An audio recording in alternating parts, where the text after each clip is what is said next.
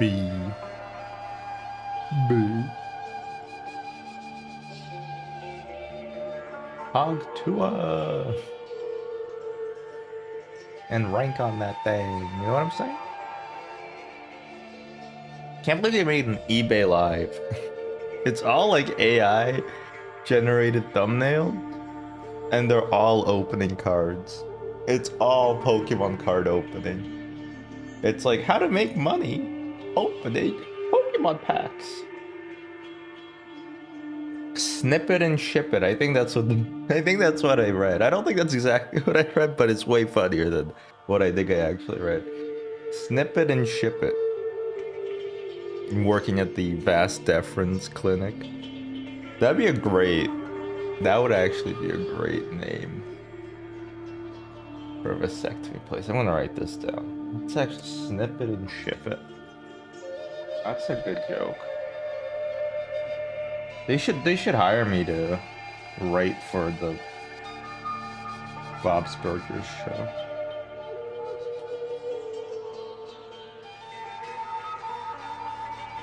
God, Bob's Burgers subreddit. I think I gotta walk away.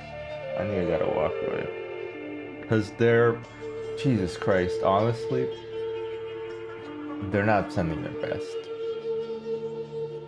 It's like, I want to say 50% of posts is people complaining about how somebody acting with any amount of like, I don't know, frustration, conflict, anything negative. They're like, oh, does anybody get so frustrated at this episode? Why is like Linda being so unreasonable? Everybody's so mean to her. It's honestly, I don't know. I don't know how these people. All I'm saying is, these people shouldn't be allowed to have kids. What's up, Nipsey? Good morning.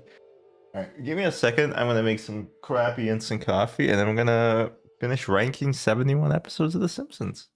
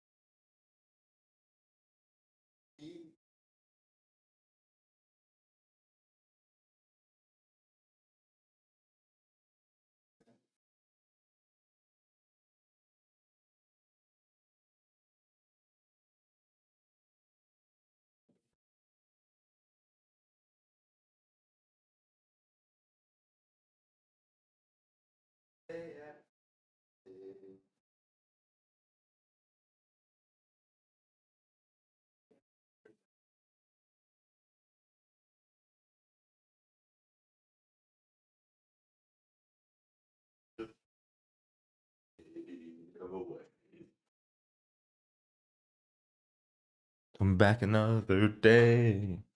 Do do do do do do do do do do. Disney's viral evil queen Sabrina Vonby. Who's Sabrina Vonby? Sabrina Vonby.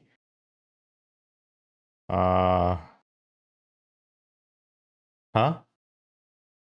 Reveals that she was fired for subtly asking guests to tell Disney they wanted to see her character in daily operations.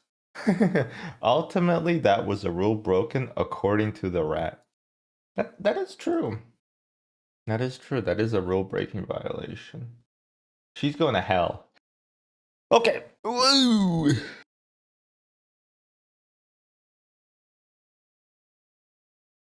Welcome back. This is the part 2 of the Simpsons rankings. We got 71 more episodes to go, and actually quite a few really, really good ones.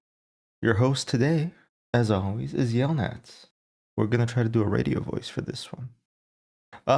Coming up, we got Two Bad Neighbors.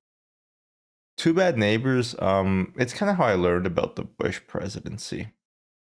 Well, okay, I'm being facetious here, but it is kind of how I learned that H.W. Bush had a father whose name was also George Bush. There's this great joke where Homer tries to break in. Well, he knocks on Bush's door to get him to come out, and he's like, "It's us, your sons, uh, Junior and Jeb." And apparently, the writer room had to look up the names of George W. No, HW's. Which one's the older one? The older one, the senior one's kids. And they found out that one of them's called Jeb, and they couldn't stop laughing. And I guess they didn't stop laughing until Jeb lost the nomination. This is a good episode. I really like it. I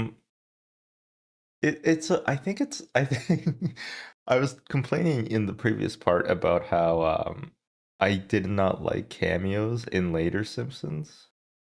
I don't think there's any bad cameos in season up to like season 8. I think there might be one in season 9. The critic is kind of a cameo. It's kind of more of a crossover with a different cartoon. But with this, I mean, the president is kind of a cameo, but he's also not kind of a cameo. You know what I mean? Like he's not really. It's not him. I don't think. I don't think they could have got the real Bush to say, "I'm going to ruin you like a Japanese banquet." But it's a good episode. I really like it. There's a lot of good jokes in there. I think this is also in this episode. No, I think it is still 742 in this episode. I just watched an episode last night where it wasn't 742. It was like 723. That was the cat burglar episode. But this one is great. A lot of solid jokes. I love how Homer and George just don't get along. I like how Bart is like a little shithead in it.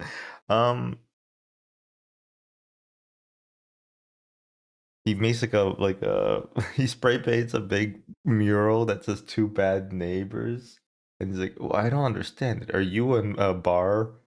What's her name is Bar, by the way, Bar Bush."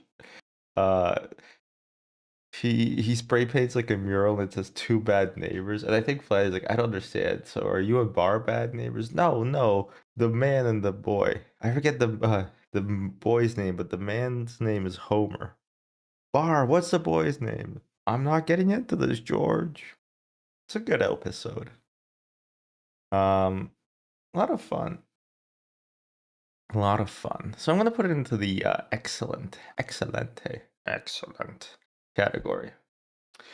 Nope, this is not mutagenics. Your eyes have once again seen the light. I don't care for mutagenics. It doesn't look like it's my style of game. They're both actually clip shows. It's come to this another Simpsons clip show, and then this one is I forget what it's called. This one's called another Simpsons clip show. Wait, are they both just called So It's Come to This? Yeah. Yeah, so it's called So It's Come to This, a Simpsons clip show. The other one's just called A Simpsons Clip Show. uh I am cheating, you're right. Well, I forgot the name of the second one. I knew the name of the first one. The first clip show's name I remember. It's the second one I forget. Scenes from the class struggle in Springfield. This is the one where Marge finds a Chanel suit marked down from like $2,900 to $100. Mom, you don't have to justify everything. You're right. It'll be good for the local economy. It's a good episode too. I mean, you're gonna hear me saying that a lot. A lot of these episodes are good. I like the lady who's just trying to destroy Marge. I hope she didn't uh, think that me destroying her. Uh, I hope she didn't take my attempts to destroy her seriously. Oh, Marge. Her idea of wit is nothing but an incisive observation delivered with impeccable timing. It's times like these where all you can do is laugh. Yeah, I think this might just be the origin of that joke, I think. Or maybe I don't know. They stole it from Homer. Oh my god. They even got the name from some dude's Odyssey. So good episode. Marge centric episode. You don't get a lot of those, and I appreciate it. She does try really hard to fit in. She buys like a Tiffany suit, which is like really bad because it costs like $2,000, and she can return it, but only on credit. And she says, "Wow!" They go at the end of the episode. Marge gives up, right? And they go to Krusty Burger, and the guy's like, "Wow, did you guys come from prom?" And she's like, "Sort of, but you know, we decided that we're more comfortable in a place like this." And then the greasy haired the greasy teenager, like, wow, you're crazy. This place is a dump. Yeah, Homer also is worried that Chanel has, or sorry, Tiffany's has gum. It's $2,000 worth of gum. I mean, the man, he's a creative genius. He invented nuts and gum together at last. Overall, yeah, I like this episode. It's also an excellent episode for sure. Homer also becomes like a tennis pro, not tennis, sorry, golf. He becomes a yellow Tiger Woods, I suppose, in some ways. It's and then he finds out that Mr. Burns was cheating. I guess Mr. Burns finds out he was cheating too, because he's being caddied by Smithers, who kind of just cheats for him. Yeah, overall, good episode. Open faced club sandwich. That actually sounds. Well, I'm just hungry, but it sounds great. Okay, this one I forget the name. I think it's called. It's the one where Krusty. Oh, it's called Bart the Fink. Which is a play on Barton Fink, which is a movie that I've tried to finish watching like 4 times. But I don't get it. Some guy has writer's block. I don't think that's like a real condition. That seems pretty easy to overcome. I could write things all day. I just choose not to because I don't have anything important to say. It's a yeah, Barton Fink. Bart the Fink. Bart accidentally finds out that Krusty has offshore Cayman Island holdings, and then the IRS gets him for not paying taxes. Classic case. Happened to a lot of people. Capone, uh, Ted Bundy, um, my manager, both my managers actually. So yeah, classic. And so Krusty does what anybody would do. He fakes his own death and pretends to be a pirate, a seaman, if you will. I won't, but you can. It's a pretty good episode. I haven't seen this one in a little while. I haven't seen this in a little while. Let me pull up what else happens in Bart. I think I there has to be a B plot. I mean, it starts off with everybody trying to get. Oh yeah. Oh yes, that they have a relative who dies, and they have to spend one night in a haunted house.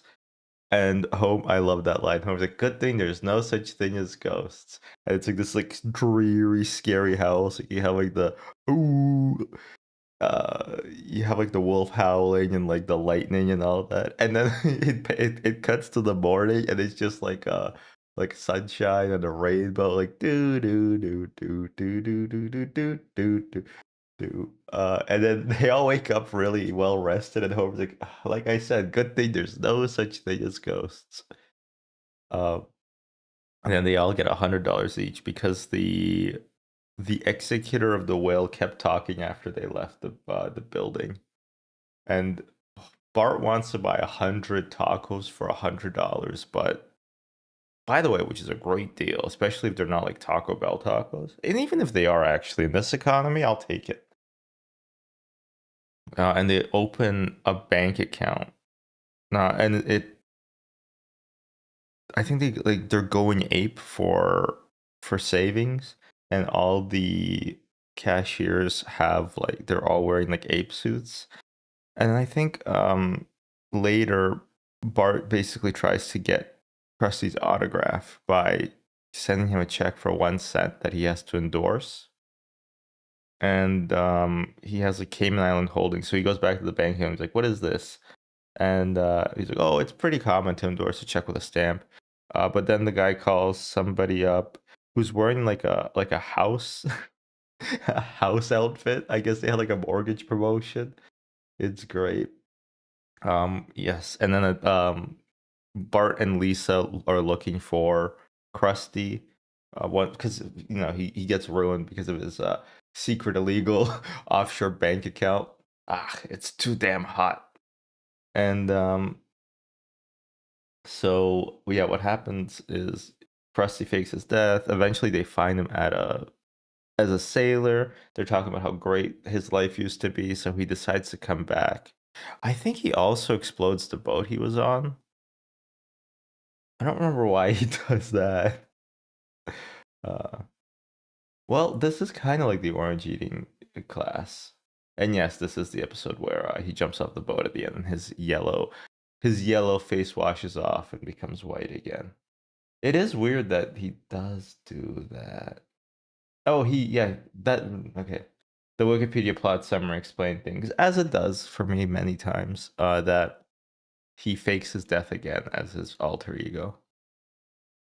I'm gonna put this in Everything's Coming Up Millhouse. I don't have as fond of a memory of this episode as I do the other ones in Excellent. Like, it's a good episode, but I don't love it.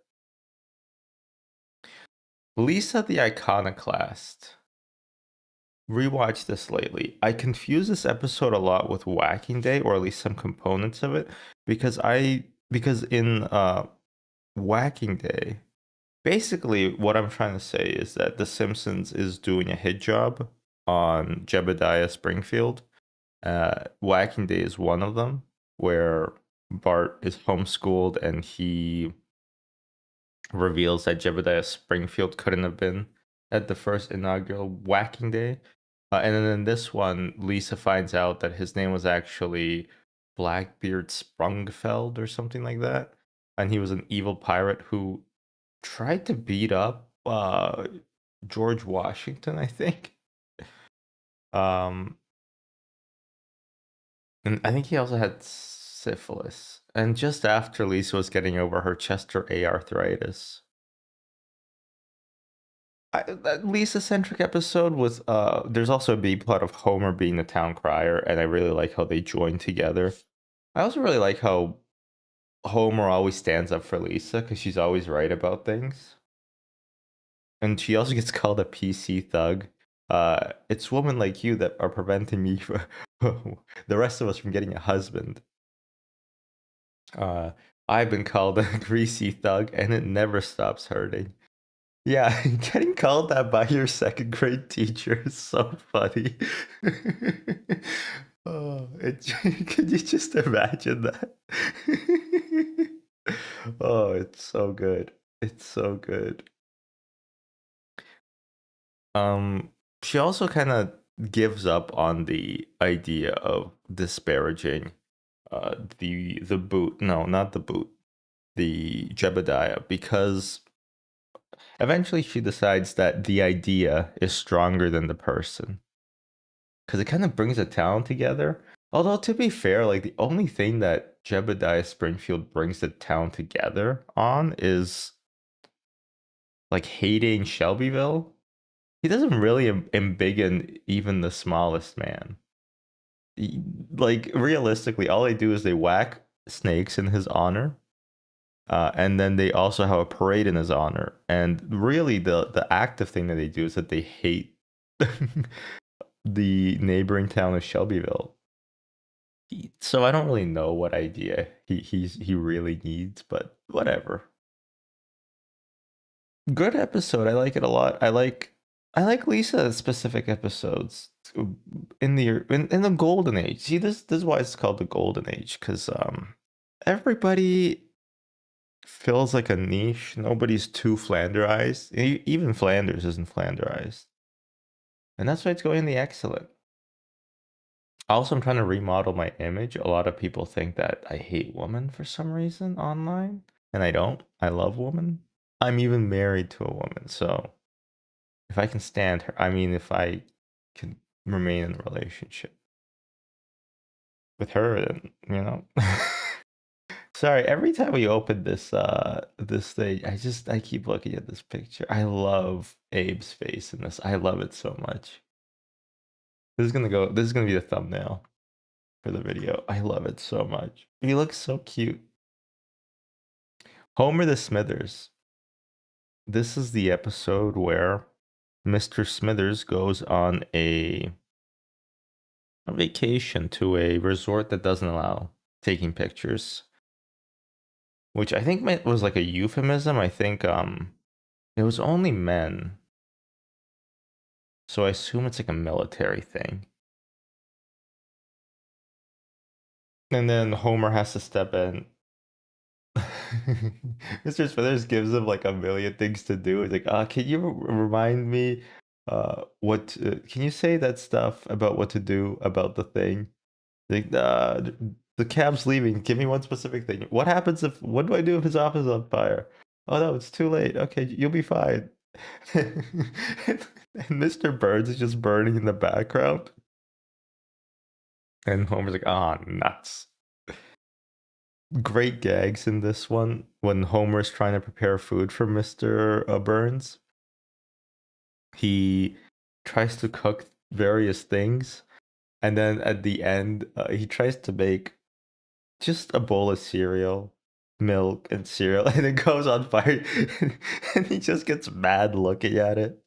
He asks Mr. Burns what he wants to eat. It's like, he asks for donuts, and Mr. Burns like, I said no ethnic food. How are my stocks all doing? They all won. How about my options? Well, you could stay in bed or you could get up. He's like, I guess I'll get up. You have 5 messages. You have 30 minutes to move your car. You have 10 minutes to move your car. Your car has been crushed into a cube. You have 30 minutes to move your cube. And then another phone call comes in. And then Homer picks it up, yellow, and Mr. Bird's like, is it about my cube? What a great gag. What a great gag. I think Homer goes crazy mode. He attacks Mr. Burns, and then that kind of like breaks him a little bit, but like in a way that you gotta break foundation if you want to pour a basement. You know what I'm saying? So then Mr. Smithers gets fired more or less because he's not needed anymore. So so Simpson feels bad about that. I think he tries to they pretend that there's a phone call from his mother. And Homer has to pretend to be Mr. Burns' mother, and he calls him Mr. Burns. And that's when I think no, maybe that's when Smithers gets fired. But eventually, I think the culmination of the episode is that Homer throws Mr. Burns out the window, and Smithers has to take care of him again. And Mr. Burns like, take care of that Simpson, because he keeps forgetting his name, right? Wait, does he? Maybe that's no. I'm thinking of a different episode where he forgets his name, but he does throw him out the window, and Mr. Smithers gives like a gift basket to the Simpson family, and Bart's like, "Why do we get this?" And he's like, "Because I pushed Mr. Burns out the window." And Bart's like, "Makes sense to me." And they're all just eating fruit from the basket. Uh, what was the B plot in this one? What was the? Oh, they have a fight. Okay, that's why. And then he accidentally knocks him out. Oh, John Schwartzwelder wrote it. Honestly, one of my favorite writers. There's only like one picture of John Schwartzwelder that Wikipedia can use, and they use it all the freaking time. Here, I'll show you the picture of it. It's just him, John Schwartzwelder, brighter, sharper. Well, good for him. It's just him in the staff picture. And this is like the only, there's very, very few actual documented pictures of him. He's kind of like a cryptid, you know? He's kind of an analog horror character. Anyway, Homer the Smithers, excellent. He has to be. The day the violence died. There's a parade that stops at Bumsville. I love how there's like a part of town called Bumsville where all the bums live. I guess it's like a self-selecting sort of nominative determinism, huh?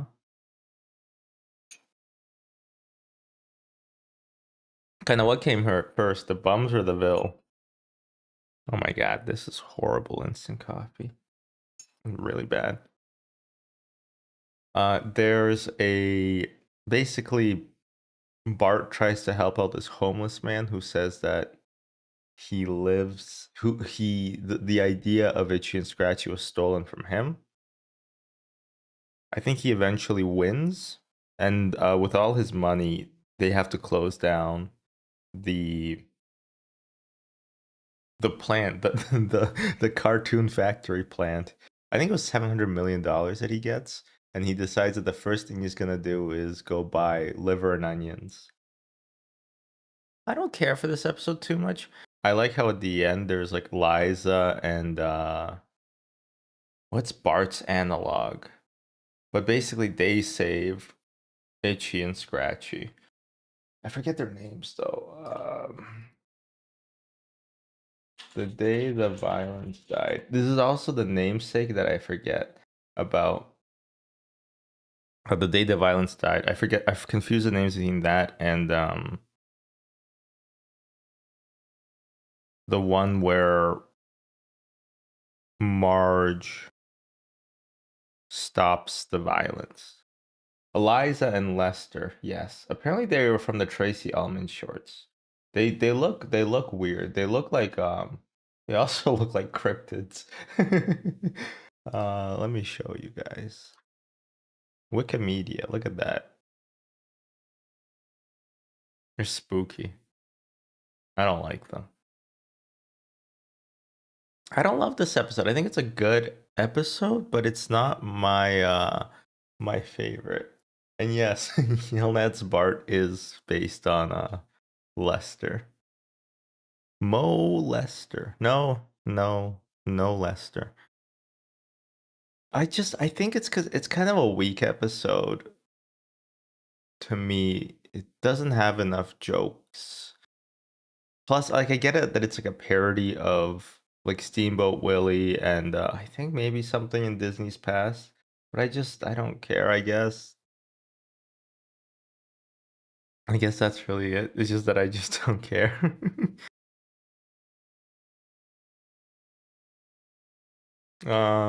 Fish named Selma. Great title, honestly. What a great title. It's a parody of a fish named Wanda. Or maybe it's a parody of Swordfish. No, probably a fish named Wanda.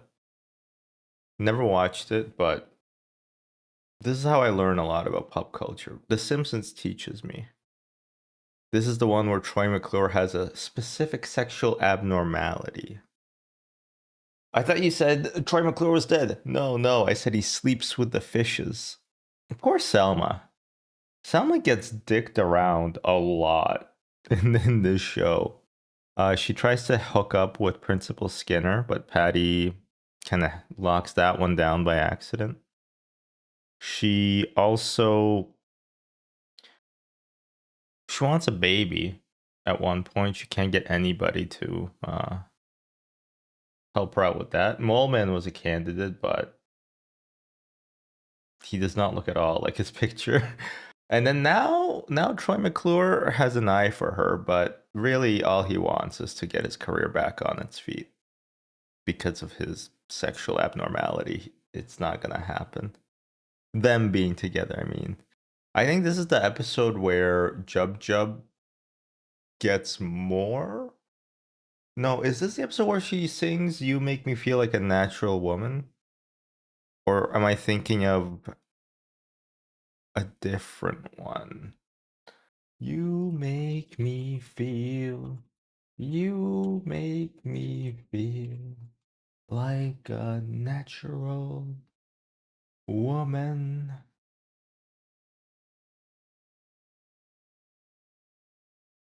Yeah, she doesn't wanna.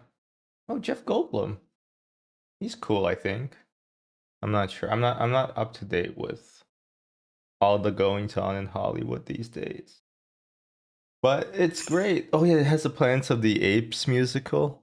I hate every chimp I That's not how it goes. But the line is I hate every chimp I see from chimpanzee to chimpanzee.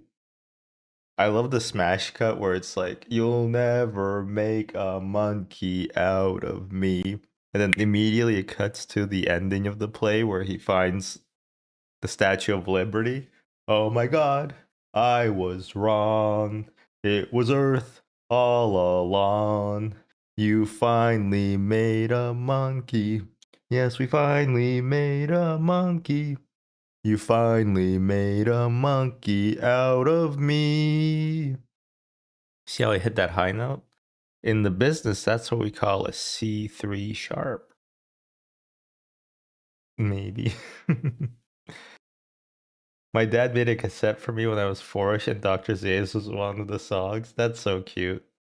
Oh, help me, Dr. Zayas. Dr. Zayas, Dr. Zayas. Do, do, do, do. Dr. Zayas, Dr. Zayas. Do, do, do. I love legitimate theater. Oh, Dr. Zayas. Dr. Zayas, Dr. Zayas. What's wrong with me?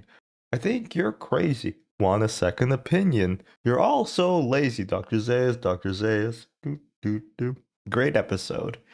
Patty and Selma are interesting characters. I like them in the golden. Well, you know what? I gotta stop prefacing things with I like them in the golden years. Everybody just gets ruined in later seasons.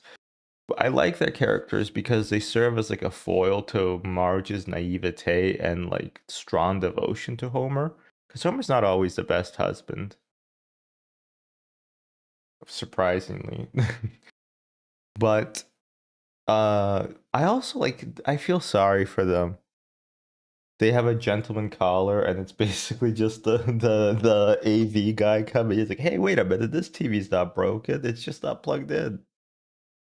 They love MacGyver, which apparently that's a real guy. I guess I'm dating myself here. Even as a 30-year-old, I have no clue. I like MacGyver is so outside of like the cultural wheelhouse that I exist in. I only know about Matlock because of the show too. Although apparently it's getting a resurgence. Apparently people are back onto the Matlock train. Anyway, fish called, not named, a fish called Selma. Excellent. Excellent. There is a reboot. They made Matlock into a woman, right? I don't think it really changes the fundamental character. Which one's the one that goes, "Oh, one more thing"? Is that Poirot? That if that one was rebooted, he'd be like, "Oh, and 10 more things," and they'll all be TikTok shorts, right?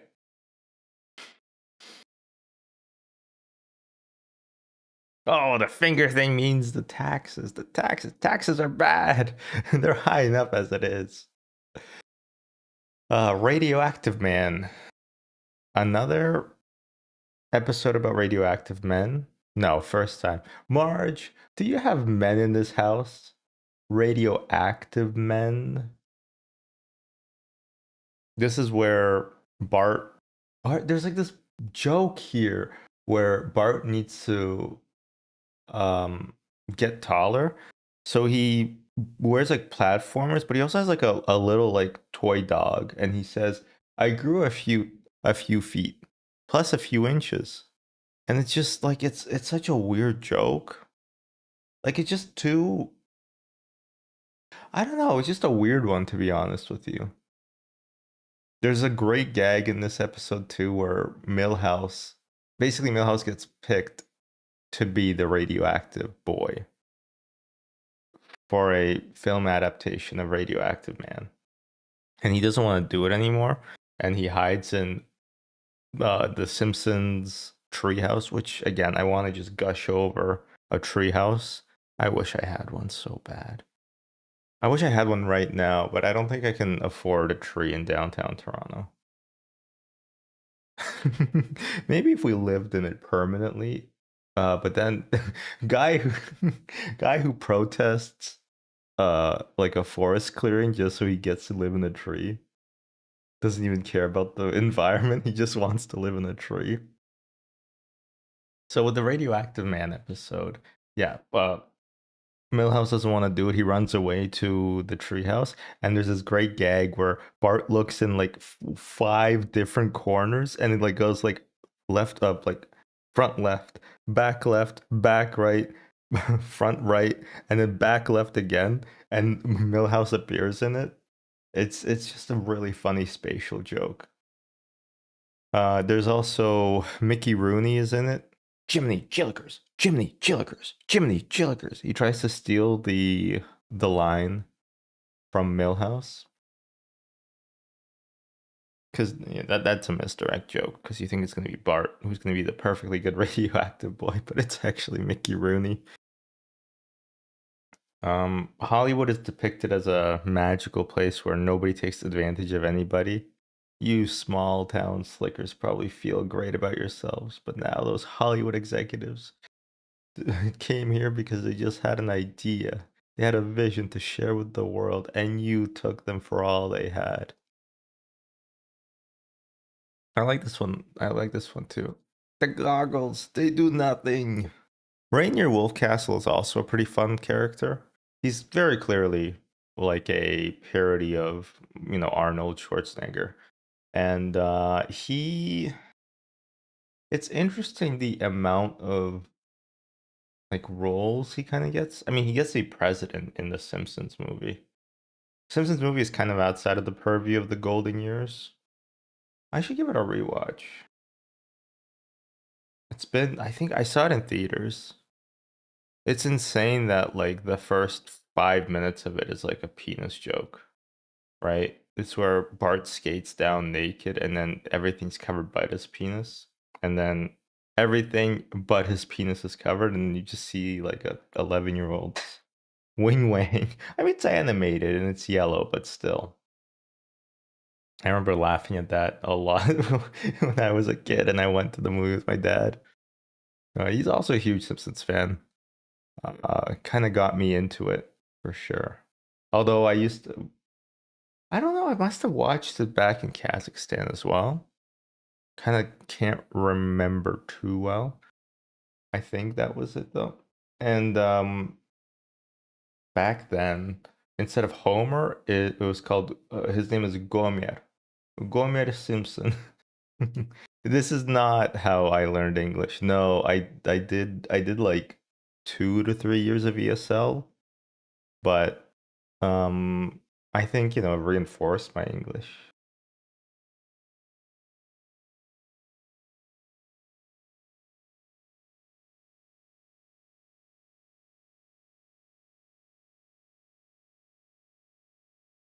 Huh. Okay. We can talk about that after the tier list. That's very strange, Nipsty. Bart on the Road. Bart on the Road is, I want to say, my favorite episode. Bart on the Road. I rewatched it last night. I couldn't sleep.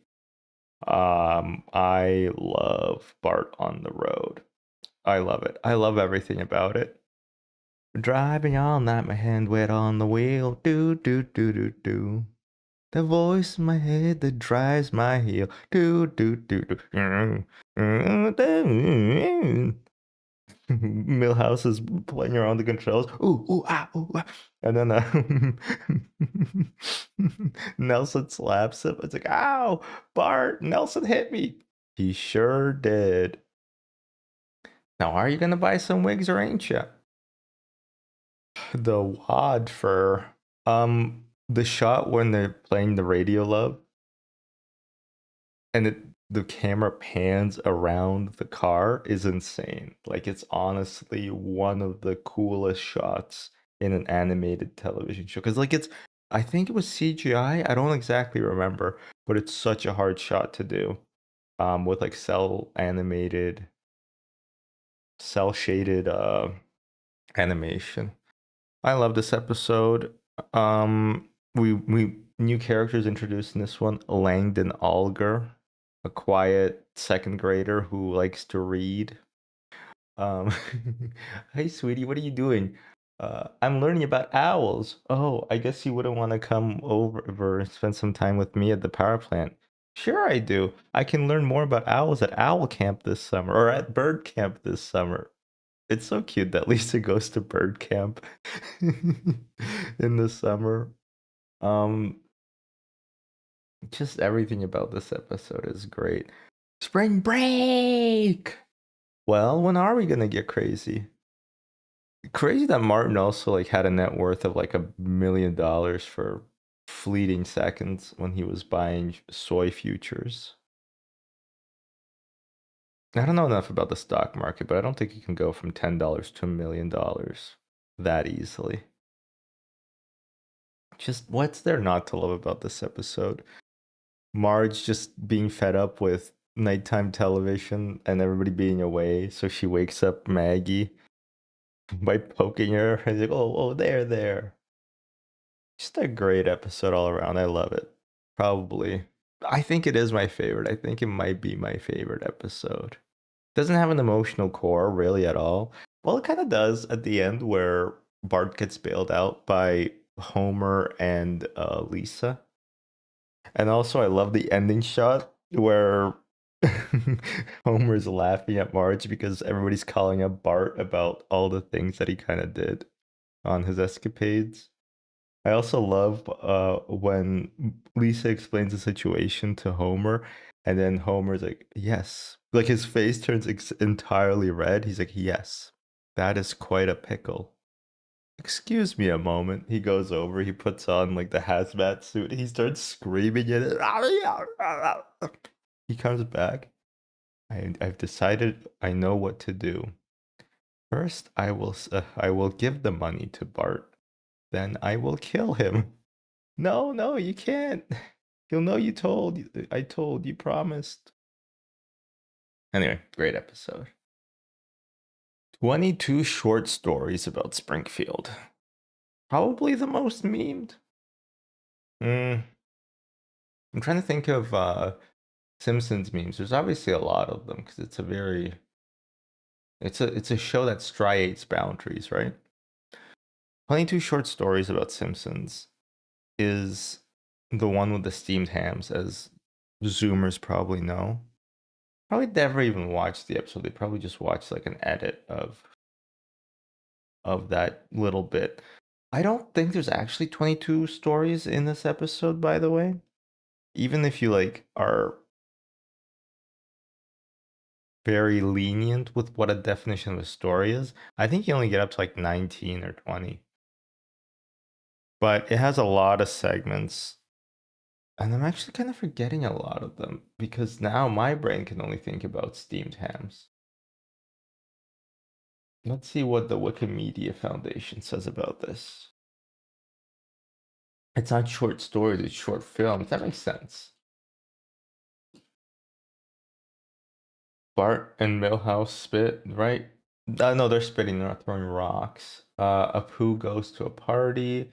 Oh yeah, Lisa gets gum in her hair. Mr. Smithers has a allergic reaction to a bee. Dr. Nick treats Grandpa. Mo gets robbed by Snake. The unforgettable luncheon. Homer accidentally. Oh yeah, Maggie gets stuck in a newspaper vending machine. It's a bit Pulp Fiction where Chief Wiggum, Lou, and Eddie compare McDonald's and Krusty Burger.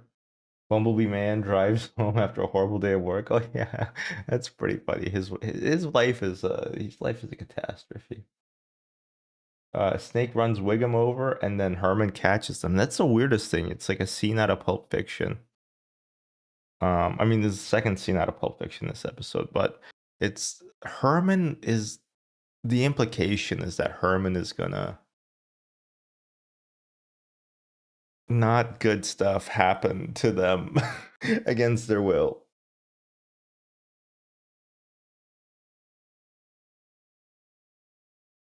Millhouse finds them. Cletus offers Brandine some shoes he found on a telephone line. Not really a story, in my opinion. Some folks will never eat a skunk, but then again, some folks will, like Cletus, the slap jaw yokel. Um, oh yes, Ian, the extremely tall man, makes fun of Nelson, and he makes him parade down the street in his underwear, and everybody laughs at him.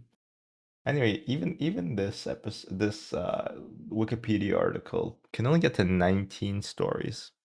I think it's excellent. I think it's excellent, but there's nothing really that stands out so much. It's more of like it's a tour de force, which is French for tour de force, which is English for powerful the force performance.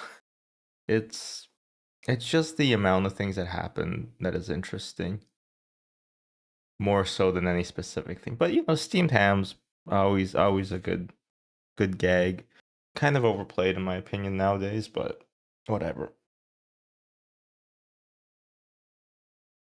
It's fine. Ooh, okay. This episode's title is Sergeant Simpson's. No, it's the Flying Hellfish episode. I'm gonna have to cheat on the name of this title. Raging Abe Simpson and his grumbling grandson in the Curse of the Flying Hellfish. Yeah, unfortunately, I did not remember that full title. Abe gets some backstory about how he's in a Tontine, his old crew. Mr. Burns was in it as well. Kind of a fun Indiana Jonesian adventure. Bart doesn't believe his grandfather about, all the escapades he got up to. But it was all true. I like the misdirect where they call some guy Ox and he's like and he looks like he's like a dim-witted character, but then he explains what a tontine is.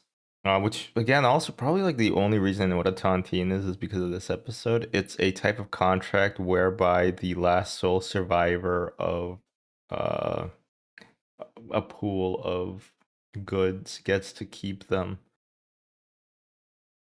So basically, once everybody dies, whoever's the last one alive gets to keep the goods. I think they were like Rembrandts, if I remember correctly, because a German guy gets them because he's like the FBI catches them and then has to turn them over to some German guy who says, "You get a room, fun boys." Overall, yeah, I like it. I like Mr. Burns having a background. Although it's weird that he wasn't older, right? Like Abe is old, but Mr. Burns is supposed to be decrepit. He's supposed to be like 140. Although I might just be getting that from Futurama. I don't know if he's actually 140, but he does want an auto gyro to Siam, and he does need to revulcanize his tires. And his social security number is not 2. So it's unclear. It's unclear. I'm okay with him retconning his age to be whatever's funniest. It's a cartoon, Even if it wasn't a cartoon, I'd be okay with it. Kind of like how Sal, no Silvio, no Sal, no Polly Walnuts. How Polly is like random, like he's just ancient. He just always exists in the Sopranos universe. These episodes are in alphanumeric order, and what that means is that um they go 1, then 10, then 11, then 12 to 20. No, so yeah, it goes 1, 10 to 19, 2, and then 20 to 24, and then 3, 4, 5, 6, 7, 8, 9. So they're almost in order, but not quite. I think it's just a way that a tier maker sorts these things. So it's close, but no cigar. They are seasonally in order, though. We're still in season 6. No, we're in season 7. My bad. My bad. Yeah, great episode. Excellent. Excellent. This one I don't remember. This is the episode where Apu is an illegal immigrant. I think it's called like Homer Simpson versus the 35th Amendment or something. Nope, much Apu about nothing. Why, I've been an American citizen and I plumb darn forgot it. The Mets are my favorite squadron. I love the impression that Apu does of an American, and that is to say, I love the impression that I think who voiced Apu? Who voiced Apu? Hank Azaria. Sorry, I love the impression that Hank Azaria does of being an Indian who has a fake American accent. Like that's really hard to do. To have like an impression of somebody doing an impression of your voice, right? That making it sound bad on purpose. It's really fun. Apu being a illegal immigrant. It's a good episode, but not that funny. Not the, well, the Nymetz is great. It's kind of interesting how xenophobic the town becomes really quickly. Immigrants. I knew it was them. Even when it was the Bears, I knew it was immigrants. Which is weird how because Mo Sizlak is like an Italian, but also like he's also Polish. And then he's all like he's just an amalgamation of European countries, right? I always thought Mo was an immigrant too, but I guess not. I guess he's a naturalized citizen. Who does get deported though? I think not Zutroy. They can't deport Zutroy. He needs to be blamed for everything at the company. I think groundskeeper Willie gets deported. I remember at the end. No on prop 24, I think. And then I think there's a smash cut. It's like, yes, on Prop 24 with 99% of the votes counted. The legislation is passed. But it's too late. Apu's already a naturalized citizen, so he gets to stay. Only groundskeeper Willie gets deported. I guess it's more relevant than ever, but like, so is 22 short films about Springfield, It all depends on what you watched recently. Oh, I mean, you mean politically. Yeah, probably. Good episode. But do I love it? I might have to put this in Everything's Coming Up Millhouse. Apu is not that interesting of a character. There's a later episode, the two Miss Nahama. I always forget his name fully. Nahama Pima Petalon? Apu. Nahasama Pima Petalon. My bad. The two, you sound like Chief Wiggum. Well, that's because I am actually being cast as the new Chief Wiggum in the spin-off show, Chief Wiggum PI.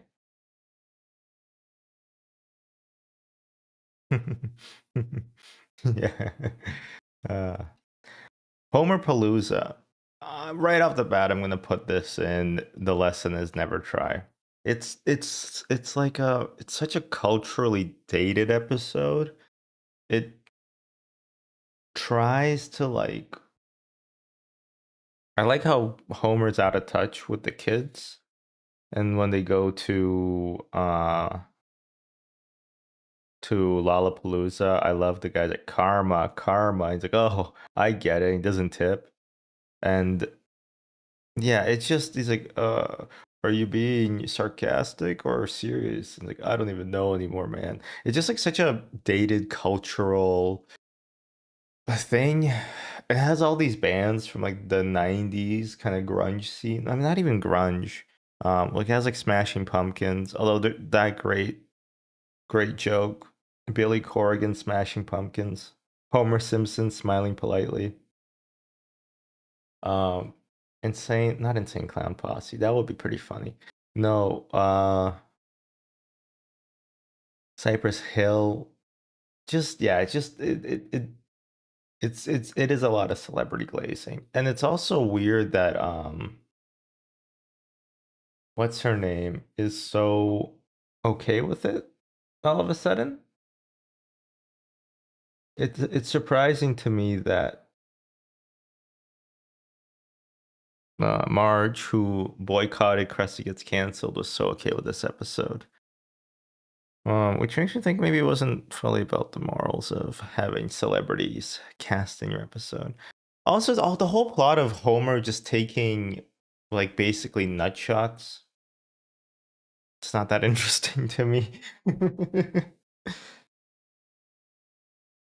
Like all he does is get shot in the stomach by a cannibal. Gut shots. Sorry, is well nuts. Is that not what we call it when you have a big like we don't like when you have a big stomach? You don't call it a big nut. I thought it was. I mean, just not a fan of this episode. Summer of 4'2". First of all, great name. Great name. I love it. This is an iconic episode. You get the dud. You got the dud. Hey, he looks like you, Poindexter. Stand up for yourself, Poindexter. It gave us the birth of that amazing "You Got the Dud" compilation. Oh, I love it so much. Where everybody's face turns into Homer's face when he sees a dud, like that. Lisa, Bart is fun in this because he tries so hard to be cool, and all the older kids don't care about him. I love when Lisa's friends are over and the girl, I forget her name, maybe Amber. She's talking about how her mom would be in the room right now bringing cookies and a Tang, and Marge is about to walk in the door. She walks into the door, hears that, and immediately does a 180 and leaves, which is very cute. Thank you, Bart. Like she just doesn't wanna ruin Lisa's moment of having friends. Homer's fireworks. He lights a firework inside the house, panics, uh, throws it into the sink, and then the sink backclogs, and he just walks away whistling.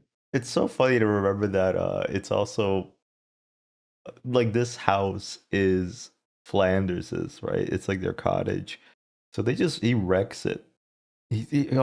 Flanders also leaves like sticky notes for everything, and he takes like an ice tray, and every individual ice cube mold says like "fill me with water." Yeah, he also buys like all these insane things. I think he buys like two enemas. He buys like a adult magazine. He buys some cigarettes. He buys some whiskey, and then he eventually buys some illegal fireworks by a guy um who looks. I mean, clearly it was supposed to just be like a poo in a different town, right? I like the idea of a firework being so strong that it just destroy a little part of your country with it. Honestly, yeah, great episode. I like this one. I love when sweet merciful crap, my car. The kids put all these seashells onto Homer's car, but they don't clean them, so it just gets ravaged by seagulls the whole ride home. This is definitely an excellent. Forget the episode name. We'll find that in a second, but it's the one where I don't like this episode. This one frustrates me. I sound like a Bob's Burgers poster, but it feels bad that, you know, the kids get taken away only because Homer does something nice for Marge. Like once in a while. Old newspapers, the stupid baby who needs the most attention, grandpa not knowing what's going on. It's called Home Sweet Home Diddly Dum Doodly. Yeah, that's why I didn't remember it, because it's stupid. It's just, yeah, them getting basically taken away by CPS for literally not doing nothing wrong. Right? Like there's lice, but it's only because I think Bart has lice, and the only reason he has lice is because he was like playing with ferrets. I forget what he was playing with. And oh yeah, and at the same moment, I'm pretty sure Millhouse has rabies. Lisa has like a lisp because like she fell over in mud or something, or somebody threw like a football at the back of her head. It has some pretty good jokes, yeah. Nachos, Flanders style, yay! And it's just just cucumbers and cottage cheese. That is a really good joke. At the end, Homer getting baptized instead of Bart. Oh, I feel just like Bartholomew after he was baptized by Saint Augustus. Homer, what did you say? I said, shut the hell up, Flanders. Oakley dokley. Maggie having like that 180 head turn in the car. But eventually she comes back to the Simpsons side of the family because she sees Marge and she gets really excited. This is why Maggie's my favorite character. Um, I love how they just know nothing about the Bible. I always like that, I think, about the Simpsons, is how kind of real, I suppose it was. I guess the Simpsons are like, they're not good people, but they're not bad. I think they are good people fundamentally, but they're not like good people, you know? Um, and them being like a-religious, I think I like, even though they go to church. Anyway, I'm gonna put this in Everything's Coming Up Millhouse. There are quite a few good jokes, like and for God's sake, people, I can't stress this enough. Put garbage in the garbage can. This is so humiliating. Garbage in the garbage can. Makes sense. Put your milk in the fridge, or failing that, a cool wet bag. That's some bangers, but I don't like the overall plot structure of this episode. Oh my god, maybe I am a Bob's Burgers poster. Bart sells his soul. Just rewatched this as well last night. I couldn't sleep at all. I think I fell asleep at like, I went for a walk at like 4:30 because I couldn't sleep and it was snowing. I wanted to see the snow, but also I couldn't sleep. And there was a moment where I thought I might get killed, but it was okay. I didn't get killed at all. But I think I fell asleep at like, I want to say like 6 or 7. So I'm running on not a lot of sleep right now. Bart Sells His Soul was also another episode I watched last night. Great episode. Honestly, might be another all-timer. The one you call Millhouse is not here. He's at his grandmother's house while we dust for potato mites.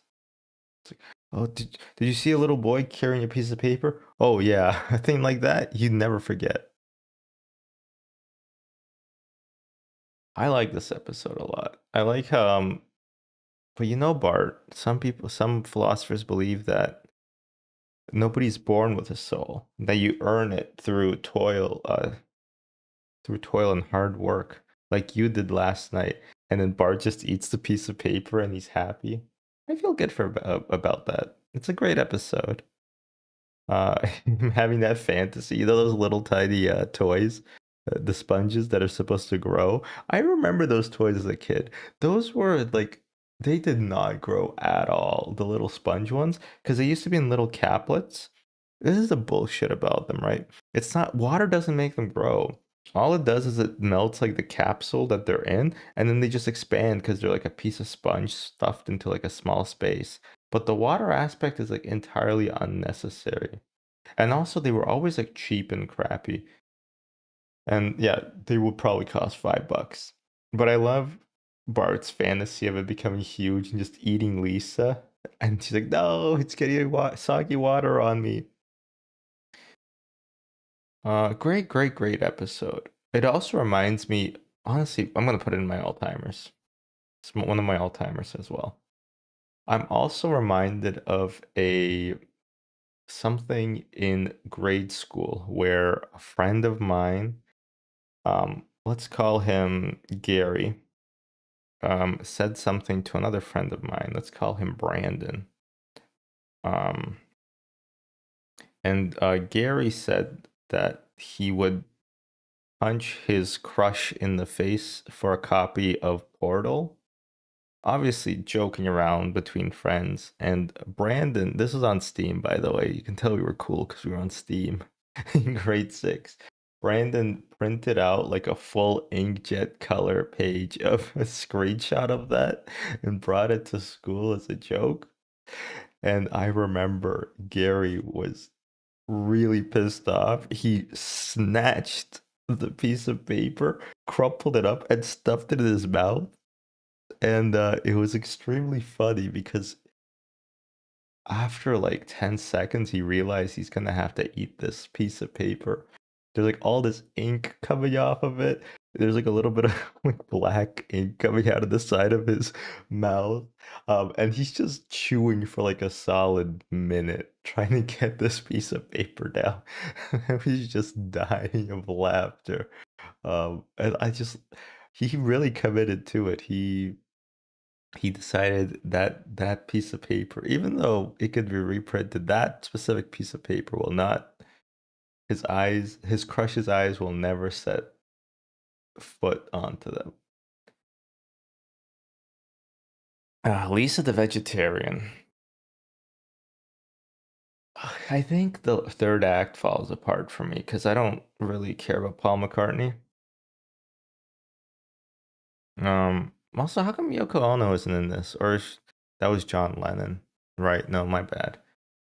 Um, Yeah, I mean, I'm not from an English-speaking country, and also, I don't know, I just don't care about the Beatles, like at all. What name like, I mean, Apu doing the Sergeant Pepper's Lonely Hearts Club? Perfect. Perfect. That's basically what the Beatles sound like to me. Um, I think it does fall apart at the end. It's okay. I mean, it's like a Lisa-centric episode. This is like the first kind of annoying Lisa episode because she's very performative about being a vegetarian, where she like the pig's already dead, Lisa. The pig is already dead. It's not gonna harm anybody to eat it. She does ruin the barbecue for sure. Also, like that pig flew. That pig really flew. It's not a bad episode, but I'm gonna put it into Everything's Coming Up Millhouse just because I don't love it. The intro is really strong where they go to the play palace or the it's like a little somebody's village, and it's like fun for ages 2 to 7, so nobody gets to enjoy it. Um and Yeah, I love how Maggie gets super excited about the the wolf blowing down the pig's house. She gets so excited. She like claps and Homer's like, it was good. Not great. Um,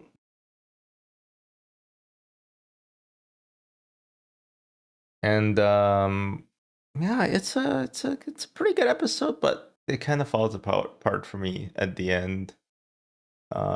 Funny joke though about how like, what if somebody wants to buy non-alcoholic beer? You know, it's never come up before. Enjoyed it.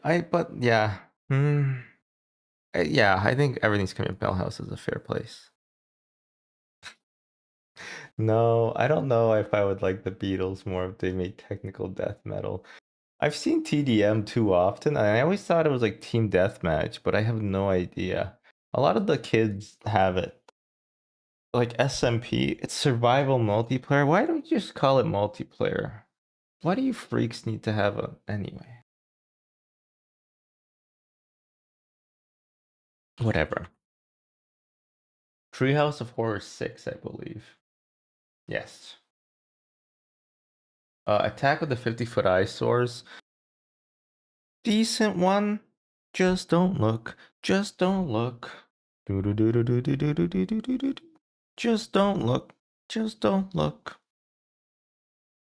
To stop the to stop the monsters. 1, 2, 3. Something something is Paul Anka's guarantee. Guarantee void in Tennessee.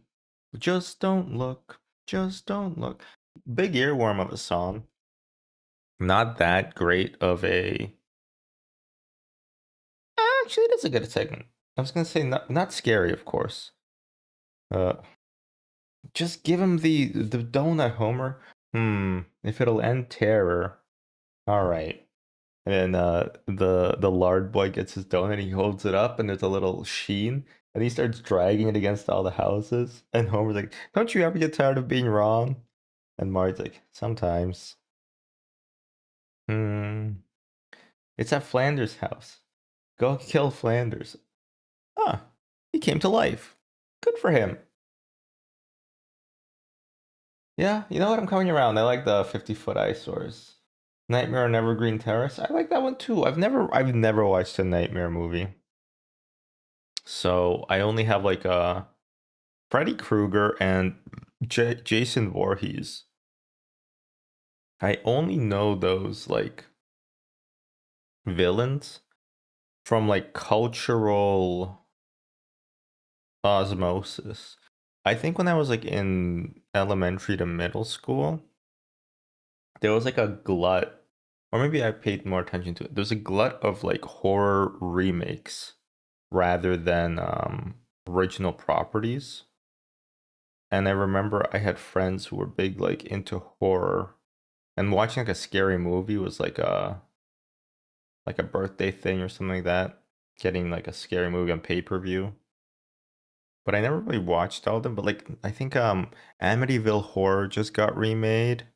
There was like The Ring came out, the American one. Um there was just a bunch of those. Oh, like the Exorcism of Emily Rose. I don't. I think these are all culturally forgotten, and but as a kid, I remember them because I used to have. I was a scaredy cat, and not much has changed since then. I'm still a scaredy cat, but yeah, I just only know Jason Voorhees and Freddy Krueger just through cultural osmosis. So this Nightmare on Evergreen Terrace, I like. I like the idea of the 13th day of the 13th week of the 13th month. Lousy Smarch weather. Don't touch Willie. Good advice. Willie, please. Mr. Van Houten has the floor. Yes, I would like to have the school lunches ahead of time. I don't like the idea of Millhouse having 2 spaghetti meals in one day. Yeah, good episode, good episode. Oh, good segment. Homer Cubed, it's like a time capsule thing. No, that's not the word I'm looking for. It's kind of like it's very dated because it's like them flirting with 3D animation. And I bet for the time it was interesting, but like now in the age of four-dimensional animation, even it's not that good, and it's like all math themed. Has anybody seen Tron? No, no, no, no, no. Yes, I mean no. I'm in a place that I've never been to before. The shower. Homer, are you in the linen closet again? No. Homer Cube, not great, but I do like when he drops into reality and like, ooh, erotic cakes. And apparently, we had no idea where that location was shot until I think a few years ago. I think we figured out where that was. And editor will insert that location here. Yeah, it's decent. I'm not gonna say it's the best. I'm gonna put it in. I'm gonna put it everything's coming up Millhouse just because Homer Cubed is quite weak. I do like how they try to sneak in a solution to uh is it Fermat's last theorem? But there is a live action segment as well, yes, at the end. Ah, okay, king size Homer. Not to be confused with King Homer. This is where Homer becomes the morbidly obese weight of 300 pounds, which I guess is also like a dated thing. 300 pounds, like, I think people are more health conscious, but like 15 years ago, 300 pounds was not as insane as it was when this episode aired, like 27 years ago. 28, 27. Um, yeah, like there were just dudes that are like 300, 400, 500, 600 pounds, right? Didn't TLC, which allegedly stands for the Learning Channel, like have a segment called like my 1 trillion pound life or something? Anyway, Homer gets morbidly obese so that he has to go on disability. There's a great little pamphlet that he's reading that says, "Am I disabled?" And it's a picture of a guy with like a pipe going through his head and a big question mark. Um, it's funny. This time, Homer's release of gas actually saved the city. Bart! One high, yeah, yeah. Two high, yeah, yeah. I love the gag where Maggie tries to help out Homer because he doesn't want to go one more day into the office. And he's at 299 pounds. So she makes him like a donut out of Play Doh. And then Bart's like, it's non toxic. And Homer's already eating it. He's like, oh, that's good. That's a relief. It's like he's going to eat it regardless. And they do the gag where his stomach, his gut is like on the rack, the towel rack. So when he weighs in once, he's actually up like 30 pounds, and then he does it again when he does in the 299-pound weigh-in. He gets his gut off the rack again, and he's at like 200, 320 pounds. I like his job being work from home where he just gets really bored. He just bothers the dog. Like, what? You want to sniff? Here, sniff the carpet. And Marge just looks at him and he's just like, oh, he runs to his computer. I like how his job becomes basically automated by the drinking bird to just type yes. He boosts his productivity by 66% by learning that you could just type Y instead of YES. Press the any key. Where's the any key? I think I'll order a tab. And he presses like, oh, no time for drinks. I gotta go to work. It's basically the life of a computer scientist. Yeah, we also wear those muumuus and hats. He looks like he looks like the character in this little picture. He looks like the character who's supposed to be like the Louisiana chef. But like apparently that chef is like two characters. Like he says, I guarantee Apparently, that's a different guy than like the fat guy who wears a hat like that. Anyway, King Size Homer, great episode. Is this the one where he becomes 50 feet tall? Hmm. What's the difference? Uh, did you get a haircut? Look closer, Lenny. Oh, right, you're 50 feet tall and made of gold. All hail 14 karat gold, which is actually not the the highest purity gold. 14 karat gold is 80% gold, and 20% other things, usually mostly silver. All hail King Homer. I love he's reminiscing about not having to commute to work, and it's a good episode. Some guy shot a bunch of people up on the train, and then my hat got stuck under the bus, which is weird because I imagine Ned worked at the Leftorium at that point. He doesn't even have to go into the office. He just goes into his own store. Hmm. Great episode. Oh, I think it's called this Mother Simpson. Mother Simpson. Hell yeah! This is the episode where they reintroduce, or I guess they introduce Homer's mom into the equation. Very bittersweet. It's a very, very strong emotional episode. It talks about the Super Bowl, very topical.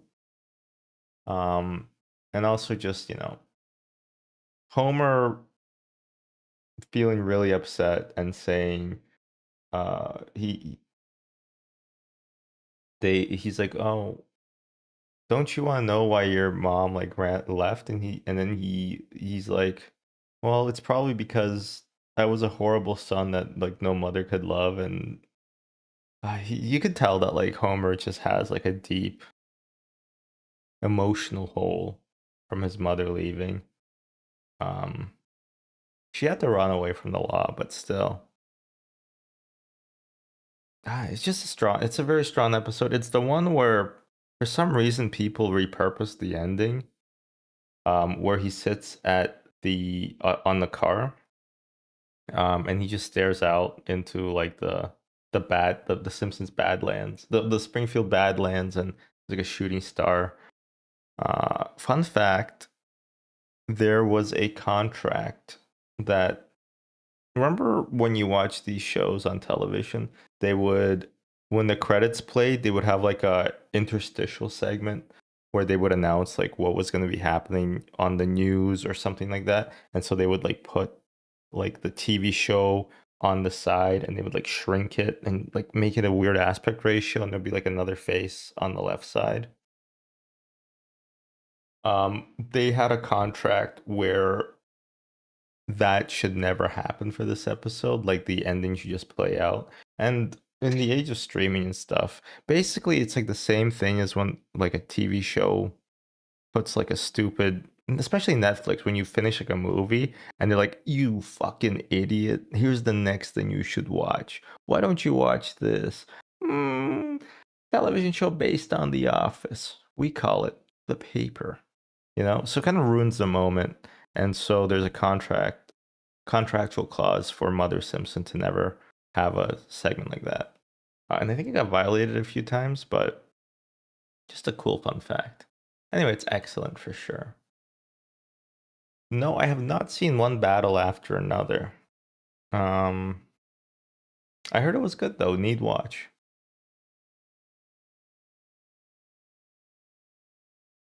I forget the episode name, but it's the one where Sideshow Bob steals an atom bomb used before 1957. Oh, really good. Sideshow Bob's Last Gleaming. Interesting.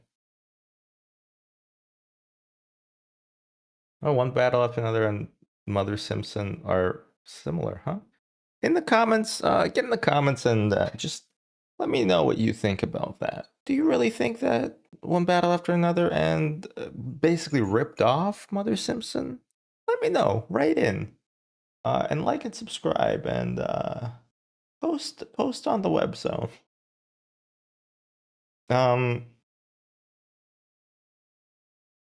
Sideshow Bob's Last Gleaming. It's the one where he says, he says no television, right? He doesn't like television.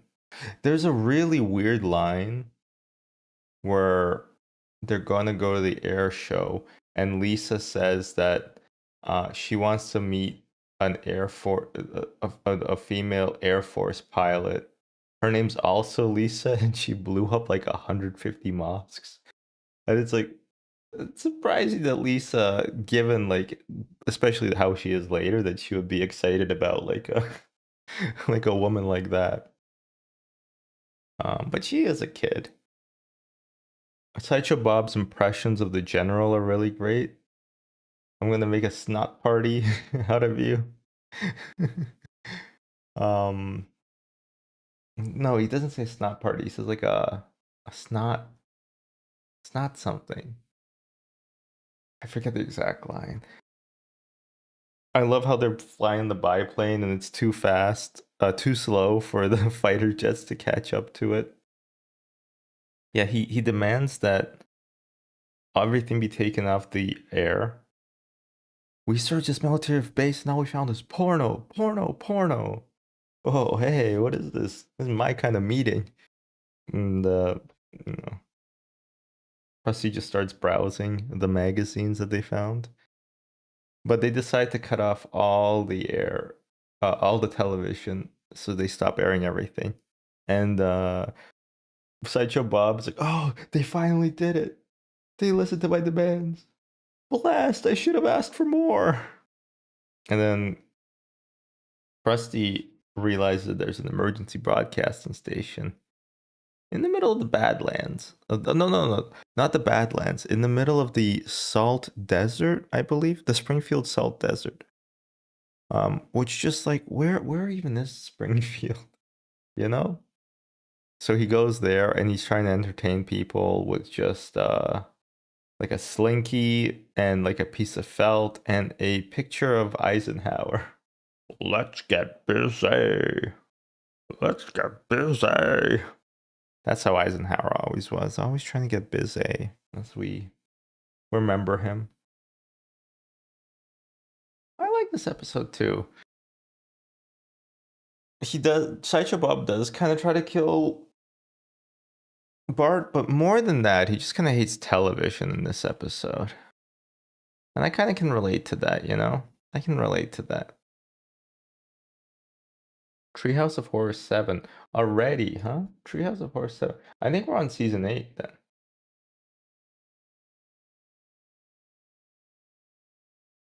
We must be on season 8. Season 8, episode 1. Yeah, wow. And yes, there's no need to point out the irony that I'm appearing on a television. Oh, show.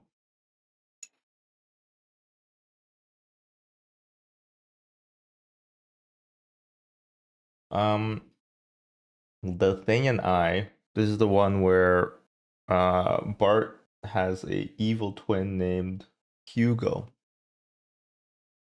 Too evil for Boytown. Too much of a boy. No, too crazy for Boytown.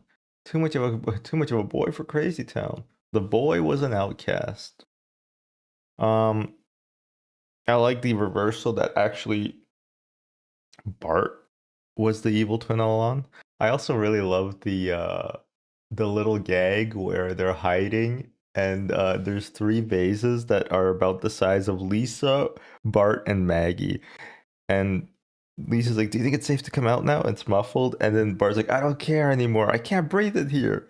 And then they burst out of the closet to the left. Such a great gag. I love when it's rains in Springfield. I love the little rain gear that they all have. See, I told you we could wash the car by just waiting until it rains. Hugo is missing. I think we saw him boarding a plane to Switzerland, and oh, why? You must have never seen your face before. And Dr. Hibbert just holds an empty portrait. Hugo looks at him and he smiles, and Dr. Hibbert just socks him right in the face. Oh, that's an all-timer for sure. What a great gag. The problem is that the second segment is where Lisa kind of has like leaves a tooth in Coca-Cola, but then she actually zaps it, and for some reason that like causes the civilization to spring up. Uh, yes, of course. We learned to imitate you perfectly.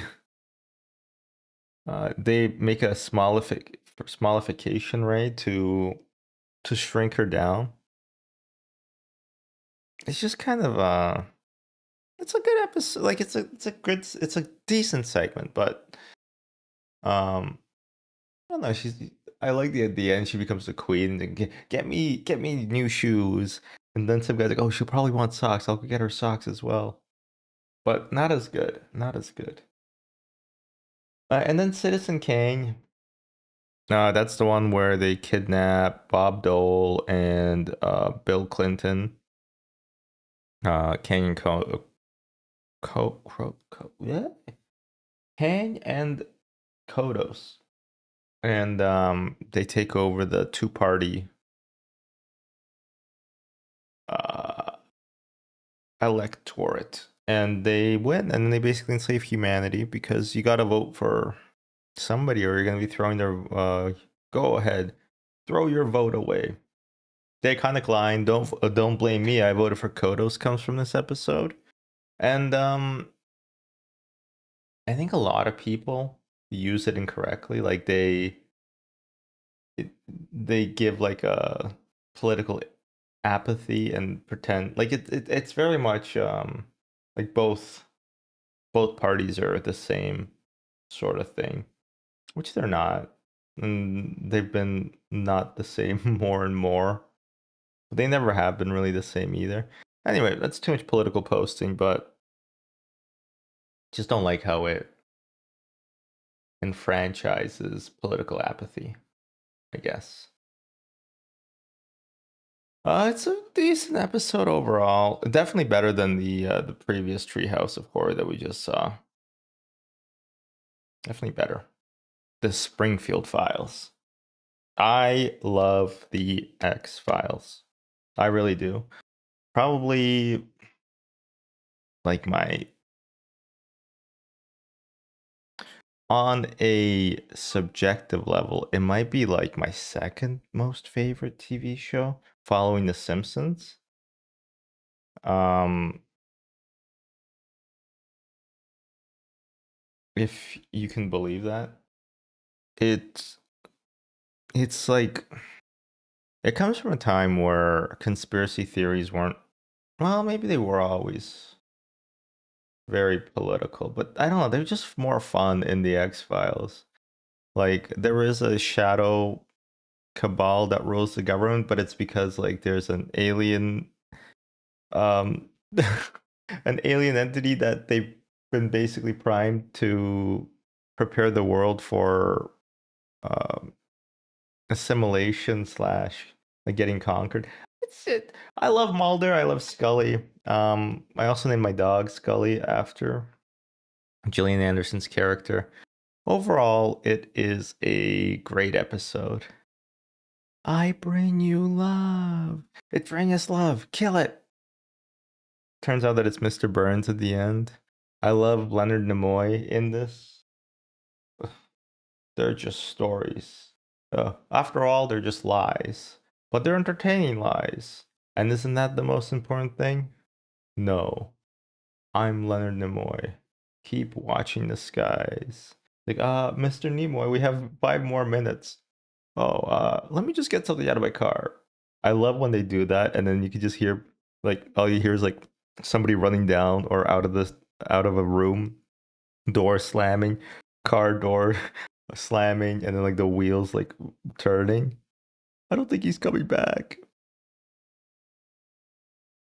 Good morning, starshine. The earth has do you do. Great episode, The Springfield Files. The unsolved mysteries of unsolved mysteries. I don't know if I want to go as far as saying I choose you for this one, but it is very close to being there. It is very close to being there. I do really like it though. It's a really strong episode. Yeah, the skip the dishes ads are crazy. I always thought skip the dishes. This is I think it's a Canadian thing. It's like a I always thought it was like a bit of an underdog to like Uber Eats and then eventually DoorDash. But like they have so many ads featuring John Hamm and Seth Rogen. Those are like the two main gets that they have. And they're annoying. I'm tired of them. I like Josh Hamm, but like stop doing ads. They can't be paying in peanuts. No, no. Or in peanuts. Well, if they're stampy. Homer, I think you're abusing the free peanut policy. You're taking advantage of my free peanut policy. The Twisted World of Marge Simpson. It means Agnes. Agnes. You know my name is Agnes. It means son, Lamb of God. Um, we're serious, and to show you we're serious, you have 12 hours. It's a strong episode. I love I love the mob. Ever since I was little, I've always wanted to be a mobster. I knew my life would go from rags to riches. Not really sure. I was trying to do the voice, but I couldn't do it at all. But it's I like this episode. The Twisted World of Marge Simpson. This this is a black day for baseball. Marge basically starts a pretzel franchise, and because she's failing, she has an insane line in this. She says, "Aim when she feels dejected because it's not going well." And I resonate with this line so much. Aim low, kids. Aim so low that even if you succeed, no one will be able to tell. It's just such a holy crap. What a depressing line. Um, to tell your kids too, crazy, crazy. And then Homer feels really bad, so he asks the mob for a favor. Fat Tony, did you only do a favor for me because you want one in return? Shame on you. Okay, I will go. Hey, wait a minute. Um, and then so the rivalry, because Marge is in an investing club that kicks her out because she's too conservative with her investments. They start a falafel factory. What's tzatziki sauce? Oh, we call it flavor sauce. Uh, there's like a Middle Eastern guy working the grill. His name that's Christopher. He's like swearing in his own language. Isn't that whole area of the world a little iffy? So yeah, the mob basically takes out all her competition. She becomes a big mogul, and then they want her to pay up. But the falafel folk, they decide to hire the Yakuza. No, they all the Simpsons go inside while the mafia and the Yakuza fight, and Homer's like, "Oh, but Marge, look at that little guy. He hasn't done anything. You know it's gonna be good." And then he flies through a window, and he's like, "Forgiveness, please." And he goes back out fighting. Great scene. It's a pretty strong episode. You know, I'm gonna put it into the excellent. I've convinced myself. I wasn't sure if I was gonna put it between Millhouse and excellent, but excellent, I think makes more sense.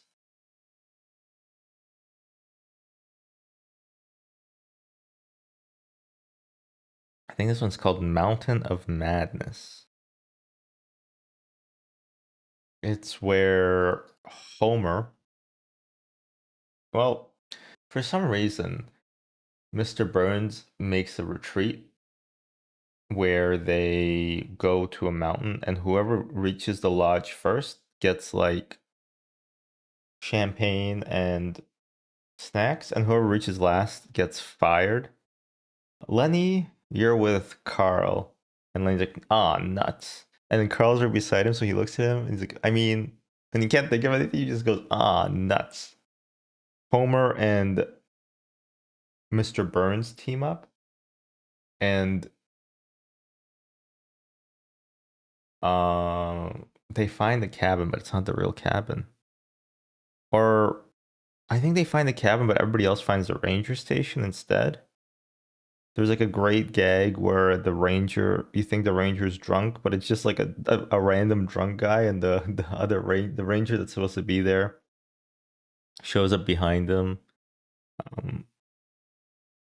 Mr. Burns and Homer get cabin fever, and they attack each other. And there's this great, they have these snowman army, and Homer's like, I have powers, political powers, and behind him the snowmen turn into like world leaders. Multiple avalanches send the cabin flying down the the mountain. Mr. Smithers has to team up with himself, and Bart and Lisa tag along, and Lisa keeps finding injured animals. Mr. Smithers, look, the shrew has a has a sprained ankle. He's like, oh, isn't any animal on this mountain healthy? It's a great line. Just how annoyed he gets at every animal just having a sprained ankle or something like that. And Lisa keeps finding them. Oh. Yeah, good episode. Good episode. I like when they get into the parking lot and Homer parks and his car just basically keeps gliding and hitting all the other cars in the parking lot. Good episode. I like this one too. Excellent. Oh, supercalifragilisticexpiala annoyed grunt docious. No, I think supercalifragilistic annoyed grunt expialidocious. This is the Mary Poppins episode. Too much singing for me. I don't like musical episodes in general. That episode of Scrubs where everybody's singing, probably my least favorite episode. Sherry Boppins. Kind of. I like how she dies at the end. That's really fun. I think it's a decent episode. It's not my favorite. Like how Willie's the ugliest man in in Scotland. Good to see you, Willie. That's not what you said last time. She becomes a drunk. I love the song. If you about like half-assing your chores. Everybody does it, even mom and dad. If you if you something, you'll have more time to play. It's the American way. Doves makes me think of doves at funerals getting hit by cars. They would be pretty disoriented, right? Or dead. Honestly, I'm gonna put this into Everything's Coming Up Millhouse just because I don't care for Sherry Boppins. It is weird that I like when she rides up the banister and she like cures it, and I guess the implication is that her or maybe just her butt, maybe not her lady parts, cure the thing. Yeah, it's all right. It's all right. I don't love it though. Itchy and Scratchy and Poochie show. All right, Poochie, you look like you have something to sell. Well, do you? I most certainly do. And then Poochie like flies up. I must go back to my home planet. And then they just pull the cell up. Poochie died on the way back to his home planet. Yay! It's a decent episode. I don't love. I mean, they add Roy. Roy being in there is pretty funny. And then he just leaves to live his life with like two ladies.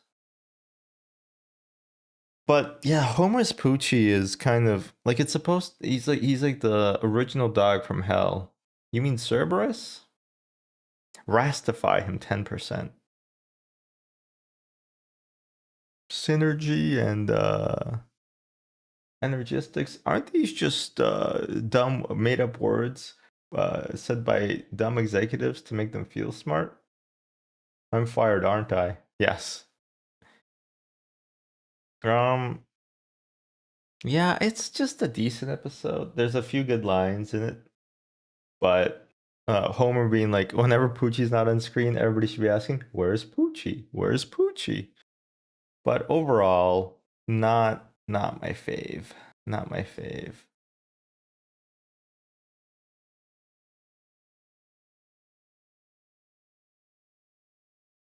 Homer's phobia. Homer's phobia.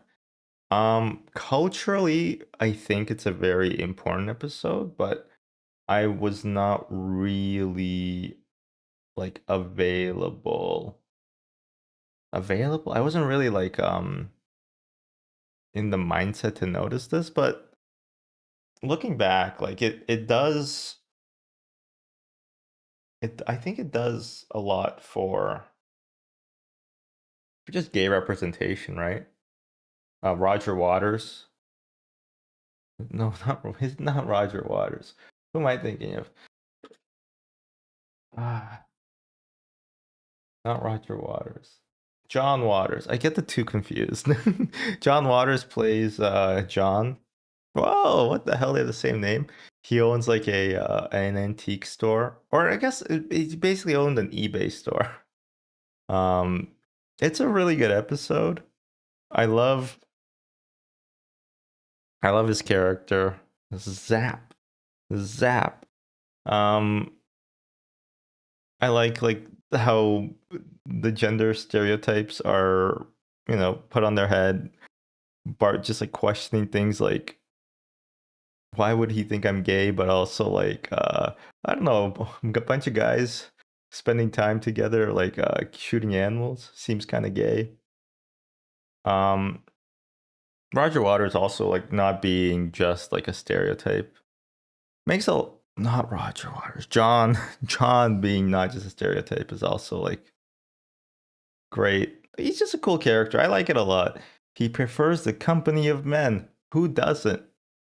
He's a homo. Yes. Sexual. Ah! And Homer's phobia gets he gets over it. I love the steel mill. Oh, be nice. We work hard. We play hard. Dad, why'd you take me to the gay steel mill? I always wondered what was the connection? Because at the end it says dedicated to the steel workers of America. Keep reaching for that rainbow. And I do wonder, I always wondered, is it just a joke or does it go a bit further than that? So I've always wanted to ask and ask historians, but I can't. Oh no, I can't. It's been 29 years. Okay, yeah. Maybe I'll ask. Maybe I'll ask what the connection is between between the steel workers and gay representation. But honestly, it's a really good episode. It's not an all-time great for me just because these episodes are a lot. I just like them more subjectively, but I think objectively this is a really strong episode and it's a very important episode. Um, it could be funnier though. It could be funnier. But again, really no notes really. It is weird that they go to shoot reindeer though. I always thought reindeer were fake. For a long, long time, I thought reindeer were fake until I learned that they're like deer with reins. In hindsight, not really a big revelation. Not really a big revelation. Brother from a different series. That's where a Cecil Bob? No, that can't be it. Cecil Telwigger? Yeah, shows up. And it's basically freight. So Sideshow Bob, for those who don't know, somehow is voiced by John Casey. Casey, the guy who plays Frasier and Frasier, and also Frasier in Cheers. And Cecil is played by the other guy from Frasier, not the dad and not the dog, but the other guy. Not as popular of an actor, obviously. You might know the actor for Sideshow Bob, Kelsey Grammer. Sorry, yes, you might know him from a little movie called Money Plane. So yeah, brother from a different series. It's kind of like the Frasier dynamic, but not really. They're just brothers. Great episode. Oh, but when Cecil has a plan, it's hopeless. Utterly, utterly hopeless. I like Sideshow Bob turning a new leaf after getting out of jail and deciding to, just try his best. And he saves the kids at the end.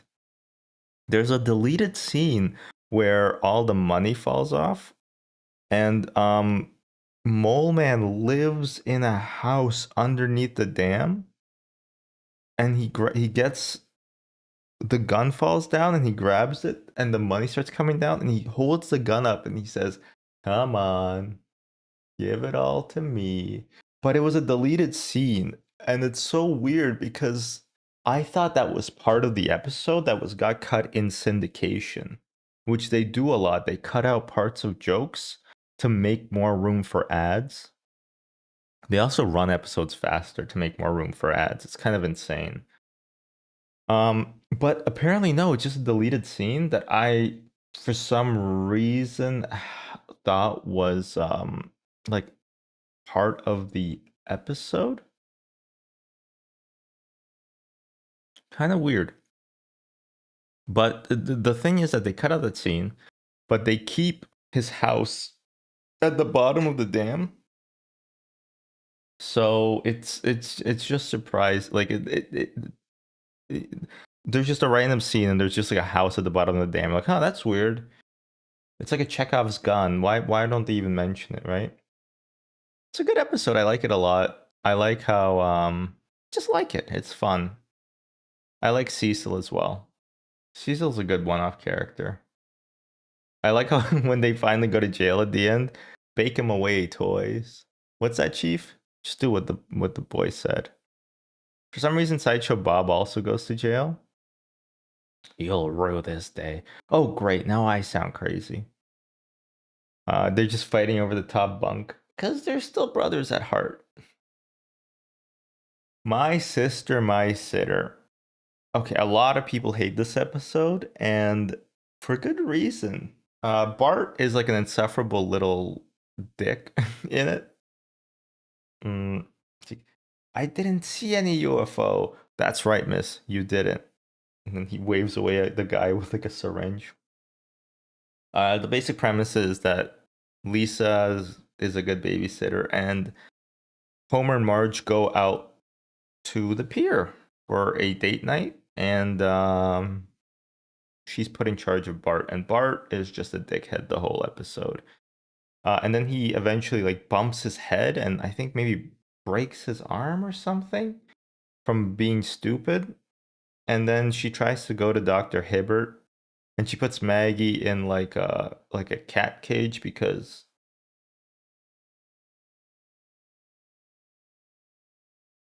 excuse me, because like she can't like hold on to all of them, and she wheels Bart around in a cart, and then they get into a ditch, and like people shine a flashlight and it's like, oh, what's happening? I feel bad for Lisa. In the end, she still gets babysitting jobs from Flanders. But yeah, it's kind of like just Bart's a jerk the whole episode, and then he gets injured, and then Lisa gets blamed for it. I'm gonna put this into like the lesson is never. No, actually, I'm gonna elevate it a bit higher. Than I'm gonna say I was saying Boo Earns for this episode. It's not a great episode. Homer versus the Eighth Amendment, I think is what it's called. 18th Amendment. How come Americans, if the Constitution is so good, how come there's like so many amendments to it? Just wondering, just wondering. How come like the Second Amendment and the Fourth Amendment are so important, but they're not even like the OG, like they're not even in the original, right? It's a bit of a thinker. Not a big thinker, but a bit of it. Um The Simpsons, I think Bart gets drunk at a St. Patrick's Day parade, and so there's a big hootenanny, and they find out that the town charter prohibited alcohol, and so Homer decides to brew his own, which is really funny. I love how he comes up with the idea of shipping the alcohol through bowling balls, and Marge is just like, that is a very clever idea, Mom. No, really. That's very clever. She's just like very I guess proud of Homer for coming up with the idea. Here's the beer baron. uh I love the character of Roy Baxter. I forget his name, but he's the guy who comes in to basically rustle up the police force. I think he's supposed to be like a character from the Untouchables, which I guess is semi-realistic. I don't know, but I like that a lot. Bruce Banner. Bruce Banner is his name. This isn't a very happy birthday for Bruce. You're out there, beer baron, and I'll find you. No, you won't. Will. Won't. I love when Homer's brewing the alcohol by himself at home, and his stills keep exploding. So he's like, oh, must be that bean I ate. Blammo. Kablooey. Oh, sorry, Marge. Homer. It was one thing when you were bootlegging beer, but now it's become too dangerous. And then he's like, no, it hasn't. And then he goes downstairs. I think something explodes and he goes on fire. And he stop, drops, and rolls. Remember as a kid, stop, drop, and roll? It was really drilled into me, but I've never been on fire. Like, I've never had to deal with that in person, you know? It's kind of like quicksand. It wasn't really that big of an issue. Uh, Homer versus the 18th Amendment. I like it a lot. Excellent. Excellent. I like that Chief Wiggum catches Homer to kind of defame Bruce Banner. And then Bruce Banner also gets shot out of town by a catapult. And immediately they discover that actually was repealed like 3 days after the law came into motion. Very fun. This is the one where Edna and Skinner were in the closet making babies, and one of the babies looked at me. Mrs. Krabappel and Mr. and Principal Skinner were in the closet, and they had as many arms as Vishnu, and they were all very busy. Grade School Confidential is what it's called. Basically they hook up, everybody gets mad, they get locked up because Skinner's gonna lose his job, and then he says that he's a virgin. They have to put on a front for Superintendent Chalmers, so they go to a movie together, uh, Edna and Skinner, and Superintendent Chalmers catches them. So they say that it's a field trip for a student, and Principal Skinner goes and he picks up Bart in like the middle of the night, and they're watching the movie, and it's one of my favorite lines in this show. When Superintendent Chalmers is like eating popcorn and he's watching the movie, and Bart is just trying to sleep, and he's like, do you really think they filmed this in Atlanta? And Bart's like really exasperated. He's like, I don't know. I don't think it matters. And then Superintendent Chalmers just goes, yeah. Just the line delivery. I don't know. It's so funny. Somebody pointed it out to me, and I've enjoyed it every time. One of the lines that was cut for syndication, by the way. So if you only watched it on television after a certain point, you would not have seen it. But, I got the OG DVDs. Really the only way to watch stuff nowadays. So, yeah. Yeah. I like that. Good. Excellent episode. Excellent episode. Nope, not last exit to Springfield. You only move twice. One of the more outlandish episodes for sure. This is when they move to Cypress, when Homer and his life partner get to move to Cypress Creek because he's the second most senior, I guess technically third most senior employee at the power plant. Scorpio. He's basically what if the James Bond villains were nice bosses? That's what this episode asks. And he basically takes over the Eastern Seaboard. I love the phrase Eastern Seaboard. It's just perfectly cromulent. Really good phrase. So Hank Scorpio, probably the best boss that Homer ever had, but it's the little things. Well, the little things are the things that make up life. Everybody gets some issues. They have growing pains. They could have fixed all of them, honestly. Marge takes up drinking. She drinks half a glass of wine because basically their futuristic house cleans itself and does everything for her. I know doctors say I should drink a glass, but it's just too much wine. Lisa has terrible allergies. She's allergic to everything. Lady, ever heard of antihistamines? And Bart gets held back to like I forget the term, but basically he gets held back into like a stupider grade, for lack of better terms, because he doesn't know how to write cursive. Well, I know hell and damn and bitch. No, cursive writing. I love Hank Scorpio. 1, 3, 2, 1 second, Homer. I gotta take this, and Homer falls back on the on the trust fall. Oh my God, a man's on the ground.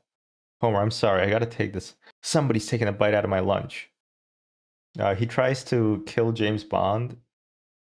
He has like sexy women running around in bikinis who can break men's necks with their legs, which is the way I would like to go out, by the way. If anybody is interested, put that in my obituary. Honestly, definitely like one of the best episodes. I love when Homer asks for some sugar and Hank Scorpio pulls some out of his pocket. He says, sorry, it's not in packets. And he goes, do you want some cream? And Homer's like, no. Just a good episode all around. Good episode. I moved from Canada and they think I'm slow, eh? What else we got? Ooh, okay, we got... Look at this picture. That's great. Bart just hates Lassie. It's called the Canine Mutiny. Bart gets a fake credit card, care of Santos L. Halper. And then he buys a dog, Lassie, who's like who trains itself. I love how it has like cards for when it needs to go on a walk. I wish my dog had like a card-based communication system, just so I know what she's bitching about half the time, Um, then, everything gets taken back from his credit card from the repo. I thought repoing things was more common because I saw it so much in television, but I've just never witnessed that. You gotta give me my floor back. My customers are complaining. Pay your debts, but I don't wanna. In the end, Bart ships Santa's little helper instead of Lassie to be repoed, and then it gets adopted by not it. He gets adopted by a blind man, but then he gives Lassie back. He gives Lassie to the cops. He gets Santa's little helper back, and then the guy has marijuana on him. It's like, oh, maybe it's medicinal. And it's like, oh yeah, yeah, it's medicinal. And it's like, oh, this is gonna take a while, kid. Maybe you should go home. And then all the cops show up with like beer and like their girlfriends. And basically, I think they just have like a little party with that guy, with the blind guy, from what I understand. Anyway, it's an excellent episode. I like it a lot. Poor Santa's little helper, though. It's not his fault he's stupid. Or maybe it is. The old man and the Lisa. Mr. Burns loses his fortune somehow. Lisa helps him out with recycling. Instead, he freaking dredges the ocean floor to make like chum. And he rebuilds his fortune. And I think he makes like $30 million, and he wants to give Lisa 10%. And Homer has a heart attack when he says no. She says no at the end. And like, it's okay, Lisa. I don't blame you. I love, but $3,000 would have been nice. And Lisa's like, Dad, 10% of $30 million isn't $3,000. And then it cuts out, and then he's like having a second heart attack. I don't like this episode. I don't like this episode too much. It's iffy. It's an icky episode because Mr. Burns literally like is megalomaniacally insane. He literally dredges the ocean floor. He's just messed up. It's a messed up episode. I'm gonna put it into I Was Saying Boo Earns. Just not a fun watch. And like I don't like Lisa's good-hearted nature being taken advantage of like that. You want that fish paste? It's not even just fish. It's like every piece of something in the frickin' ocean floor. I don't know. It's messed up. It's messed up. Mr. Burns is irredeemably evil. This is the Mr. Sparkle episode. It's called In Marge We Trust. That's why. I did not know it was called In Marge We Trust. What's the B story? In fact, what's the A story? Oh, see, this is insane. The picture is a Mr. Sparkle, and I think most people remember the Mr. Sparkle aspect of this episode. But that's a B plot. Can I have a phone book to Japan? Here you go. And can I use your phone? Is it for a local call? Yes. And then it goes do do do do do do do do do do do do do do. Such a good gag. The A plot is about how Reverend Lovejoy kind of becomes disillusioned with his flock. I like how Christians call it that, their flock. Their flock of flame. And how he just doesn't care for really the problems of his congregation, right? So instead, Marge becomes the listen lady. Hey, listen, lady. Shut up, I'm asking her now. She basically provides advice to people. Oh, Mo, you have a lot to live for. Really? Reverend Lovejoy never says that. Basically, the thing that broke down Reverend Lovejoy was Flanders. I was doing a new dance, and I think I might have bumped buttocks with another man. Reverend Lovejoy, I think I swallowed a paperclip. It's just an annoying man. I also love how recurringly God hates Reverend Lovejoy's trains. He always just breaks them for no reason. It's just a great episode all around. And the Mr. Sparkle stuff is really great. Why am I Mr. Sparkle? Yes, you are Mr. Sparkle. Hey, Chief, let's talk. Why not? I do love bumping booties at the club. What's up, Ken's father? Simpson. We're talking Simpsons. From Maine to San Diego, talking softball. Jose and Canseco. Can Griffin's grotesquely swollen jaw. Steve Sachs and his running with the law. Holy crap, I'm remembering all of them now. They calling Homer. Marty and the Straw. Um, yeah, I like In Large We Trust. Then it culminates with Reverend Lovejoy basically beating up a bunch of baboons to save Flanders, who had to run away from basically Kearney and Dolph and Nelson harassing him. Definitely an excellent episode for me. Definitely an excellent episode for me. Homer's Enemy. Iconic Simpsons. A lot of discourse, because this was written by John Schwartzwelder. There's a lot of discourse about how basically, I mean, in certain communities, like the Leftorium, which is a leftist Simpsons shitposting group, and they have some funny stuff and some very not funny stuff about how basically all of Homer's enemies, I'm forgetting his name, even though he dies in this episode.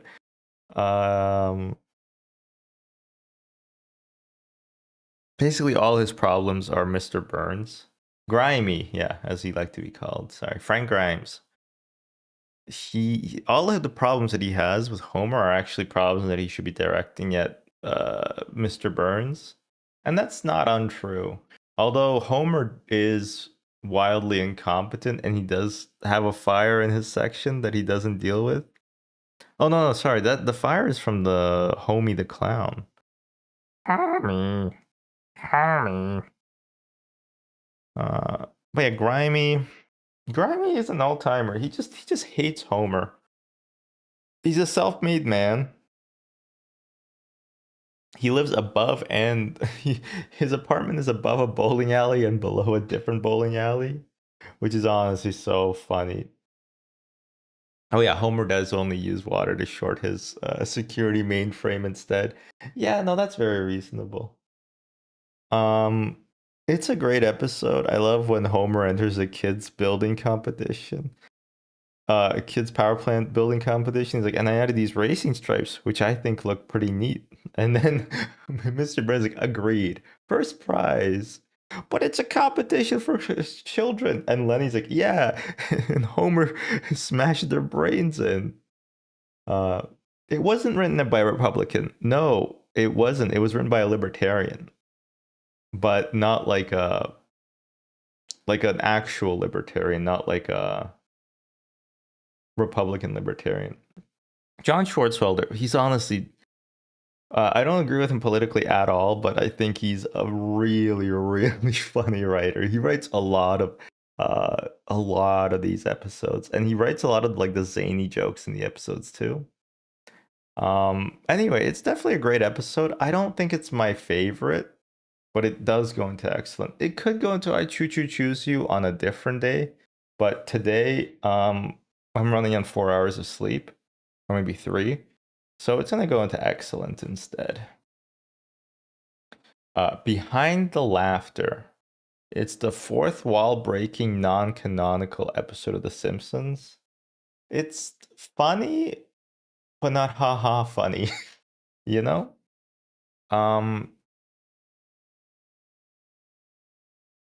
I don't love it. I don't hate it. It's kind of just middle of the road, honestly.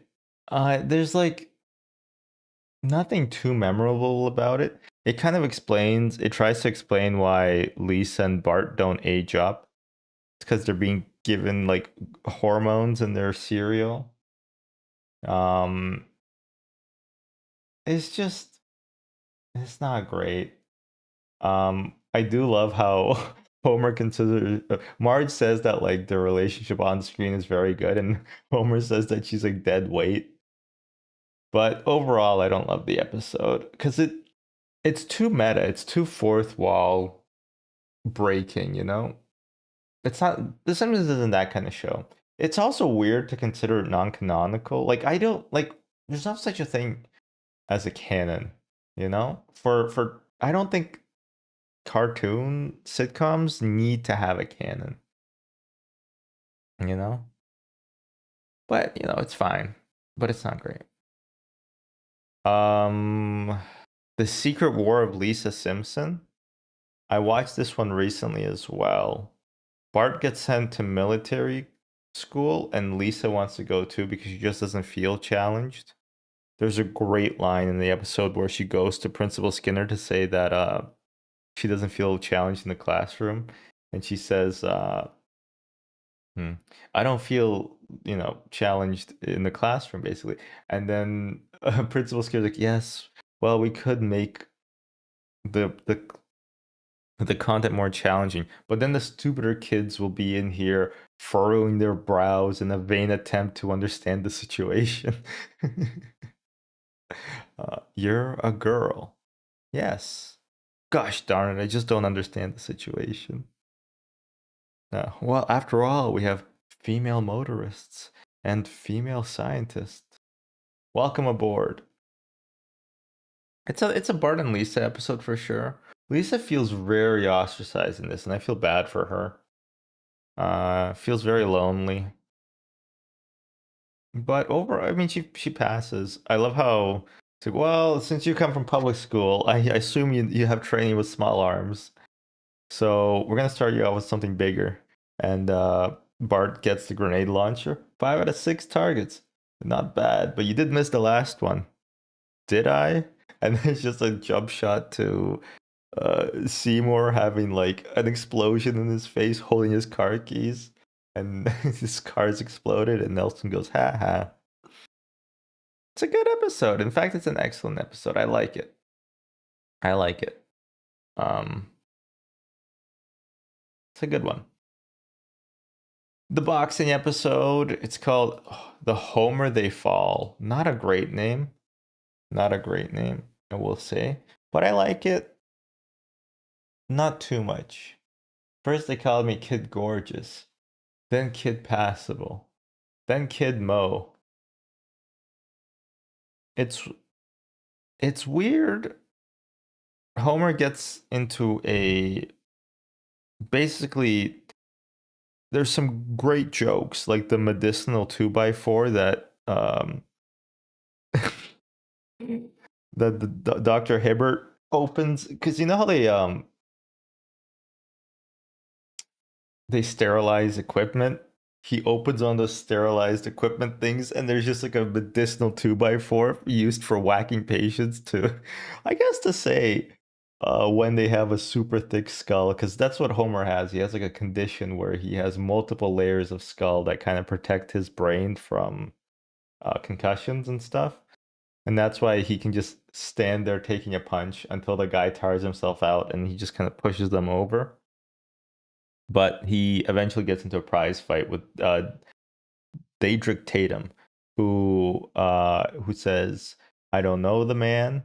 I don't have a problem with him, but I intend to make his children orphans." And like, well, their mother will still be alive. And he says, "Well, yes, but I assume that she would die of heartbreak." It's just a great line. Um, you know what? In my evaluation, it's growing on me. I don't care for Mo being a fighter, although it does explain because he has cauliflower ears, which comes up later. Actually, in this episode, it comes up. But you know what? I'm gonna put it in Everything's Coming Up Millhouse just because I do have some fond memories of it, but it's not standing out to me. It's not standing out to me. The Rodney Dangerfield episode. It's called Burns Baby Burns. This is the only cultural relic I think of Rodney Dangerfield. He don't get no respect. No respect. Take my wife for instance. No, really, take her. The king of one-liners, as they might have called him. Not sure. That might be a different person. I like this episode, but it's not stunt casting. He basically plays Mr. Burns' estranged son. She came out last fall. Oh, she ain't done yet. Put her back in. Hey, let's give a hand to your mom. She's all right. It's just it kind of falls flat. The Rodney Dangerfield is actually really fun in this. I like that, but like the plot itself is kind of weak. And Burns' son just kind of gets like Homer kidnaps him. Even forget like what the resolution is, to be quite honest. And that's not a good thing. If you forget what goes on. Oh yes, I forget. Yes, party spontaneously breaks out in front of the cinema at Larry's incitement as the song "Any Way You Wanted" by Journey plays in the background. Yeah, it's okay. It's fine. It's not bad. It's not a stinker, but it's not great in my opinion. Bart After Dark. Bart works in a burlesque house, and Marge and Lisa go to clean up an oil spill, probably by BP. I don't think BP was responsible for this oil spill yet, but I'm just gonna blame British Petroleum anyway, who I think have tried to rebrand. But yeah, I still remember. I still remember. I don't remember what they did, but I still remember that they did it. You know what I'm saying? I'm still blaming them. Uh, yeah, Bart works at the burlesque house. Sax Cauldron. I thought they closed that place down. A bit of a musical episode. I do like the episode. I like the lady. I think I had like maybe a bit of a sexual awakening when I watched this as a kid. I was like, wait a minute. What are those ladies doing? That's when I learned I liked girls, you know? At that point, before that, they were icky and gross, and now I was seeing a different side of them. This is the one where Abe walks in and with the hat, doot, doot, doot, it takes it off, puts it back on. Is your name Bart? Yes. Did your dad know you're working here? Uh-huh. All right, well then I'll take a Scotch whiskey. Yeah, the house is a wreck because Marge is left with Lisa and Maggie. What is Maggie up to this episode? I think she has her little starfish. There's a few episodes where she has her little starfish snowsuit. I love that snowsuit so much. It's so cute. Um, she just looks like a starfish. It's very cute. Maggie's very cute. Maggie's the best. This is gonna go into. I'm gonna put Everything's Coming Up Millhouse. It's between excellent and Everything's Coming Up Millhouse. I think I'm just ranking just a little bit lower because it doesn't leave as strong of an impression on me. A Millhouse Divided. You impressed that I'm remembering most of these, by the way? Most of these I remember, by the way.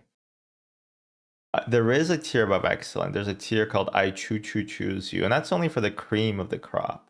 No chaff. No chaff at all.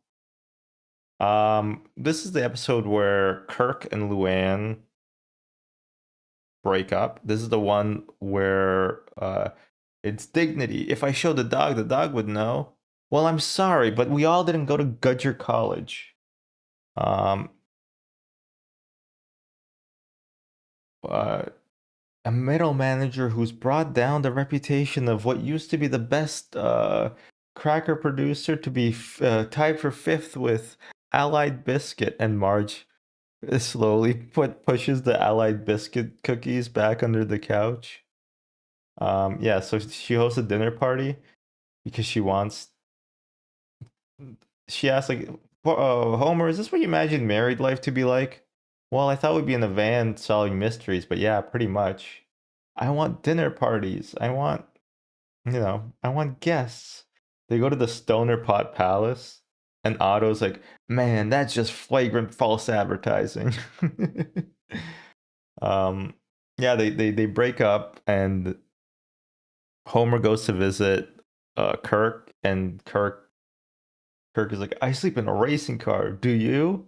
I sleep in a big bed with my wife." He lives in like this bachelor pad. His life basically sucks for the rest of the series after this point. Uh, Homer divorces Marge in this episode. He goes to the city hall and he files for divorce. And the lady who processes it is smoking a cigar, I think. She says, "These things happen." And then he gets remarried. And Kirk tries to also remarry Luann. And she's like, "No." And one of the American gladiators takes him out. He's like, "All right, buddy, it's time for you to go." He also has the stupidest record ever called "Can I Borrow a Feeling?" Can I borrow a feeling? Can I borrow a jar of love? Heavy hearts need some healing. Oh, I love it. I love it. It's a great episode. Definitely goes up into the excellent tier. For excellent. E for excellent. Hmm.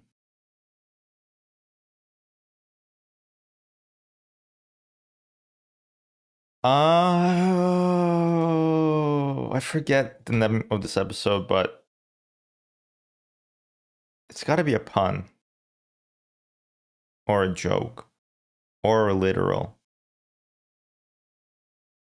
Guess who likes you? And then he just beats the absolute shit out of Millhouse. And he's like, "Millhouse, I'm sorry. He can't hear you. We have to pack his ears with gauze." How come Nelson didn't get into any trouble for just putting Millhouse in the hospital? You sent that note? You like me? Why do you like me? I love his posters. Nuke the Arabs and take their oil. Nuke the Indians and take their casinos. Nuke the whales. You don't really believe that, do you? Gotta nuke something. I love how like the absurdity goes up with each with each poster. Nuke the Arabs and take their oil. It's like in insanely jingoistic and warmongering, but at least it makes sense. Nuke the Indians and take their casinos. It's like the only reason why they can have casinos and you can't is because of your laws. You don't need to nuke them. And then just nuke the whales. There's not even like a there's not even a rallying cause for that. It's just nuke the whales. Uh it's called Lisa's Date with Density. Oh, that's actually so good. Lisa's Date with Density? That's a great name. That's a great name. I think they do know what they did. That's why they're always going.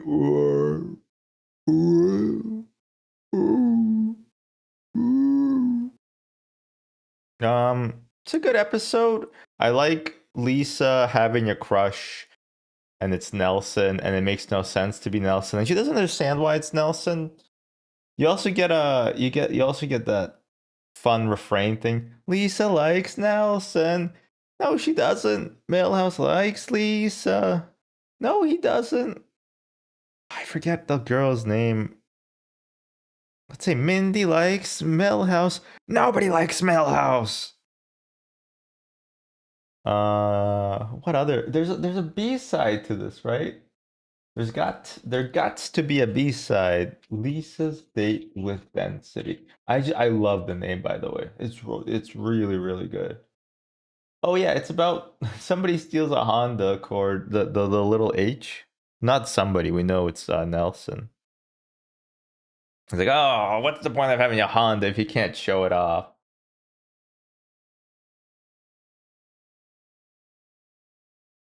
Yes, there's a robocalling thing. I remember now. Homer gets a auto dialer to send $1 to Lucky Dude. Lucky Happy Dude.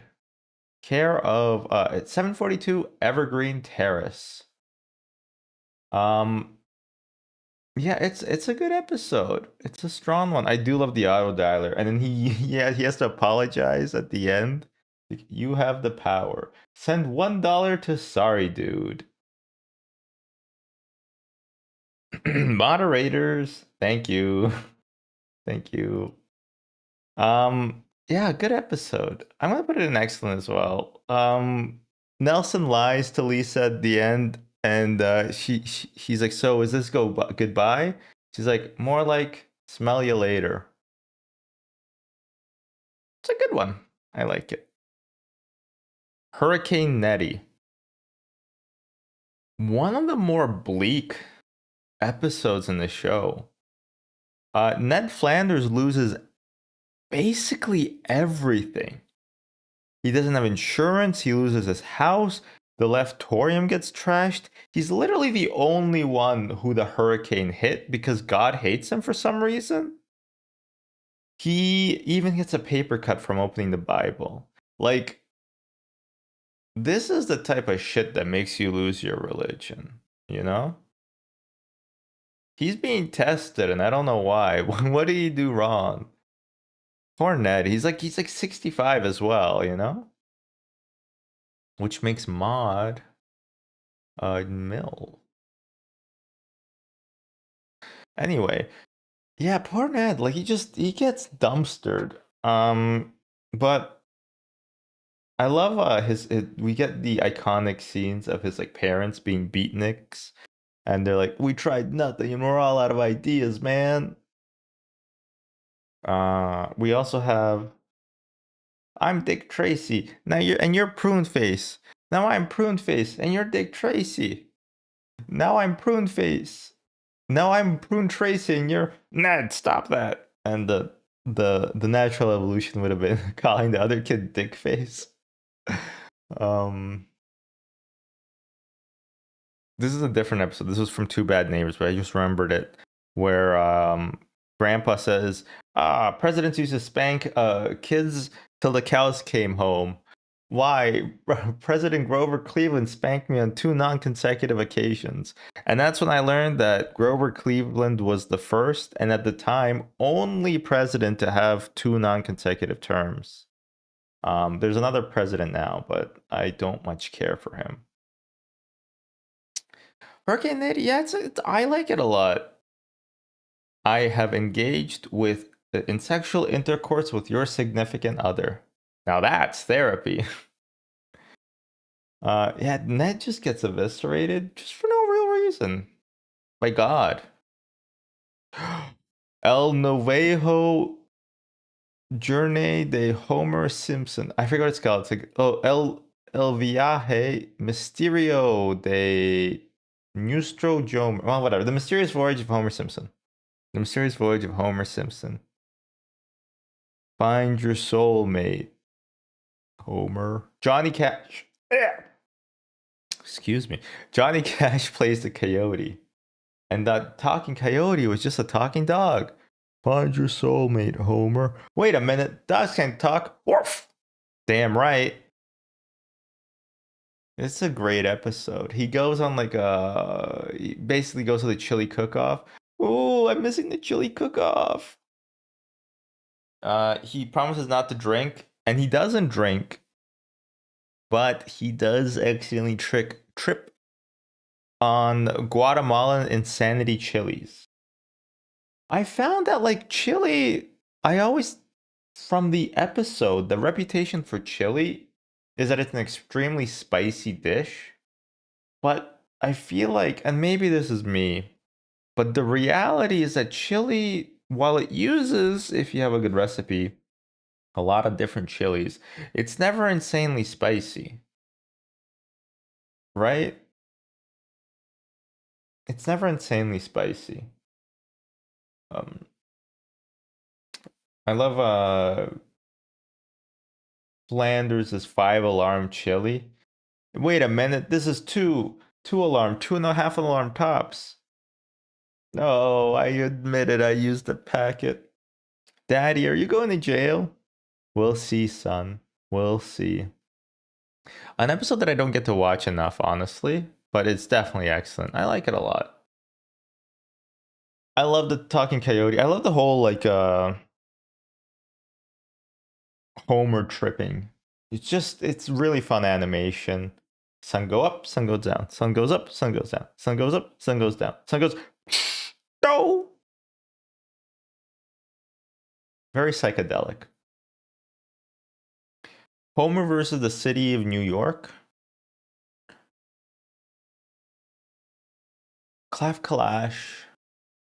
Um, some people said that it predicted 9/11 because the bus saver fare is $9, and so there's a big $9, and then you can see the twin towers in the back, and they form the 11.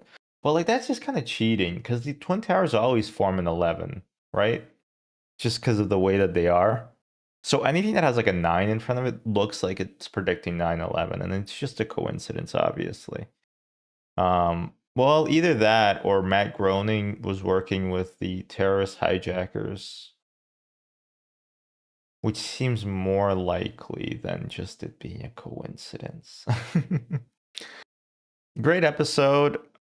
Ew. I'll have the crab juice. Homer just hates New York. But to be fair, it's because of all the pimps and the chuds. And this is how I learned about chuds. Cannibalistic humanoid underground dwellers. Uh, it's fun. It's a weird episode for me because it's one of the few episodes that takes place almost entirely outside of Springfield. Like a couple of episodes do the same, right? Like when they're trapped in Japan or when they move to Cypress Creek. But New York City is like a real place, whereas Cypress Creek and Japan are not. So it's just kind of weird that it's like a celebrity cameo of a city, if that makes any sense. Still though, it's a great episode. I love at the end where they're driving down the highway and there's like a garbage truck and the kids and Marge are looking out back and just this beautiful scenic view of New York from one of the Triborough bridges maybe. I'm still reading the Power Brook. So don't spoil what happens with the bridges. Um, and Homer's just getting pelted by garbage, and Lisa's like, "Dad, can we come back?" We'll see, honey. We'll see. Excellent, excellent. No, I have not watched the Sam Raimi review. Um, but thanks for asking. That wasn't sarcastic. I just haven't watched. I haven't watched that many Sam Raimi movies, to be honest. He made the Spider-Mans. He made the Walking or the Dead ones, but I didn't. I asked because they mentioned 9/11. No, just 9/11's always on the mind when you're talking about New York. Miracle on Evergreen Terrace.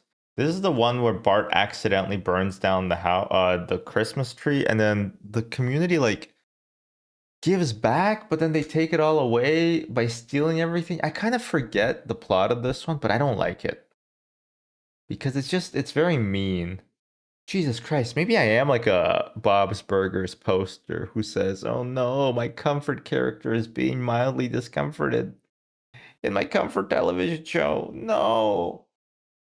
Does anybody else get super frustrated when nobody pays attention to Lisa? But yeah, I don't. It's not a great episode. I don't love it. I'm just gonna put. I don't even have anything to say about it, honestly, because I don't remember too well, and I don't listen to it. I haven't rewatched it in a while. All singing, all dancing. This both sucks and blows, in my opinion. It's like a musical episode that's also like a bit of a clip show. It's just suck. It's just the suck.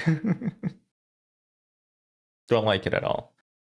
Bart Carney. We're getting into kind of not the dregs, but like there's a few standout episodes, but it's getting a lot more hit or miss at this end of the seasonal spectrum. And we're squarely in season 9, I believe.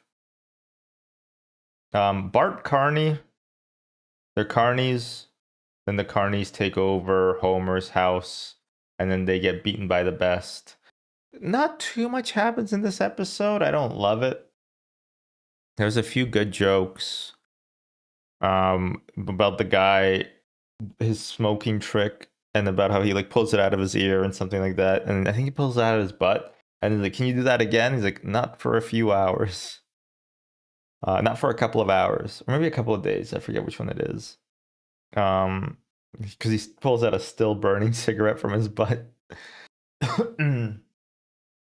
But overall, it's all right, but it's not excellent. That's for sure. Joy of Sect, on the other hand, is excellent. In fact, it could be an all-timer, but it isn't. But it could be, but it isn't. That's my leader you're talking about.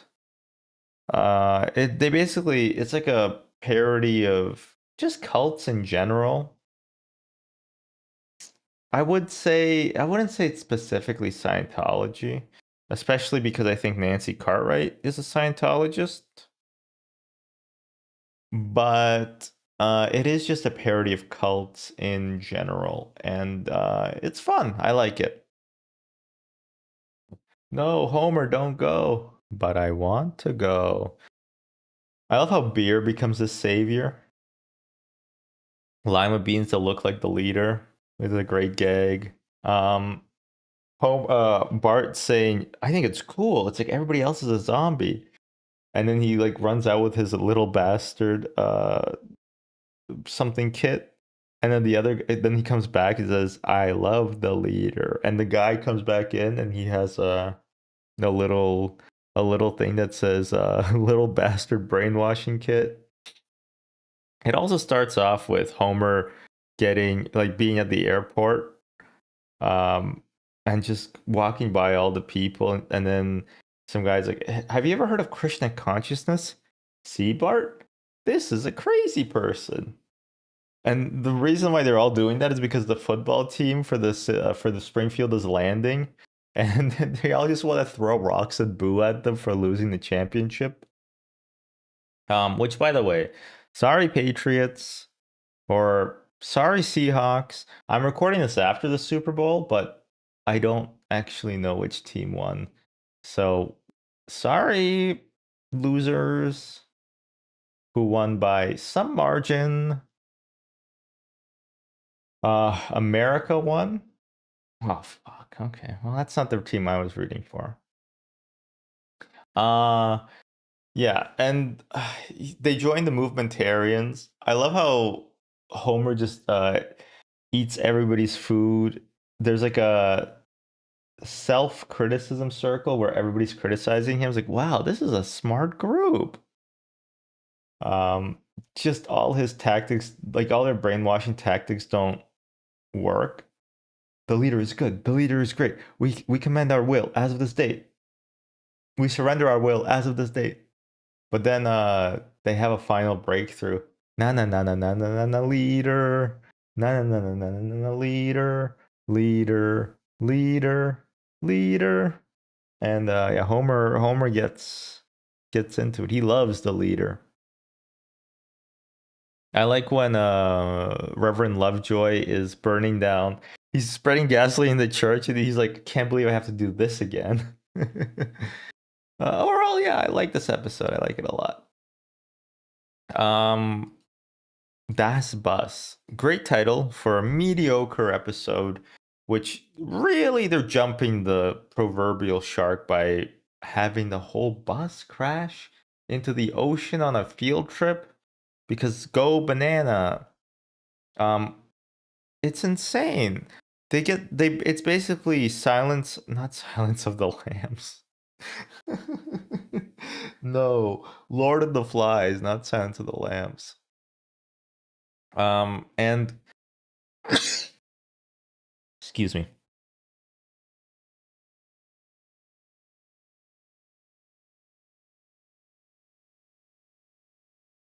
Yeah, it's Lord of the Flies with the Simpsons cast. And my God, I'm hungry. I'm so hungry I could eat at Arby's. Wow, she must be really hungry. Yeah, it's a good episode. No, it's not. Sorry. Just having really bad hunger pangs because I didn't really. I had a banana, but I think it's because of how little I slept. I'm feeling not great.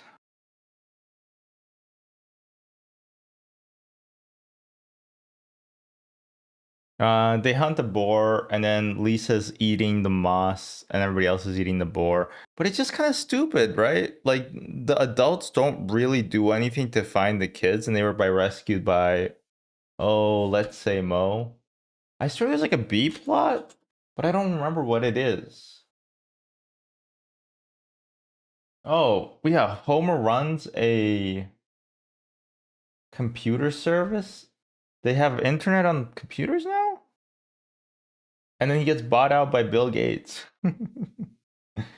Yeah, it's just it kind of it's not a strong episode. It's not a bad episode, but it's not strong. It's not strong at all.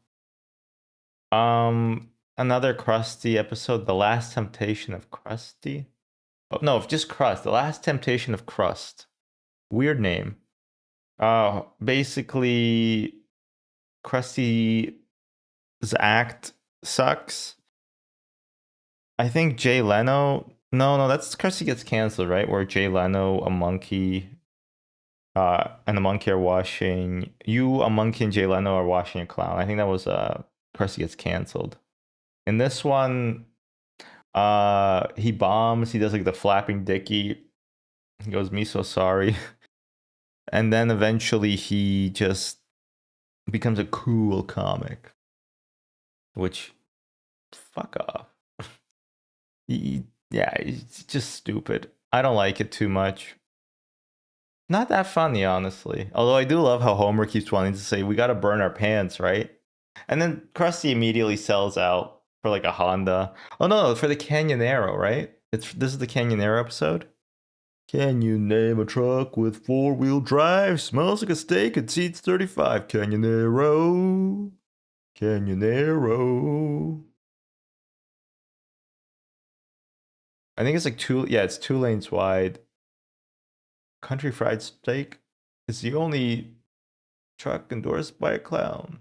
Unexplained fires are a matter for the courts, Canyonero. Anyway, not a horrible episode, but it's definitely an Everything's Coming Up Millhouse episode.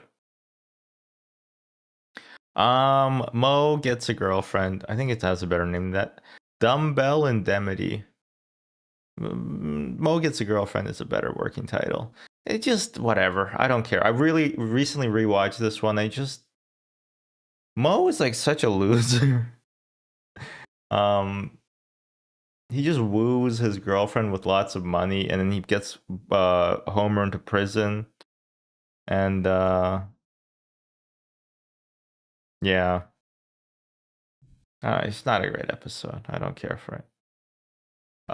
Lisa the Simpson, a late season standout, excellent for sure.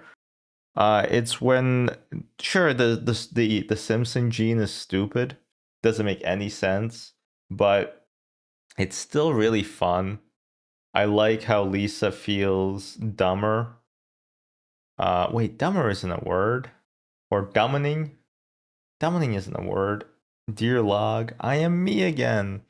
I like how Homer really tries to cheer her up at the end, and all the failure Simpsons show up. I shoot birds at the airport. I play a rich guy at parties. At least I'd like to. All their jobs are so sad. And who are you, Dr. Simpson? Doctor, that means you went to college. Well, you have to if you want to be a doctor. Yeah. You mean, see, the Simpsons gene is only on the male chromosome. So you mean I'm doomed to a life of failure? I love what Abe, who when he shows Lisa about this, he's like, "Oh, your dad was as smart as a chimp. Now he's as dumb as a monkey." And Bart's coming in on nicely. He used to be as smart as a monkey, but now he's as dumb as a chimp. A lot of great gags in this one. Lisa centric episode. I like it. I like it. Uh, this little wiggy, I think it's called. Yes, it is. It's where um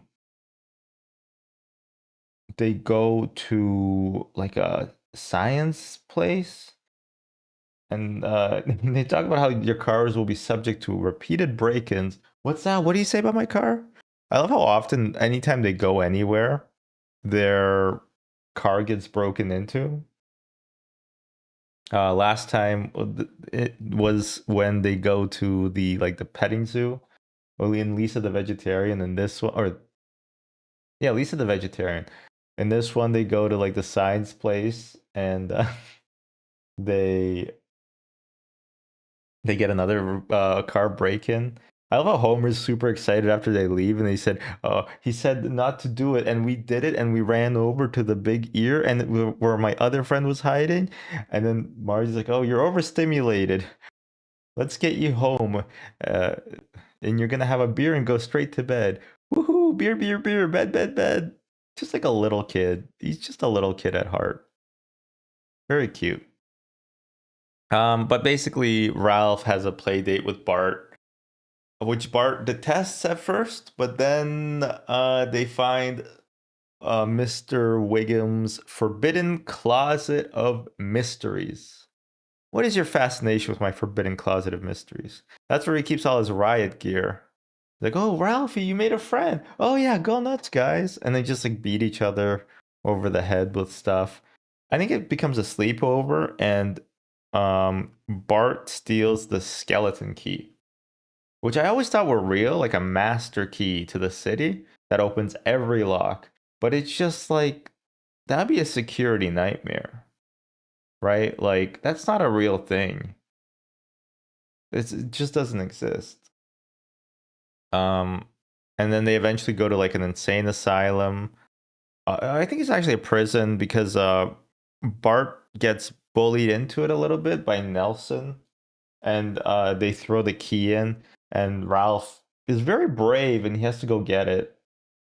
But they flip the switch to turn on the power, and um, they realize that they actually flipped the switch that turns on the electric chair. And when the mayor does a mock demonstration, uh, he's gonna have to do a mock demonstration. They have to send like a rocket to tell Mr. Burns to shut off the power because like the power is on for the electric chair. And now as I'm explaining this, it sounds insanely convoluted.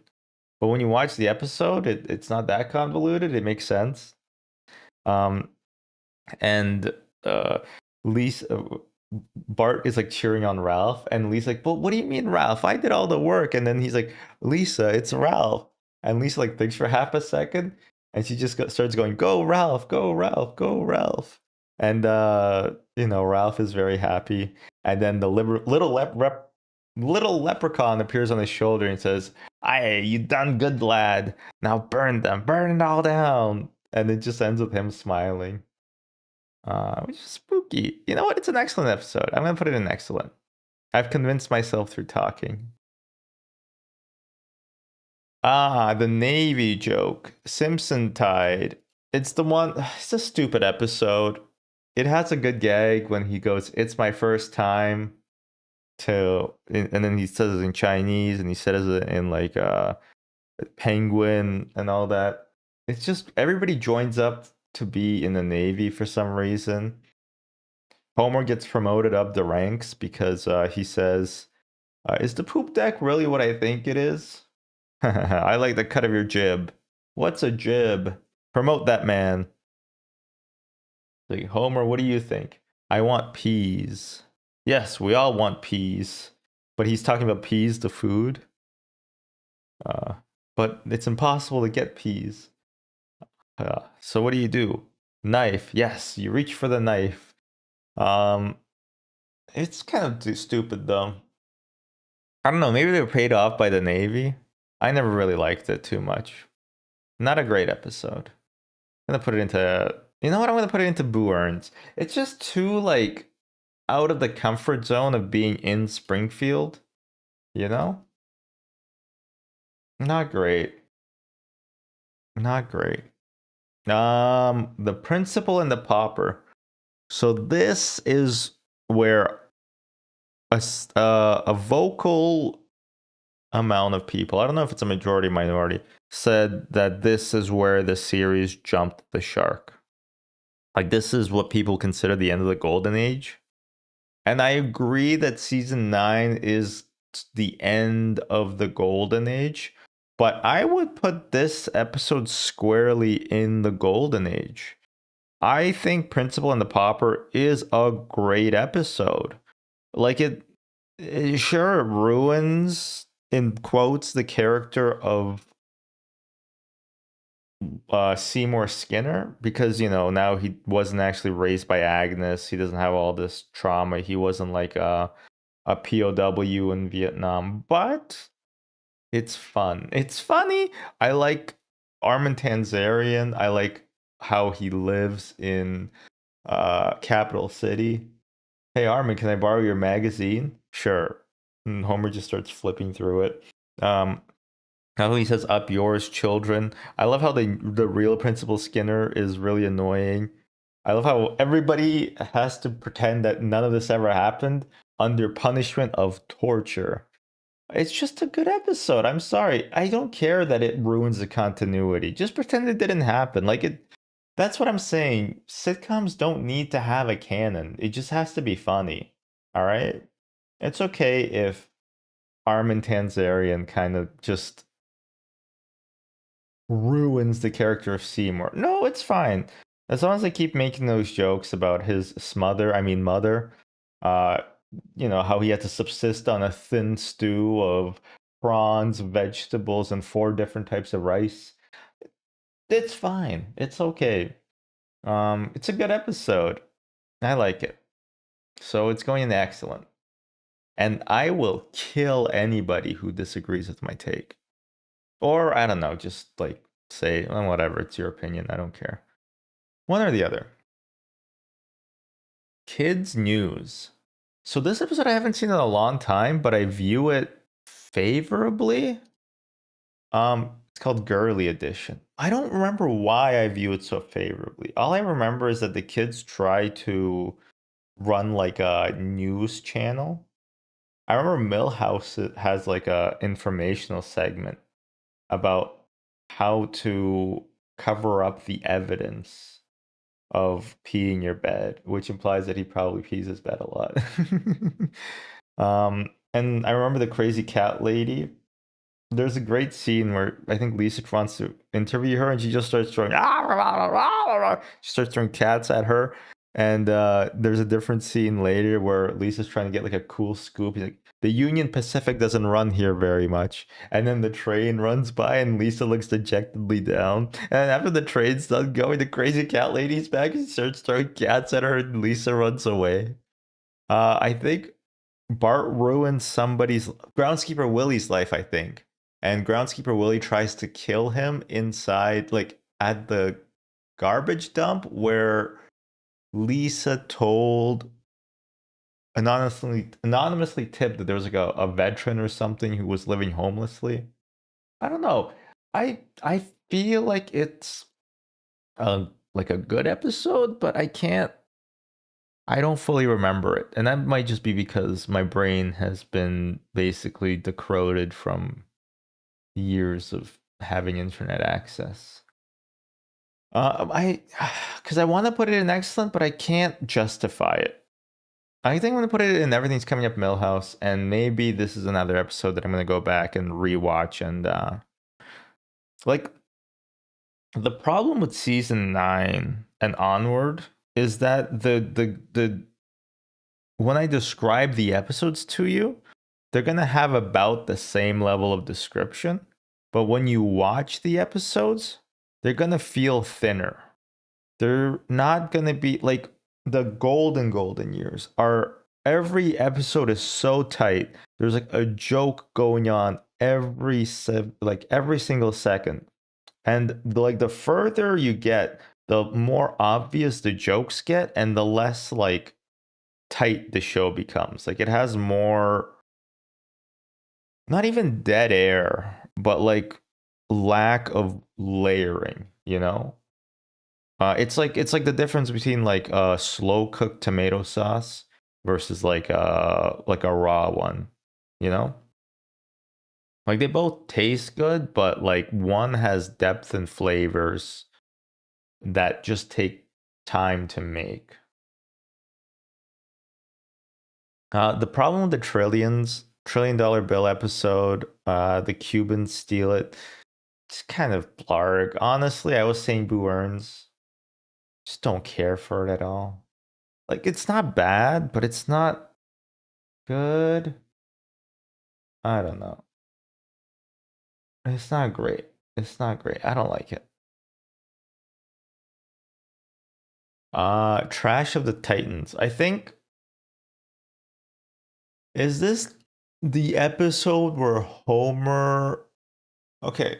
There's an episode where Homer loses like the he gets into a fight with the garbage men, so they stop serving his house. Let me just double check if this is it. Yeah, okay, there's a love day, and then Homer has a argument with the garbage men, and they don't pick up his trash. Homer, the crazy lady in the trash attacked me today. That's not the way she tells it. And then I think Homer tries to take over. U2 is in this. I don't care about U2. Uh,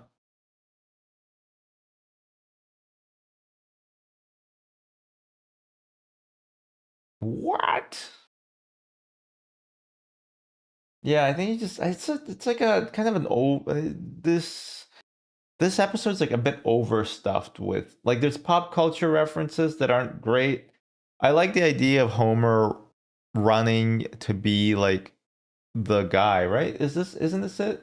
He takes over the current waste manager who's like who loses and then like, he's like sorry I'm late, somebody cut my brakes, somebody cut your brakes and you should have been early. Which is like technically like such a childhood way of looking at it. It's just so funny. um the guy also like loses and he's like they want to like take away Homer's powers, and he says, I just you have to wallow in like your filth basically. Like you made this bed, now sleep in it. I think they moved the town because of all the trash that Homer generates. It's just kind of all over the place. Like there's good and bad to it, and that's what's gonna go into everything's coming up in Millhouse. This is the mountain king of the hill. What the hell? We drove 300 miles for this? This is the one where Homer hits up the Gime because he does night walking and he gets buff and strong and he only eats things in bar form, right? Homer, there's nothing in there but fruit rinds and discarded Chinese newspapers. And Homer looks at it, he's like, hey, Deng Xiaoping died. And that's also how I learned that Deng Xiaoping died. Although I think he died like 5 years before this episode aired. So that newspaper was way out of date. Um, Deng, one of the kind of the founders of modern China. I'm not gonna give you a history lesson. Go read a Wikipedia article, okay? God, I think he's like the first chairman or second chairman after the Cultural No, well after Mao, right? Um. Anyway, I like how the Sherpas just. I don't. I Sherpa is a cultural group, right? But these guys were, I think, were Sherpas and mountain porters at the same time. Anyway, it's a decent episode. I like how Homer's like decide like they're like telling him that he can climb the mountain. I think it's called power bars. And he's like, huh? Like, yeah, just that a bit to the right. And like the mountains get even taller. He's like, yeah, you're almost there. And it gets even taller. Um Again, the Springfield geography can change at an instant. People don't get mad that they retcon that there's a huge mountain in the background of every Simpson shot, right? How come they get mad that frickin', Principal Skinner isn't who he says he is? Like, who cares? It's a TV show, right? It's just for fun. Yeah, I don't know if I'll go as far as excellent. I think it's pretty good. I think it's definitely better than like Trash of the Titans, but it it does kind of fall flat again. Like I was saying earlier, it's just a bit watered down. The jokes and stuff, like there's just not as much comedy in it. Lost Our Lisa. Lisa wants to go on to see a display at the museum, and then she gets lost. There's a great misdirect joke where Homer is trying to get a higher vantage point to look for Lisa, and he buys a bunch of balloons, and he says, "I really hope this works." And then he walks up to a construction guy who's standing on like a crane, or I guess not a crane. I don't know what it's called. Like, those things that like they go up to the power line with. And he's like, "Hey, can I use your machine if I give you these balloons?" And the guy's like, "I got balloons at home, but they're not this nice." And it's just such a great misdirect because you think that Homer thinks that he can use the balloons to lift himself up, but he just uses them as a bargaining chip. Um, and then I think Lisa at one point asks help in like Russia town, and the guy's like, "Да, надо туда идти, потом налево," and but he yells at it, and then Lisa gets scared and she runs away. It's like, куда она идет? Хорошая игра, давай поиграем одну. And then basically like the translation is like, like go take a left up there. And he's like, "Wow, oh, she's going the wrong way. Great game. Would you like to play another?" But just the way that it's delivered is fun. And it was also legible, mostly legible. A lot of the times when they do like a Russian, somebody speaking Russian in like all sorts of media, it's the most broken Russian ever. Especially if it's delivered by like an English actor.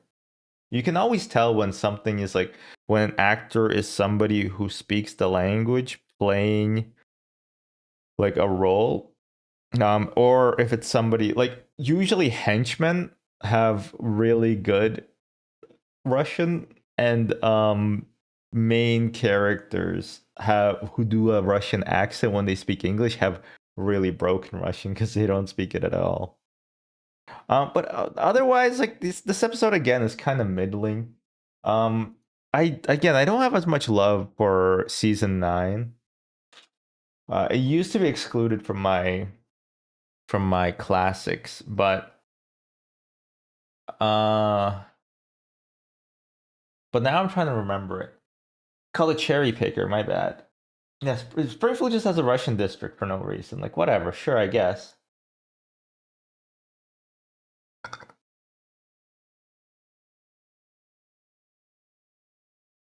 Oh yeah, Bart sticks all the stuff on super glue on his face, and he needs terror sweat.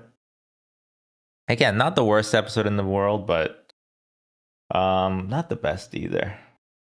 Natural Born Kissers. Like this one's a skippable episode. I wouldn't say this both sucks and blows or worst episode ever, but it very much is the lesson is never try. It's just about like Marge and Homer trying to have sex. I think that's the best way to describe it for me. I think they get like addicted to almost being caught. It's just not a good episode. Yeah. Lisa Sachs. Lisa Sachs is excellent.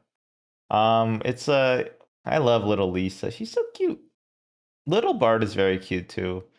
It's about how Lisa has her current saxophone destroyed after like a fight with Bart, gets run over by a truck, and then Homer tells the story of Lisa's first saxophone, and basically he uses the funds for a well, no. I think what happens is that, Bart is miserable at school. and Lisa's talents are basically being squandered because she's not going to like a private education thing. It's really sad, actually, because they go to like a private education uh school for like the gifted, and you know, I guess this is like a life you'll never know. That's what Marge says, because Lisa's obviously a genius, right? And to instead of being able to send her to a school, they get her a musical instrument to cultivate her talents, right? And then at the end of this, they were going to buy an air conditioner because it's been balmy, super hot, but they used the funds to buy her another saxophone, and it's engraved with Homer saying, "To Lisa, something something no." It's just a nice episode. I like it. Uh, it is sad that Bart has trouble fitting in, but and that Lisa's talents are being squandered. But they're trying their best. They're trying their best. They're trying their best. And also, it's fun. Okay, it's a TV show. Shut up. Treehouse of Horror 8. I gotta look these up. There's there's the opening where there's a fox censor who gets killed by the rating. That's pretty fun. The H.O. Mega Man. Oh, yes, okay. After Mayor Quimby makes an offensive joke about France, as retaliation, the French president launches a neutron bomb directly into Springfield. Oh, yeah, and Homer goes into the withstandinator. It can withstand 30 megatons. No more, no less. You call this prime rib. Um, Everybody turns into a zombie. And then oh, that has one of my favorite gags in the whole show. Little Bart, and Bart is hitting a baseball and he hits it. Little Lisa, and in his flashback, Lisa is hitting a baseball and she hits it. Little Marge, and Marge is hitting a baseball and she whiffs and it goes, whiff. And the rest, and there's a Maggie, there's Snowball 2, there's Santa's Little Helper, there's a television. Apparently it's a reference to Gilligan's Island, but just the gag itself with the baseballs, which none of them are associated with baseballs to begin with, but also Marge just whiffing her baseball is so good. Uh, but yeah, it's a great segment. I like that segment. Fly versus Fly. It's basically the Fly episode. No, not the Fly from Breaking Bad, which is really confusing. I don't get it at all. What's that even about? Why couldn't they just leave the room? And then Easy Bake Coven, which is the one that you see pictured here, where Selma and Marge and Patty are all witches, and it's kind of the origin of Halloween. That one's a bit weak. But uh, because the first two are so strong, I'm gonna put this into the excellent tier. Nothing really falls apart. This is the thing: is that the further the seasons get, the weaker the main episodes.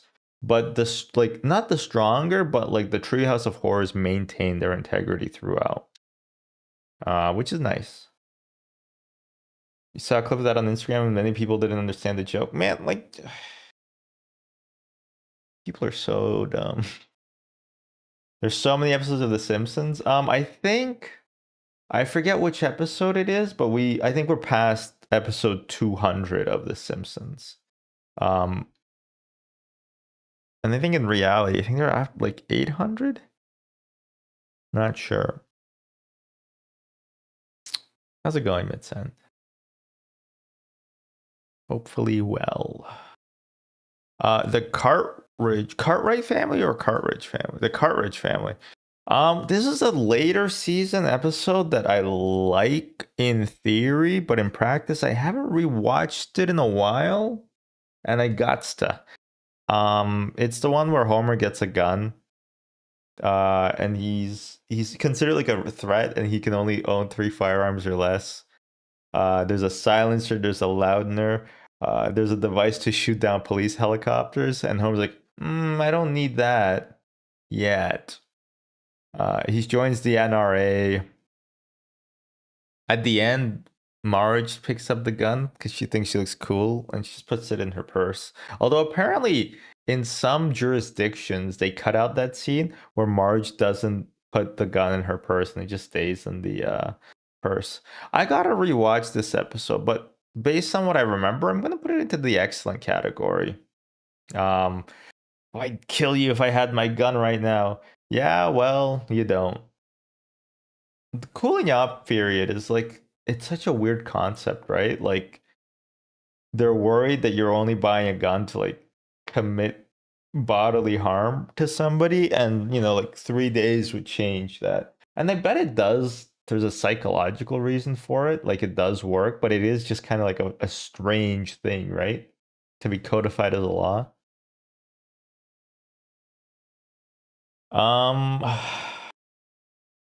Forget this episode name. Bart Star. Yeah, they weren't trying with that one. Something about football. Honestly, this one's very forgettable. Just gonna put it in. I was saying Boo Earns. It was just Vapor Lock. That part's nice, but I don't care for football. Go whichever team won the football game. I don't care. I don't care about this one. The two Apus? The two Mr. Hassan and Petalons. I was listening to this when I was going to go on my walk last night, and then my internet cut out, and so I didn't finish listening to it. I'm kind of a freak. I do listen to a lot of episodes. But yeah, it's good. It's good, but no, it's not. I don't really care for it. I like Manjula as a character. I don't care for this episode in particular. But it's not bad. I like the wedding. I like them pretending that Marge is married to Apu. Even though all their kids are extremely yellow. It's yeah, it's okay.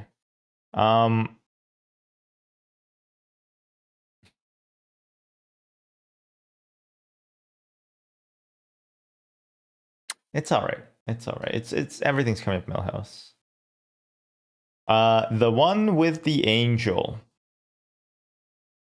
It's a weird episode because basically the Megalomart, where shopping is a baffling affair, is opening a new branch, even though they already had a branch in Springfield, or maybe that was in Shelbyville. I'm not sure, but yeah, what happens there is they unearth an angel. Well, it looks like an angel, but it's actually just a fake thing. Oh, there's a Principal Skippler. Principal Skippler, I found something. That's a trowel, Ralph. Yeah, and I found it. Principal Skippler. Principal Skippler. I found something. I just love that voice line read. There's also a guy who does a DNA test on the fake angel thing, and at the end of the thing, he's like, "I'm gonna be honest with you, Lisa. I never ran that DNA test." He's just like, why? Why did he do that? Why did he just lie?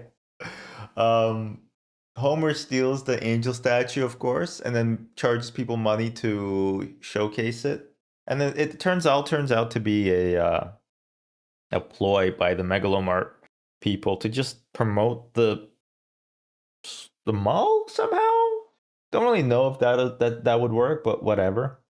What I don't love about it, no, what I do love about it actually is how Lisa is just like, this is stupid. You're stupid for believing in this, and Marge is like, well, like I do believe this, and sometimes like you gotta take a leap of faith, and if you don't, I feel sorry for you. And Lisa's like, well, she's basically being the writer. She's like, well, actually, I feel sorry for you, mom, for like being so easily duped. And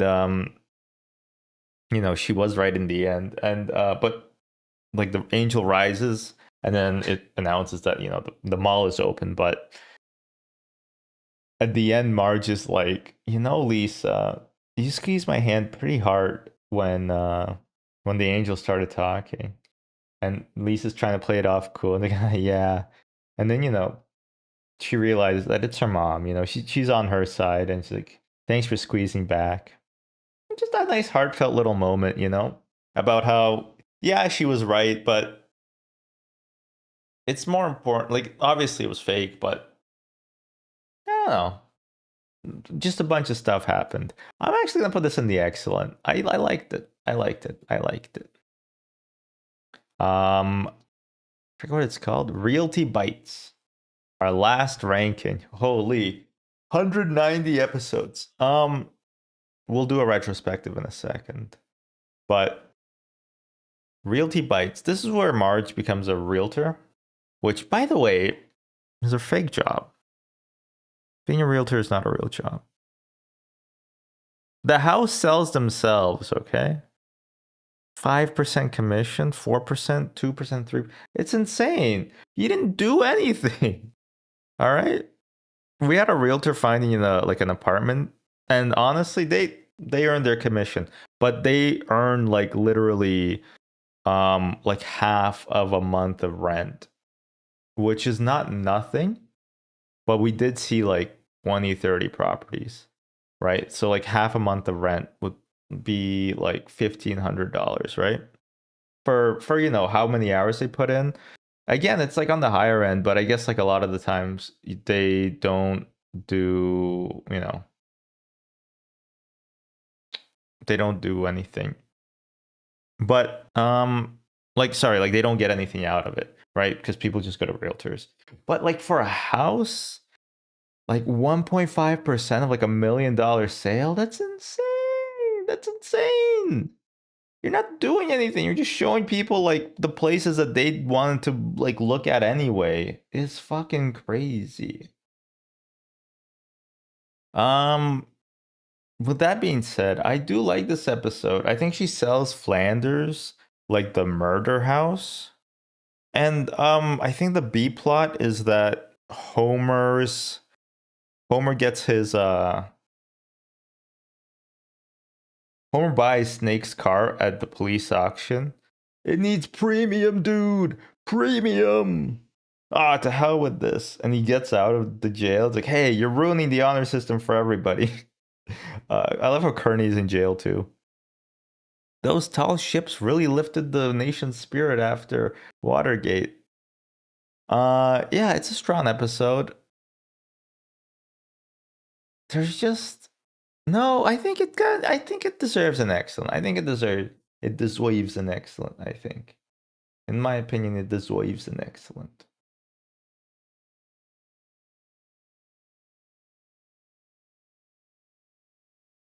It's yeah, it's good, good. I think holy, I think we're done. 190 Simpsons episodes. The golden era is ranked perfectly. I've done it. Not gonna go through everything. It's too much to go through. But I will go through the I Choose You. Just in case you've never watched The Simpsons, which why did you watch an 8-hour video about The Simpsons if you've never watched the show? I'll go to the I Choose You, which I think are the best of the best. One fish, two fish, blowfish, bluefish. Bart gets an F. Treehouse of Horror. Lisa's first word. Homer at the bat. Camp Krusty. Marge versus the monorail. Last exit to Springfield. Homer the heretic. Springfield, and the S is a $sign, or how I learned to stop worrying and love gambling. Bart gets an elephant. Bart of Darkness.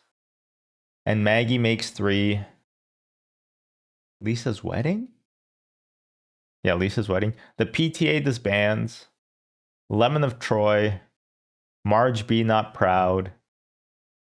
Bart on the Road. Bart sells his soul. You only move twice. Oh, okay. That was a lot. If you are still here, if you watched all of this, if you are in chat, thank you very much. Oof. Boy. I love The Simpsons. I love The Simpsons. This was a blast. Especially my favorite episodes. Just talking about my favorite episodes makes me feel good. You know that song Busting makes me feel good about the Ghostbusters? Well, every Simpson dance now. Doot, doot, doot, doot, doot, doot, doot, doot, doot. All right. Thank you for watching. Oh, please like and subscribe. Please. And if you're asleep, I hope I didn't wake you up. All right. Where is Barbershop Quartet? It's honestly in my coming up Millhouse, I think. I don't really care for that episode too much. It's not bad, but I don't care about it. I don't know. Maybe you love the Beatles or something. Maybe you are all Beatle lovers. Yeah, Marge getting the gas is pretty funny. It is pretty funny.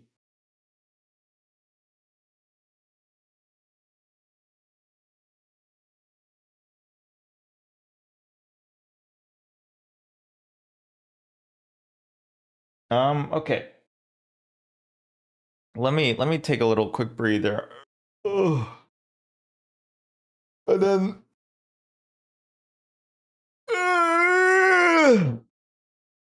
we're gonna keep going. We're gonna keep going, even though I'm so sleepy. Oh, I'm getting an email.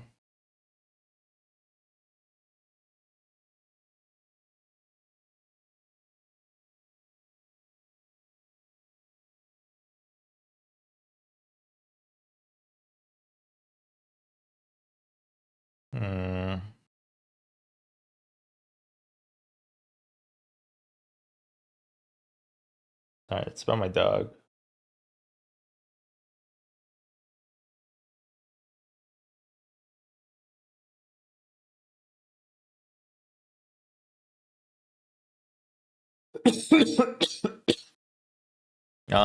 Okay. Let me remember if I know how to play video games. The fun one, there's a fun video game that I wanted to play, and I will play it.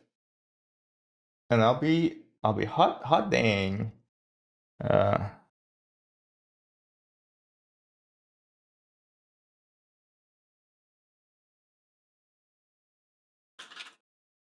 Have I heard of Cairn? Nope, I have not heard of Cairn. What is that?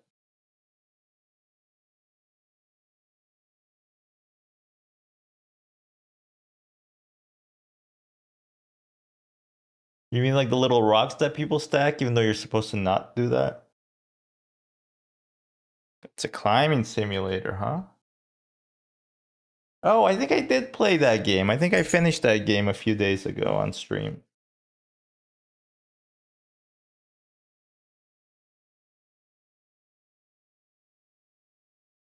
This is embarrassing. This is embarrassing. Sorry. I have such a good title for this segment.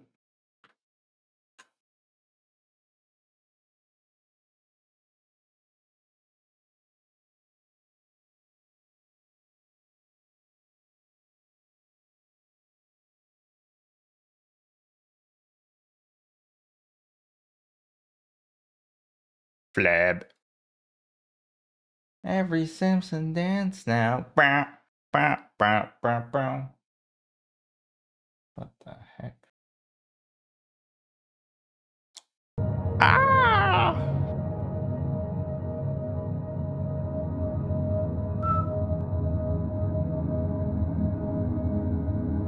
Every Simpson dance now.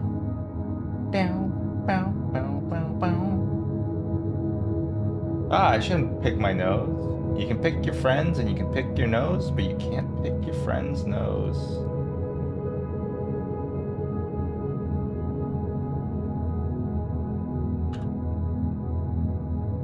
Why? I don't knows. Pretty good, huh? The music is very droning. Alright. Strange jigsaws. Let me make sure that the video is correct.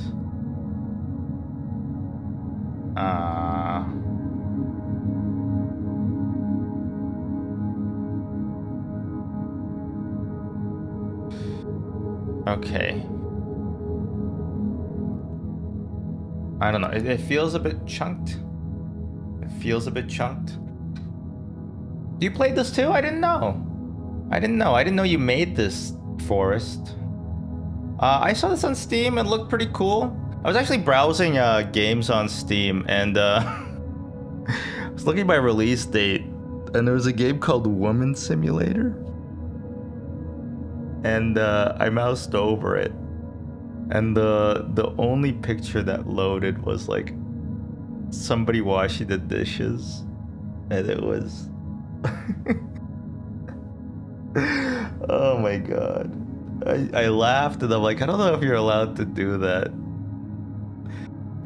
So funny. Here, I'll actually show you. What's wrong to show and tell now, shall we? No, whoops, not that. Nope.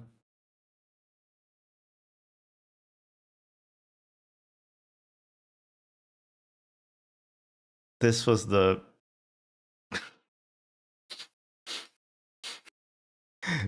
This is what Steam is not sending its best.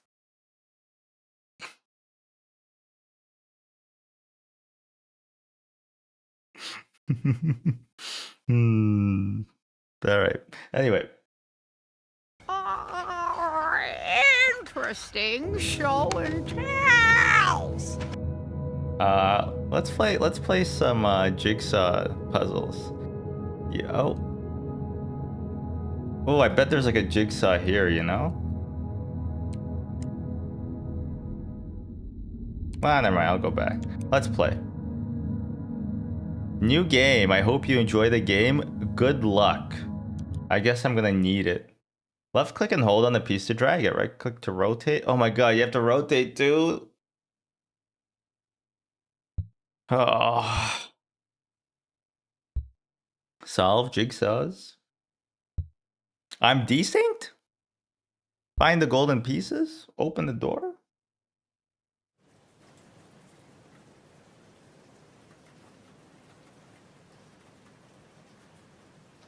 Test 1, 2, 3 test.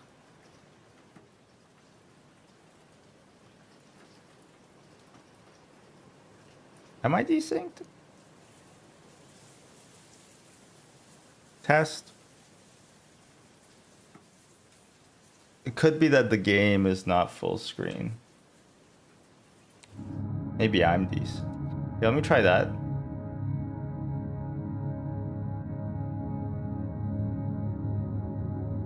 Back to the game. What the hell?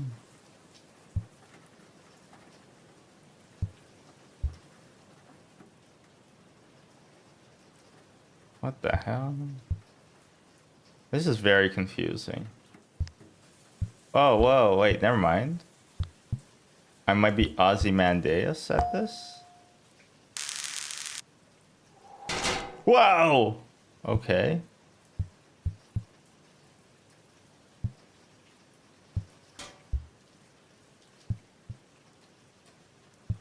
Ah! This is heavy. This is heavy, Doc. Warning. I don't know where to put myself spatially because I feel like I'm gonna be covering something.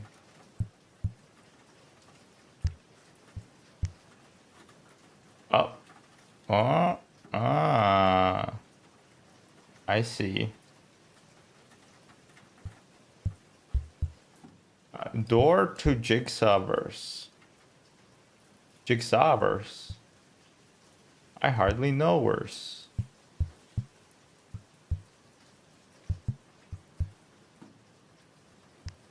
I'm actually really good at jigsaw puzzles. I recently finished a 6-piece, and it only took me, I don't know how long, 5 hours.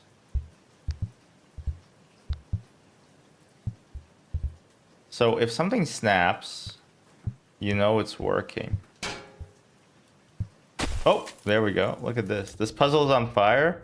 This is ice. This is a flame. Put out all the flames. Oh, okay. A little bit of trivia. I see. Uh-oh. I didn't solve it right.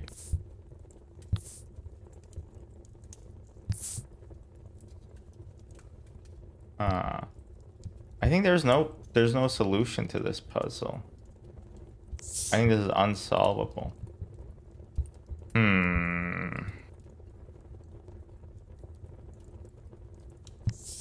Ah, look at that. They tricked me. And I need to put out the flame here. Oh, that's smart. Wow, they broke the fourth wall. This puzzle is no longer on fire. Thank you. You're welcome.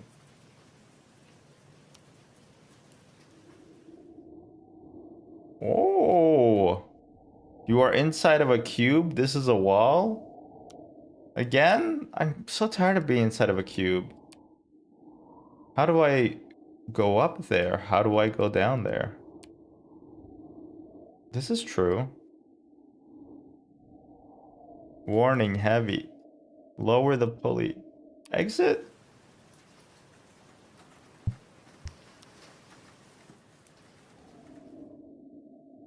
Okay, okay.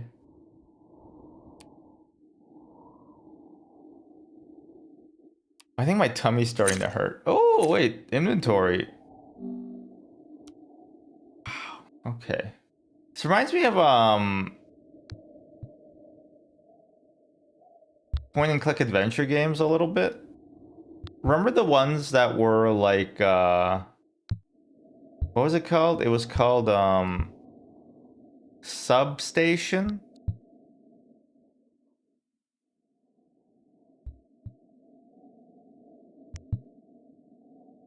It was definitely Submachine, yes, Submachine. Yes, thank you. Submachine. Wait, I'm making a screwdriver. But what is it supposed to look like? Oh, good thing I have a little handy dandy approximation over there. Yeah, Submachine. It's a cool game. Cool game. There's like a bunch of them too, though, right? They were pretty spooky. That was the cool part about them. But it was point and click adventure, so you couldn't be scared. You couldn't get scared.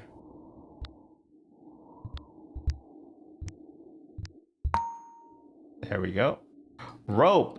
I have to burn the rope. Wait, what? Wait, what? Wait, what? Yeah, there's a guy with a phantom arm. There's like a cat that can go through walls.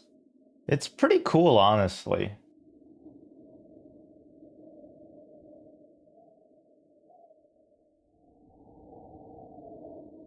Oh, okay. I'm trying to make this. Wow, okay. I mean, my brain is a little bit fried from talking Simpsons for like the last 2.5 hours. Plus the other 5 hours on Sunday. But this is very cool. I love puzzle games. I love puzzle games when they make me feel smart, and I hate them when they make me feel stupid. And I'm worried that this game is gonna make me feel this is gonna embarrass me. That's what I'm concerned with. I'm gonna embarrass you.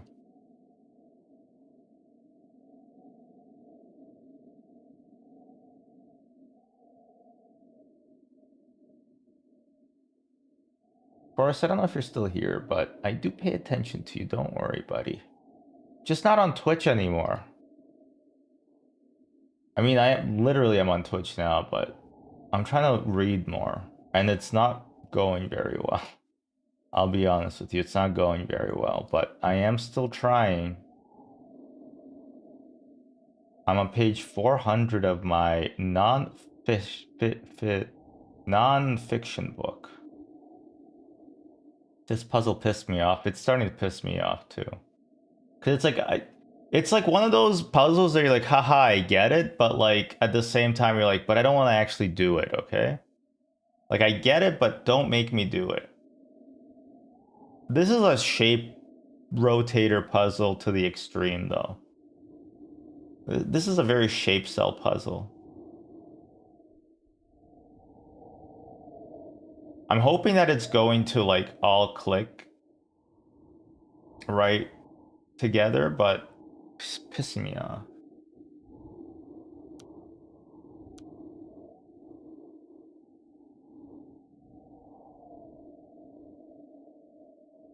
Okay, this goes top left. This goes bottom left. Does it though? No, it has to, okay. And then the next thing we need is this little yoinky. This is top right. This is top right.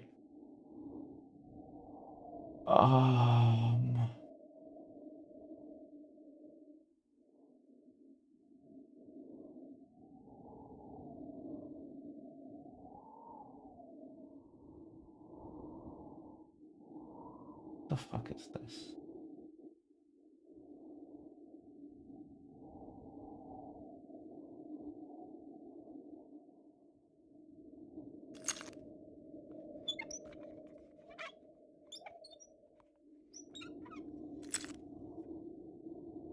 What?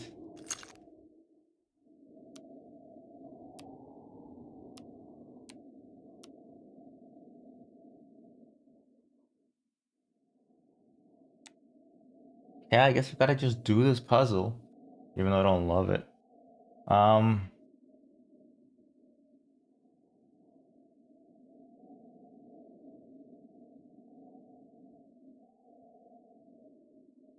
I can't rotate shapes this hard, bro. I feel like that. All right, smart guy, let me see you try it.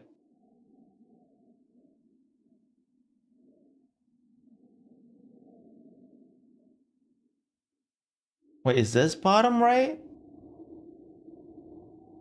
I think this is bottom right.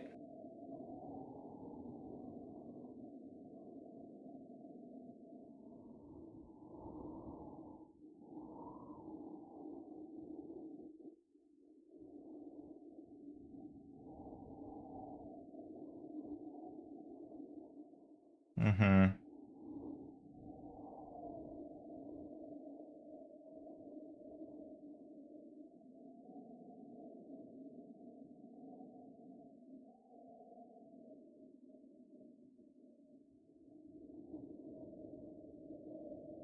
And wait, no, that can't, because this is this, right? Oh.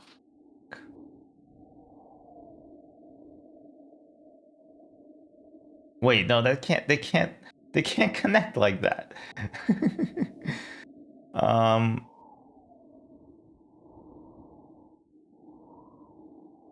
all right, I'm gonna not look at the picture. I'm just gonna try to focus on like the amount of connectoids.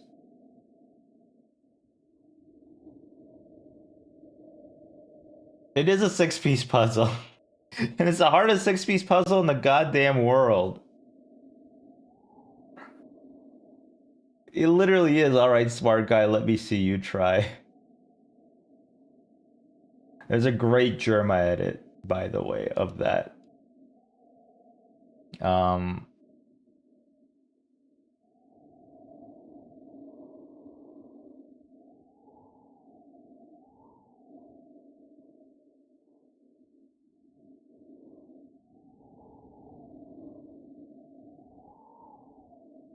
that can't be right.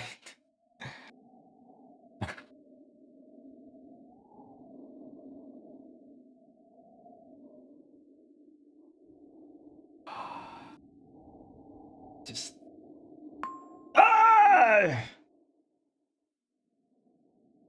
I've done it. Right? Yeah. Yes, dude. Yes.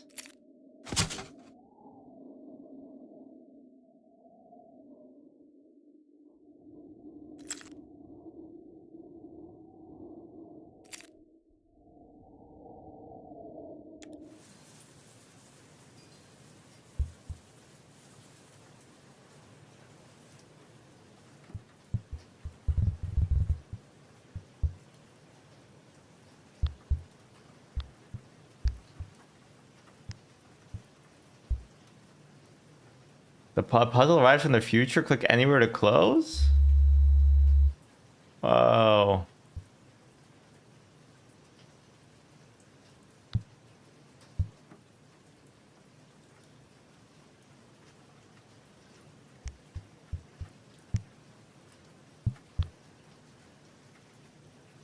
Ah.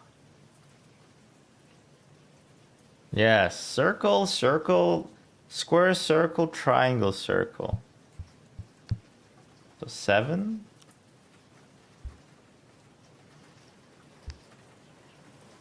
9. 3. Ah. Timeless power. Okay. After clicking on the puzzle piece, use the W and S keys or the up and down arrow keys to zoom in and out after clicking on the puzzle. Oh. Used for powering the machine. Fleb is not responsible for circular logic, space-time paradoxes, or other recursive contradictions resulting from the use of this battery across scale.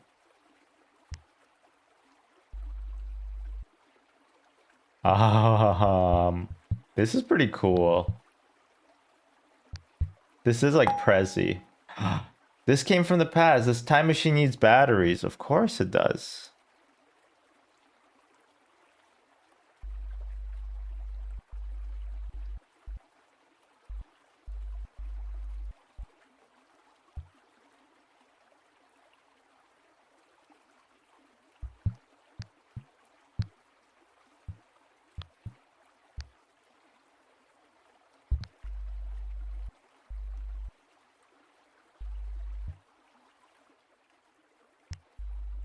The gate needs to be in the center and right side up. The gate needs to be in the center. Okay.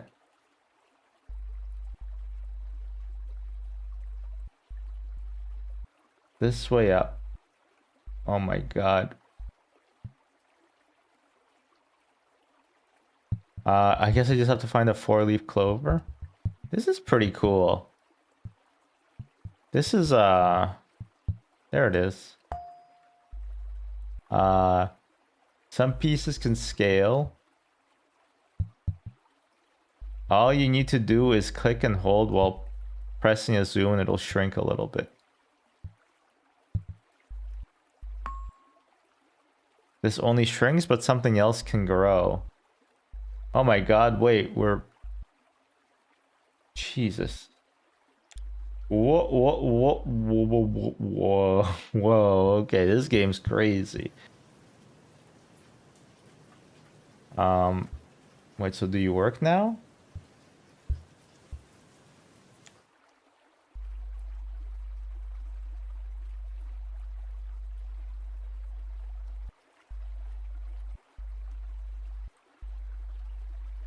Some pieces can scale if you click and hold them, then zoom. All you need to do is click a piece while pressing zoom in, and it'll shrink a bit.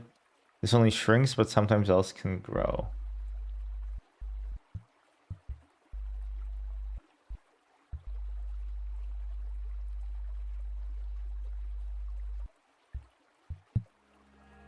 Thank you for powering the time machine. See you later. Wow.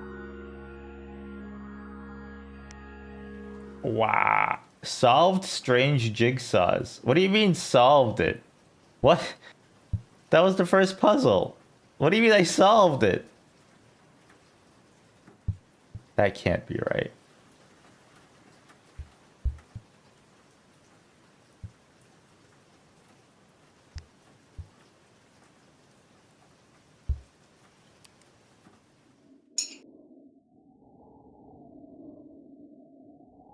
Hmm.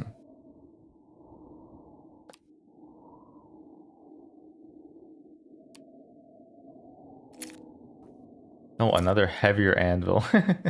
That's pretty funny. The movement arrows only work in corners. Break the world. Huh.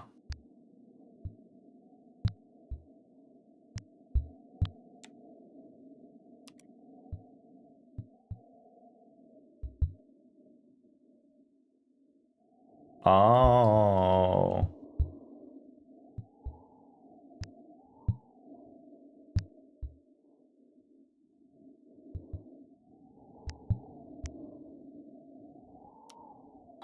Oh God. Okay. Whoa, man.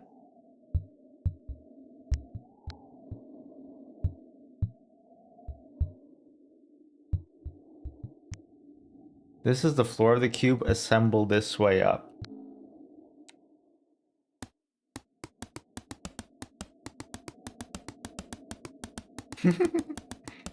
Oh, I love it when you can pop the the little jigs. I thought it might be nice to take a little break. Yeah, you know, blow off steam by destroying jigsaws. You were right. You were so right.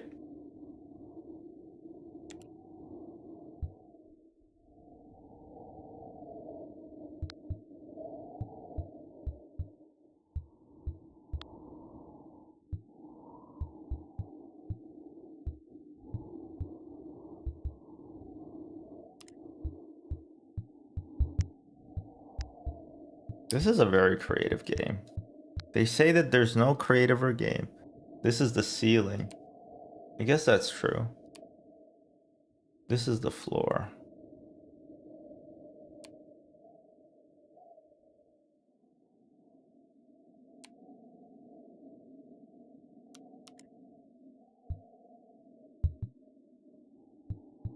Let's assemble it this way up.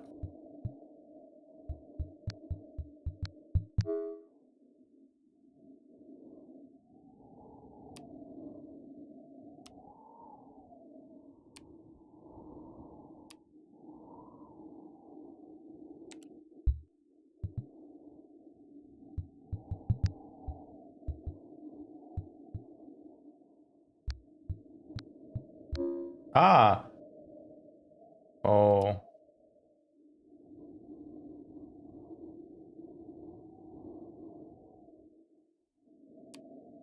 Hmm? Why are you all messed up?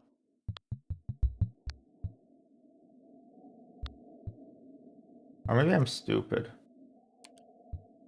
I have been known to be stupid.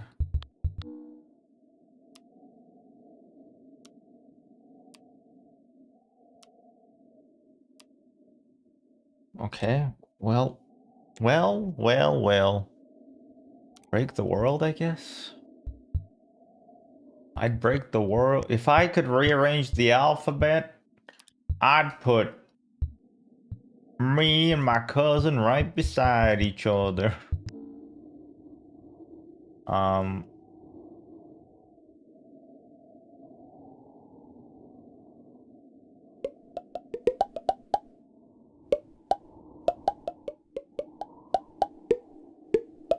word.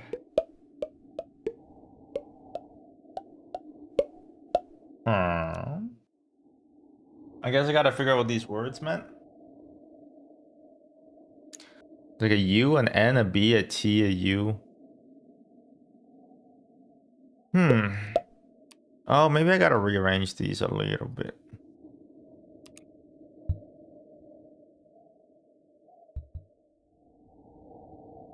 N.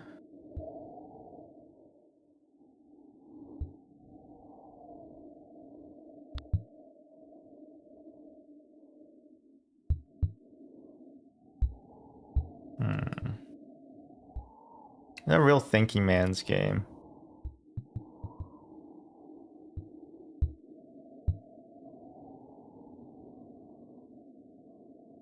I thought that was you making those noises for a second. Think again, idiot. Sorry. What's up, Dota? Not much. What's up, Dota, with you? Ah. You and you.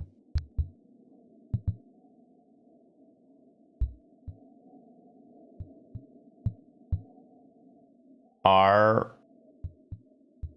T. Turn around. Every now and then I get a little bit horny and you're never coming round. Turn around. Every now and then I get a little bit anxious, listening to the sound of my tears. Turn around. Right. Every now and then I fall apart.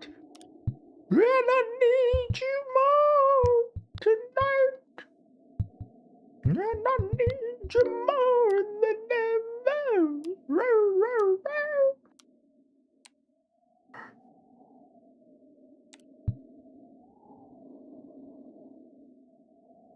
We'll be holding on forever.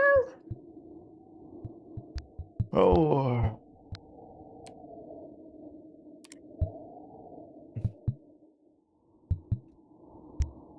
This is the ceiling. Wow. They should have written gullible on it. Exit. Hell yeah. Hell yeah.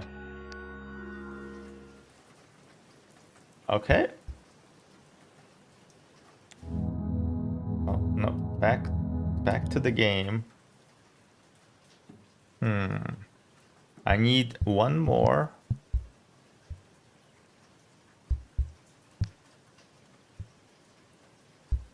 Okay, I might be stupid. You might be a redneck. If you might be a redneck. If you think you're smart. Oh. Oh my god, they got Jigsaw OS on this. Ugh. Impossible lock. Oh, Fleb has entered the chat. What's the issue? Ah, the pieces aren't moving. Sorry about that. I'll work on a fix. In the meantime, if we can still solve the puzzle, the bottom is supposed to be unlocked by putting the key in the lock, so I'll unlock it for you. Okay. ST U stuck.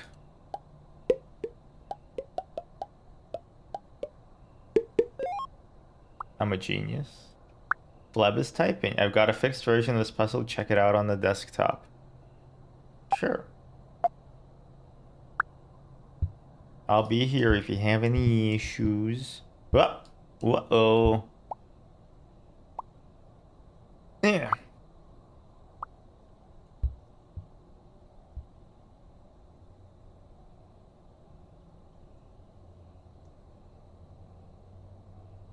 It's probably gonna be nudge. I'm just trying to work out why.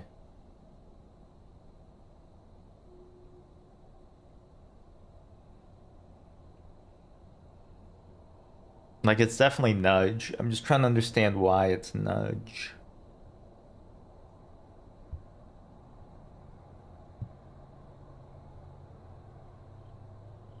Why is it not like 4.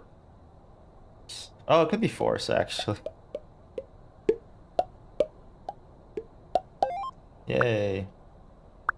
Got another fixed version. Ah, final impossible.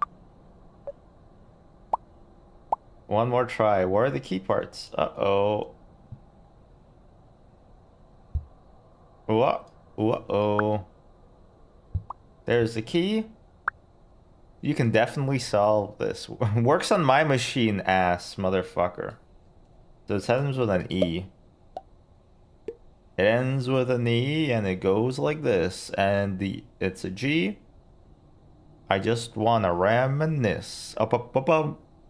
R. I hope I don't accidentally like spell out something horrible. M. Above.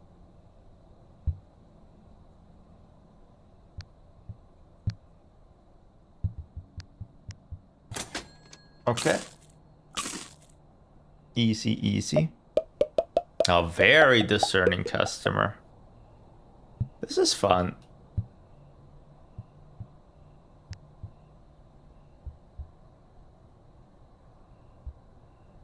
Twitch chat, game chat, YouTube chat. Hell yeah. Hell yeah. Hell yeah. Sorry, I'm running on fumes, really. I've had a banana, I've had a coffee, I've had 3 hours of sleep.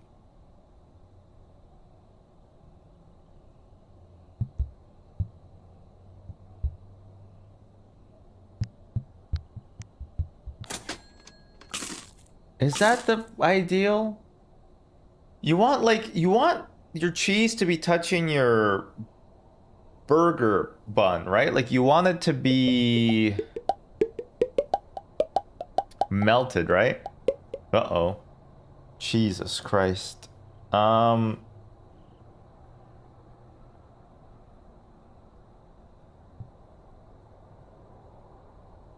this should be above. And this should be above.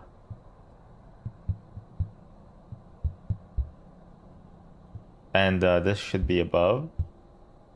And this should be next to.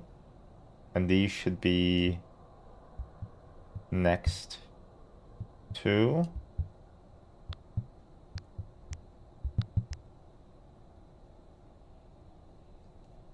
These should be touching.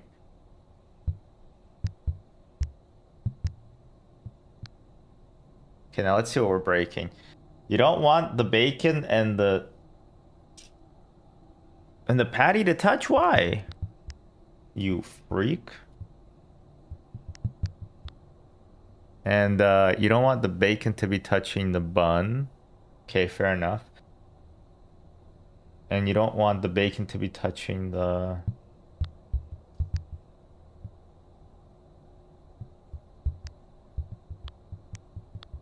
Okay, okay. Obviously this is solvable. You know what it is though? Is it's annoying. This above that. This above that. You want your onions above your cheese.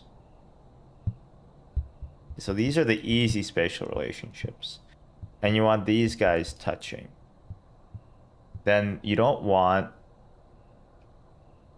Everything wants to be not next to stuff, huh?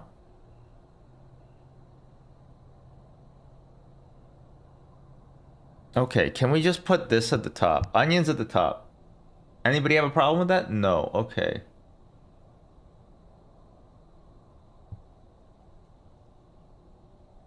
Onions, cheese, bacon.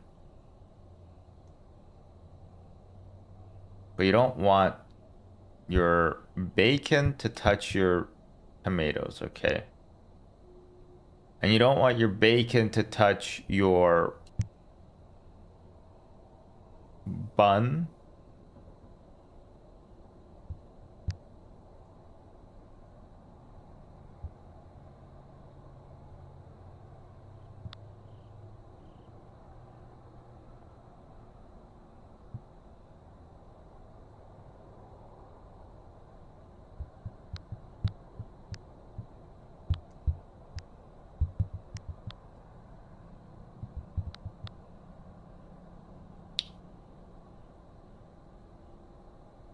Okay, you don't want your burgers to touch your lettuce. Check.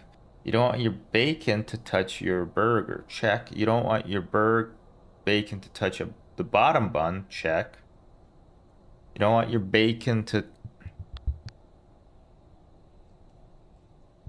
You tricky son of a... There we go. You're too picky. You are too picky. If I had to put this puzzle together, but I managed to lose a few pieces, maybe we can just repaint some pieces from other jigsaws. Okay, whoa, this sounds fun. Okay.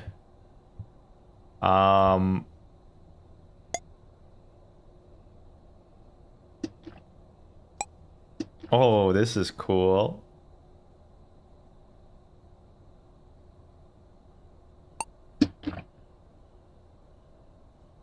Here we go again.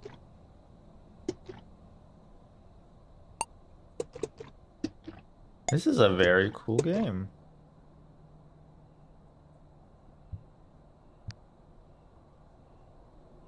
Not exactly what a cloud would look like, but very close. Hell yeah. Hell yeah. Hell yeah. Can I get a hell yeah? Heck. Hell yes. All right, I forgot you can rotate.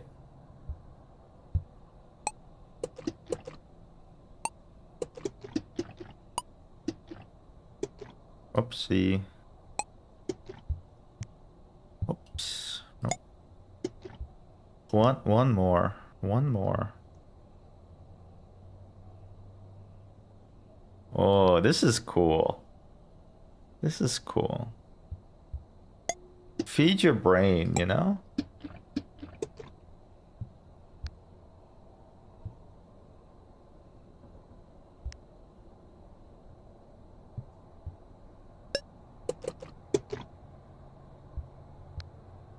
Feed your head. Little Alice is going insane.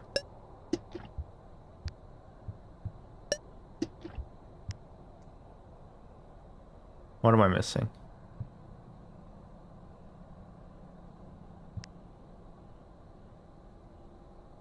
I mean, this looks great to me.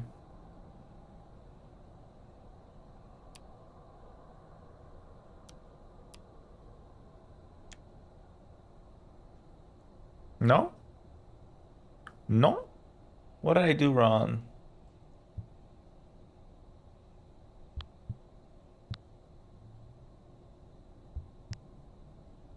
This looks great.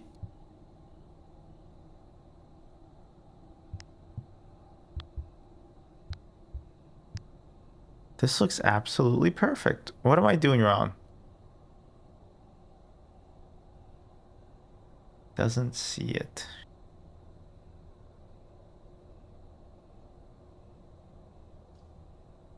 One pill makes you larger, and one pill makes you small. And the ones that mother gives you don't do anything at all. So ask Alice when she was small.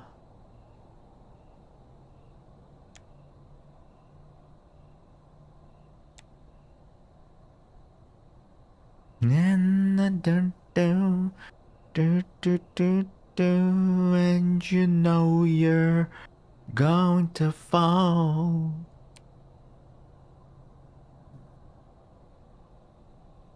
When she's 10 feet tall. Oh, I see it. A guy who doesn't see it would say shit like that, no doubt. No doubt in my mind, a guy who doesn't even know, like he doesn't even know the name of the game, he'd be like, yeah, I get it.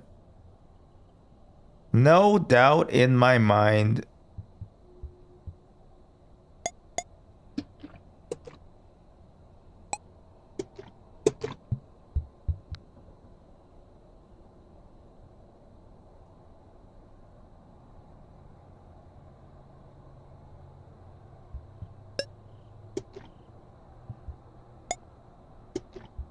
What am I doing?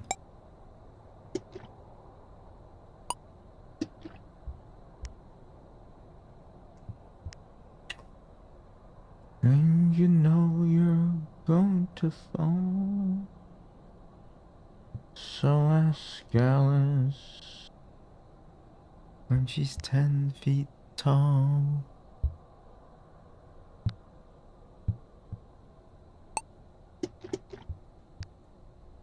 Oh my god, the mountains are racist.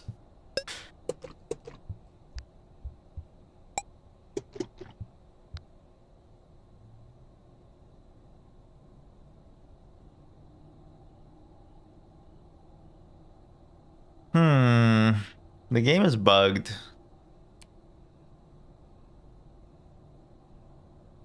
The game is bugged, unfortunately. Unfortunately, somebody messed up the game and now it doesn't work properly. I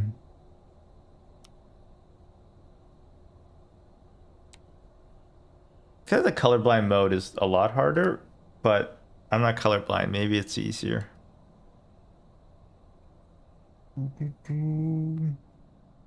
Oh, whoopsie. Somebody fixed the game. It got hot patched.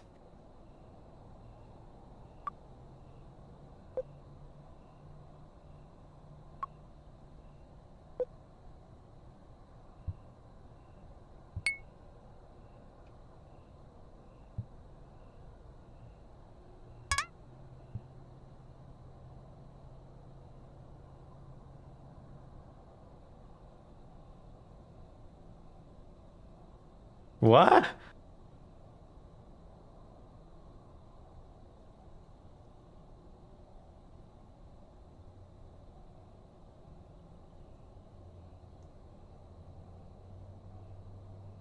My brain is hurting looking at this. What? It's more clear in black and white.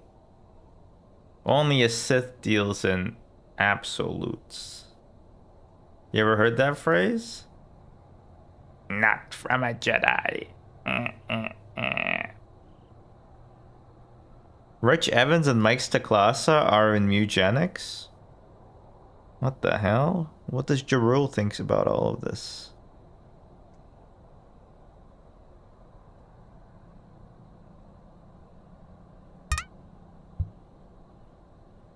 I feel so stupid.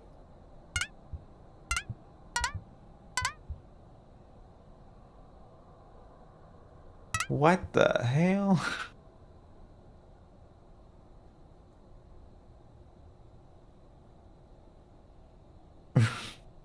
My brain is hurting.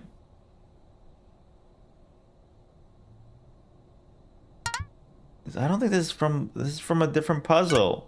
You got the wrong puzzle piece in here.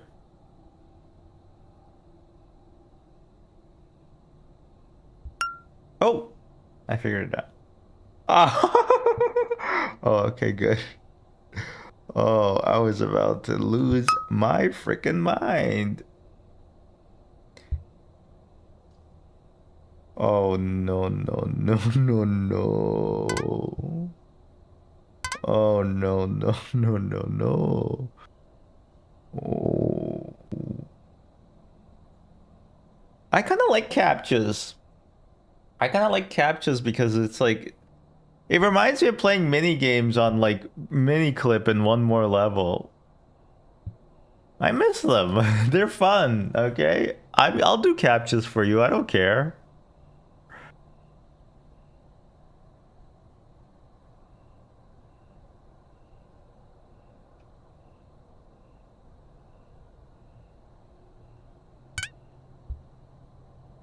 Feels pretty cracked, but okay.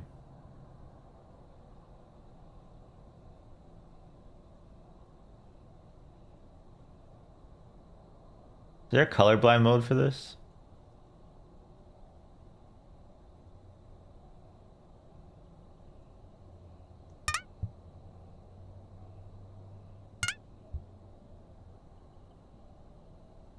I don't like the incorrect sound. Had the worst capture to log into Prime Video last night. What was it? I don't know why I want you to recount. There used to be a type of meme where there we go. Nice. There used to be a type of meme where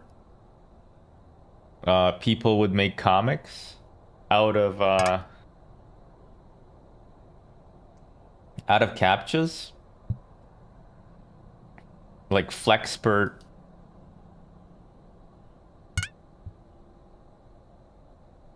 You sure about that? You sure about that that's not correct? Yeah, Flexpert. I don't remember. One of the founding fathers. It was fun. I forget why we don't do those anymore. Really incorrect?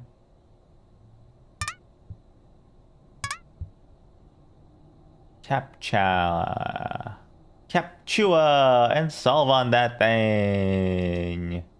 Whoop, whoop, whoop, whoop.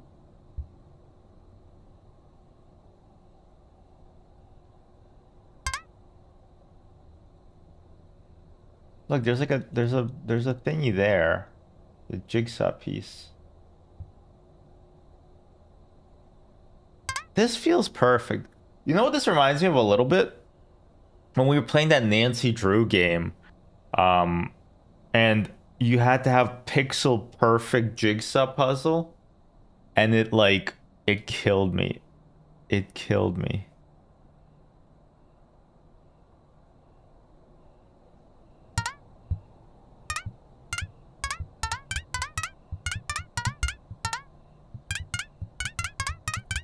I don't want to engage with video games.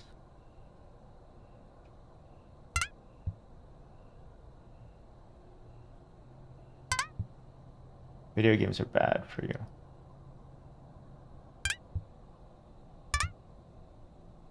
Okay, this is annoying me. I'll do some more later. Rib 3. Oh my god. Pieces tell you which color pieces are next to them. This tells you there's a yellow piece to the lower left. This blue. This tells you there's a blue piece directly below this piece. Oh, clues must be satisfied. Ah, okay.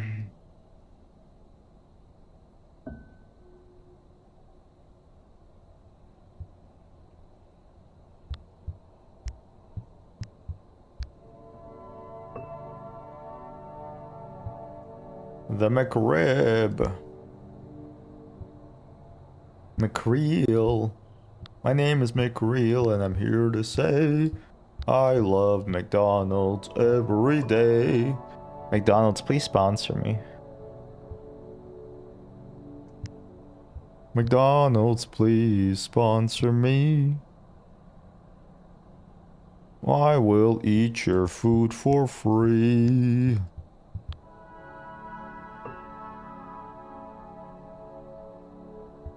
I will be uncritical about everything you do. I just want some McDonald's.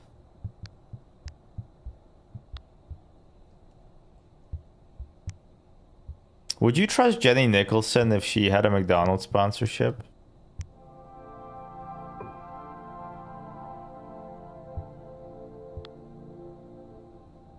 Hell no. What? But I would if she had a Taco Bell sponsorship. That's true. That's true. She do be saying she likes the Taco Bell.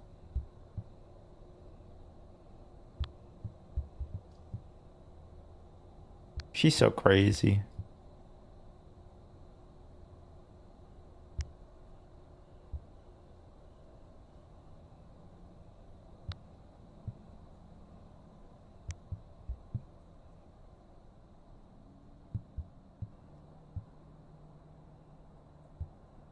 I was about to say, she's my first zone.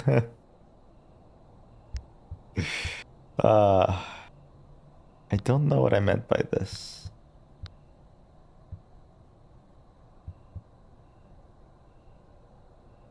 Only if she had sick emotes? Yeah, the sick emote. Oh my god, there was some really annoying super online guy at the time that NL did that sponsorship. And they were like, I can't believe you're doing this. I'm leaving this community. I've taken up like it's just so performative. And my only thought was like, don't let the door hit your ass on the way out. Cause I don't people were pretending to boycott McDonald's over like Gaza, which like realistically nobody actually did. It was all just like online people.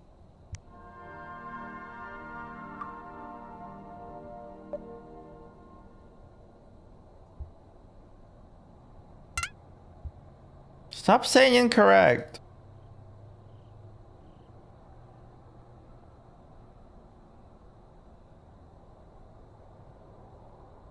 If it's incorrect, why does it look correct to me? Oh, that looks so right, bro.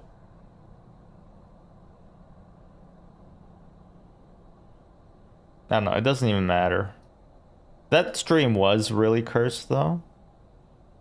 Which is what made it pretty fun. And it also made NL change his mind. Why didn't it take that earlier, you piece of crap? Hell yeah. You're definitely human. Oh, I feel like I just did the, not the Jem'Hadar, the, what's that little finger trap that they do that the little Iron Maidens do?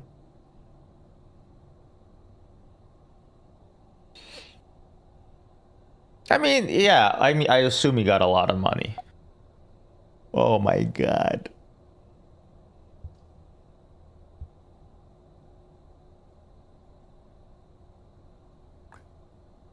Oh my God. Okay. Okay. I mean, yeah. I mean, Dan's taking FanDuel sponsorships. You can't pretend to be... I don't care, actually. Whatever. Sorry. It's just,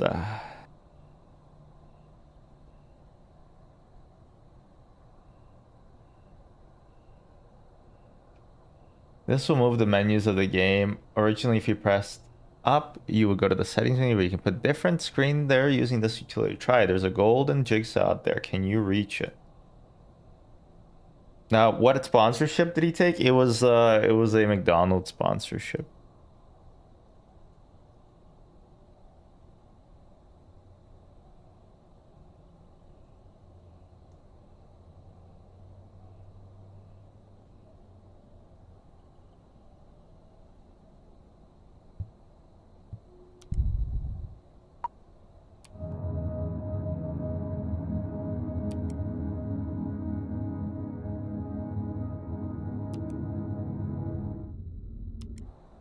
Shit.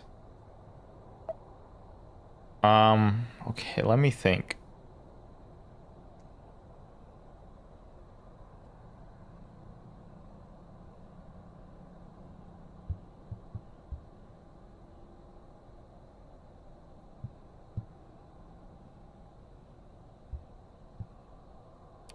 There we go. No! Ah, whatever.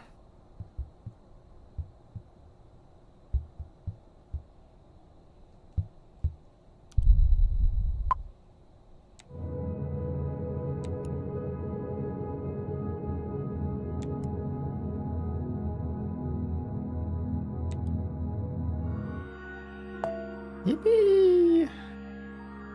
I did it! Door to the Jigsawverse. Oh, what the hell? Who's this guy? Strange Jigsaws, 1981. My 7-year-old daughter drew this picture and I designed some puzzles based on it. Oh, hello, I am Fleb. Life has been tough lately, but we can't let that get us down. Let's make a puzzle. Real. Okay, strange jigsaws. In front of you are 4 jigsaws. The capices.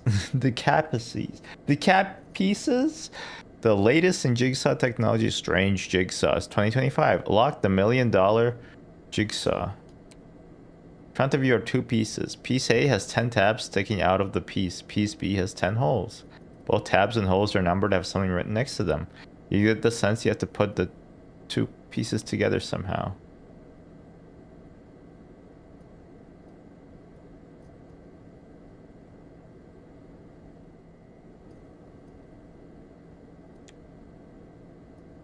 Which tab do you want to use?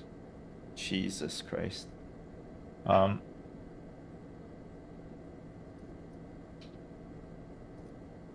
Maybe 4 and 7.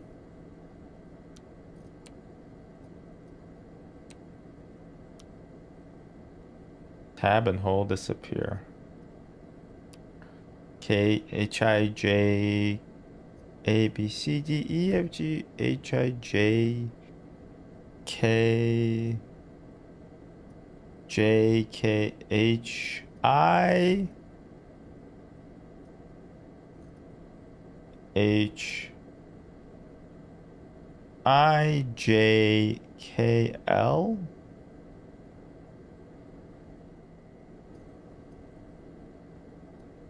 Jigpuz Sawzle. Jigpuz Sawzle. I think Jigpuz and Sawzle. Connect.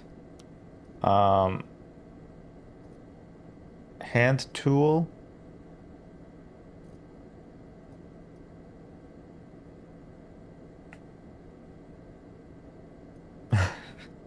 I think it wasn't Battlefield, that was Call of Duty. In the Gulag, I think you're talking about. Uzpay.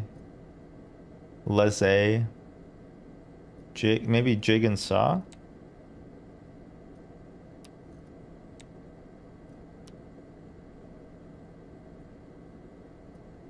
Dance.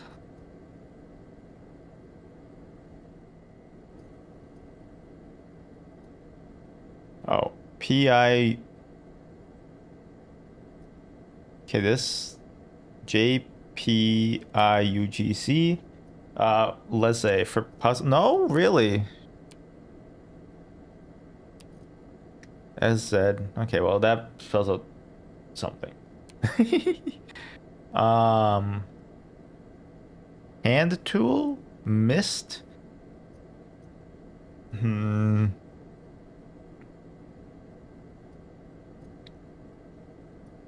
JGA.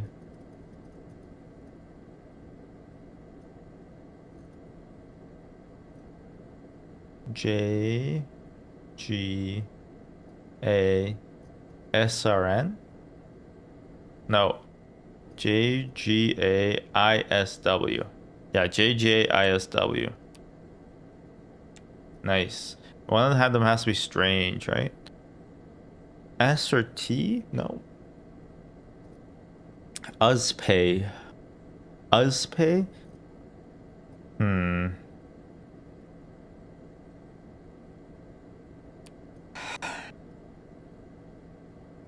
Dance. Hand tool? Not sure why, just they're both words. Mist. I haven't played Mist ever. Maybe I should one day. Uzpay, UZ, Leze, Uzpay, Leze? I don't know why. Uzpay, Leze. Is that Pig Latin?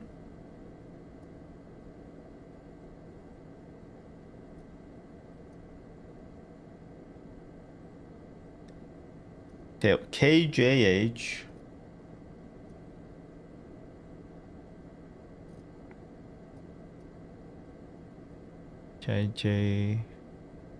KJH, huh? KJH. Oh, on the keyboard, look. KJH. GFD? I knew KJH were familiar. Not IFY, ZUP, no. TBX, no. None of them are connected on the keyboard. Maybe that's just a coincidence.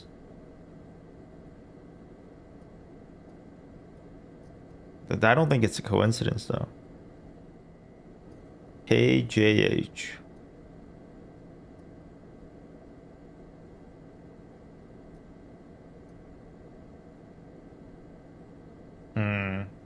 No, it wouldn't make sense to have a keyboard puzzle. Because some weirdo countries don't have QWERTY keyboard layouts. They have like a ZERTY. Or quirky.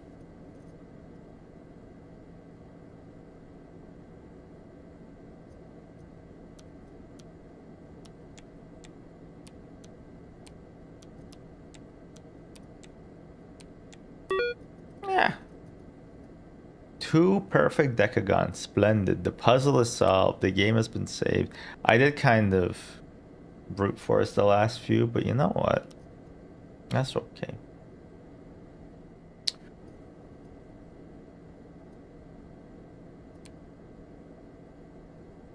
Oh, shit. Okay.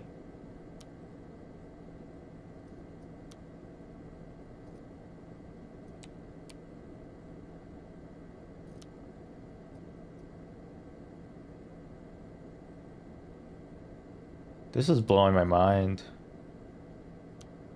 I didn't think you could make a physics-based puzzle. Or jigsaws. That's pretty cool.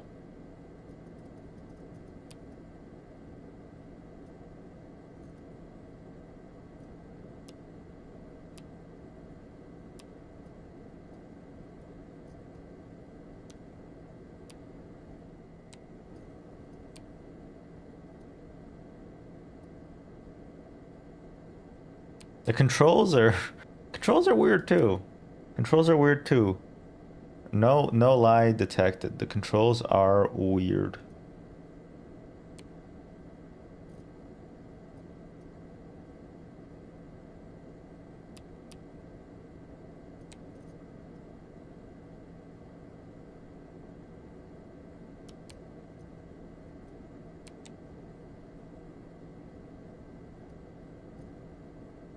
D up. D no, it's D up, D right. Strike 1. Strike 2. You're out of there. You gotta get B to the top right again. C go over, D go down. D go down. Oh. Oh lordy lord.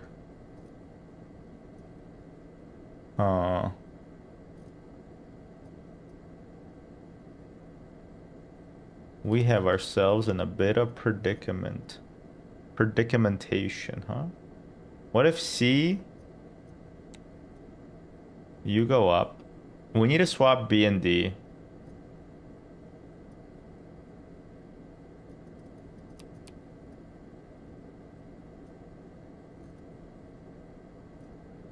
We are in a bit of a predicament.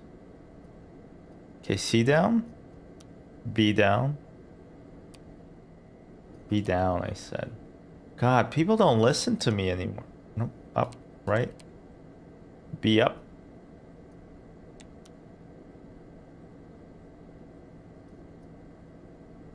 B left. How do I...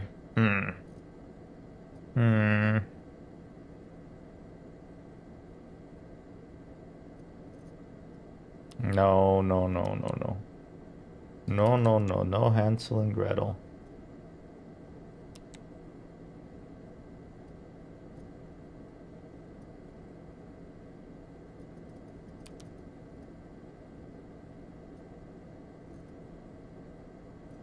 I'm smelling perfume, but I'm not perfumed up.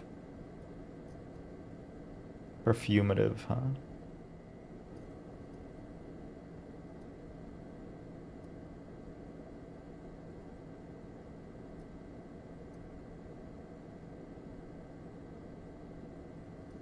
You know, this game needs like a rap soundtrack. Some rapping.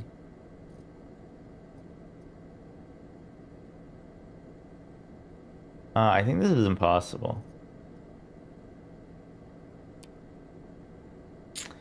But unfortunately, I will have to make it possible.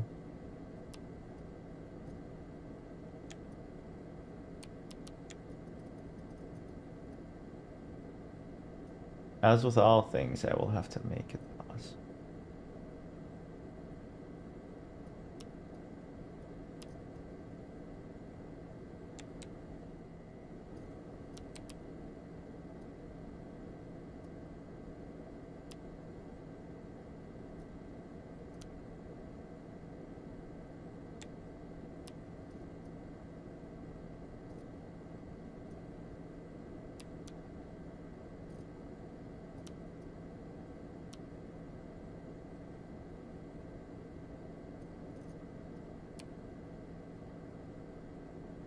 I can go for some McDonald's right now. If they need an emergency sponsorship, I will accept 5 McDoubles. I can be bought for very cheap. But I need them delivered to me. Am I doing okay? I'm doing great. I have a sponsorship in the works right now. Just waiting to hear back.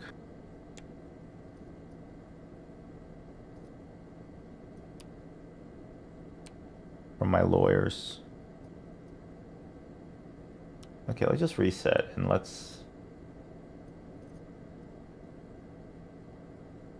slide to the left. Slide to the right. You know that song? It's a white guy wedding miracle blunt rotation. Slide to the right. Reverse, reverse. How did they know? How did they know? I'm smelling chemicals. I think it's from the hallway, but I'm not sure.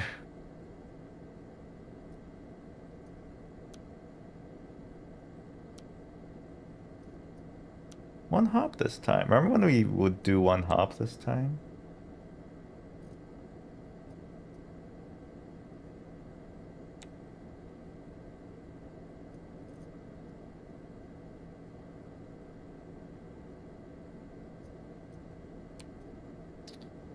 They've done something here. They've tricked me somehow. I've been confabulate. Oh wait, no, I solved it.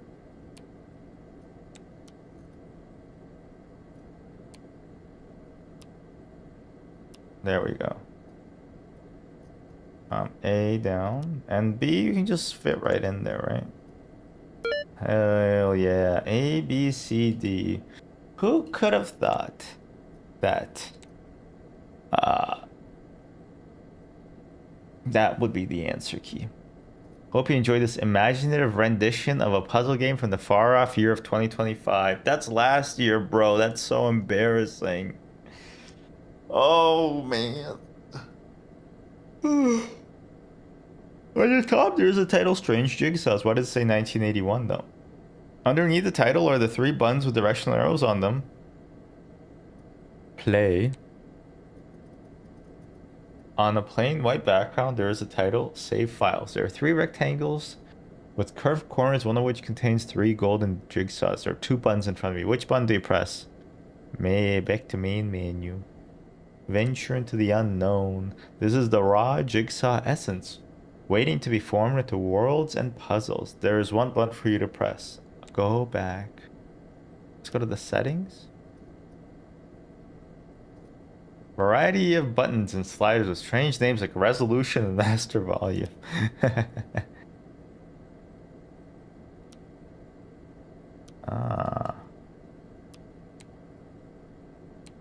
Oh, continue. Door to the jigsaw first. The door is shut tight. There's also a button with an up arrow next to it. Look at door. To open, enter the path from the void to the door.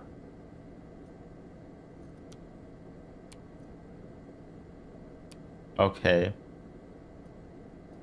Okay, so it's right, right. So we'll have to go left, left. Left, down.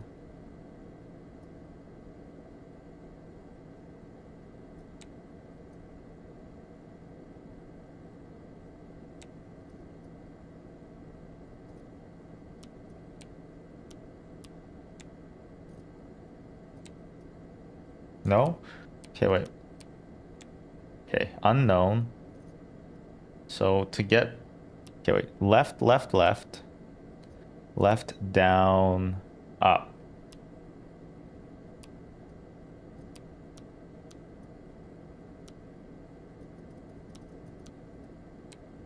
What?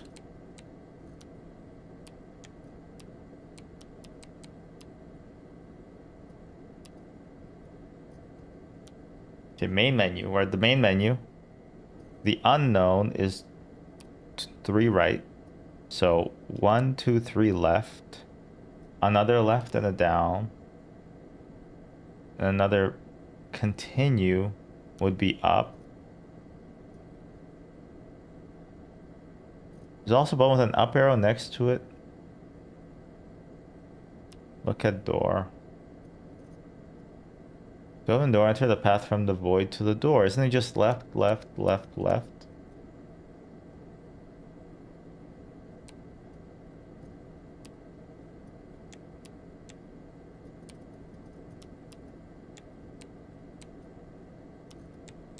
Okay.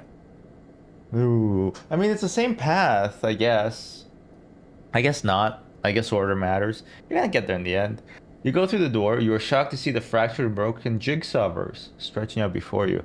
How could it ever be repaired? The mere sight of it overwhelms you and you fade into pure jigsaw essence. Been there, buddy. The puzzle is solved. The game has been saved. The million-piece jigsaw puzzle. Time to attempt the puzzle that no one has attempted before. The million-piece jigsaw puzzle. You decide to solve it in public so everyone can see. Holy crap, they knew I was going to stream it. Place a piece. Place a piece. Place a piece. Place a piece. Well, as your skill at placing pieces improves, you can zone out and place pieces automatically. Oh crap, it's an auto clicker.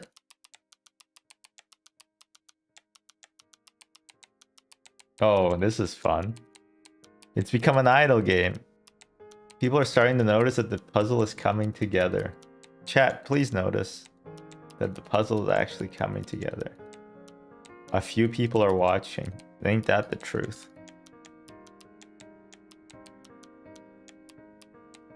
Upgrade, upgrade, upgrade. I just love clicking. Some people want to help? No. This is my own invention. I don't want helpers. More people have gathered and are talking about you? That's fine. I don't want anybody to help me.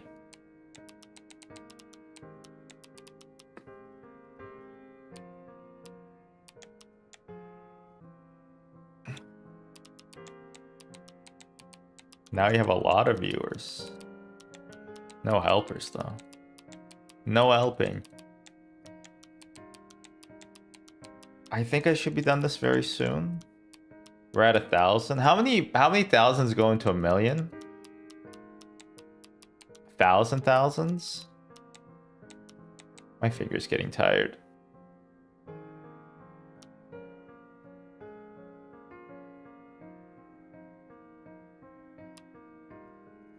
I just think it'd be messed up to like let people help, you know? Yeah, this rate of progress feels pretty good. Oh, sponsor wants you to solve their jigsaws. Okay, you know what? If we're gonna have a sponsorship, we're just gonna sell out. Let's get helpers and sponsors, okay? It's a lot of pressure.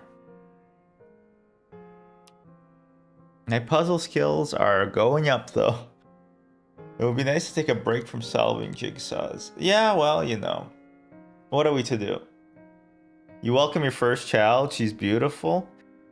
Am I still solving the puzzles like while my wife is giving birth? You get your first hate mail? Really? I have 3 helpers but only 1 hate mail? Taking more and more time to keep up with the demands of the jigsaw solving. We'll get there. Someone has recognized you on the street as the jigsaw solver. Well, who made the puzzle? You try your best to solve as quickly as possible. Shouldn't we be groveling at the heels of the creator rather than the solver? You need to work harder. Just work harder. I feel like this is an allegory for something, but I don't know what. We'll solve it. We're already at 137,000.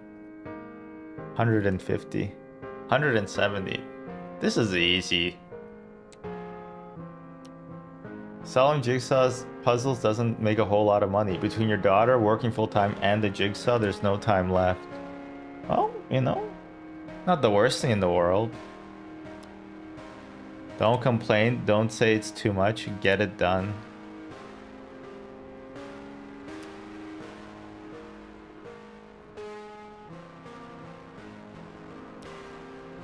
At least I'm pretty good at jigsaws.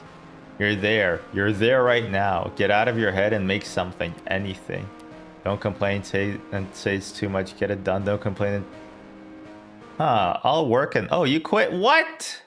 I don't quit. A year passes. You don't know what to tell them. People are asking why the puzzle isn't solved yet. Another year passes. You've almost stopped working on the jigsaw. I'm not stopped. More years pass. Every now and then you put some pieces in the puzzle. It's great to be doing puzzles again. It's been over 5 years since you stopped solving the jigsaw. You no longer get angry thinking about it. Huh. Been enough time. You can do it now. You can finish what you started. But this time it won't be for someone else. It will be for yourself. And the 1,000,000-piece puzzle must be solved. Oh, we did it. That was easy. The world, when you press quit, this world will disappear. May the sacrifice of our world help save the Jigsaw verse. Oof.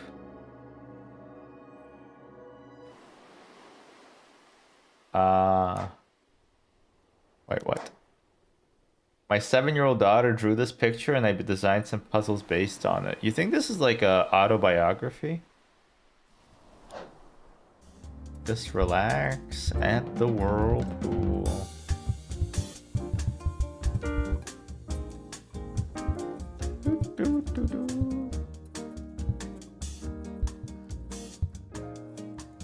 I did part of this puzzle for you. That's not very helpful.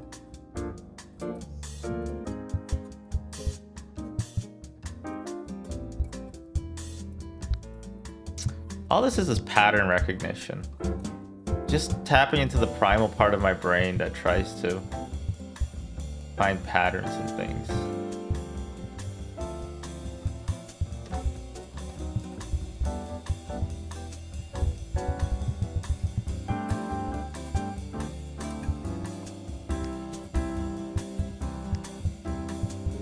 I thought there was like a rotation aspect to this, but there isn't really. Yay! Nice job relaxing. Giant crab. Holy! This giant crab wants treasure. But which pieces make the treasure? Huh.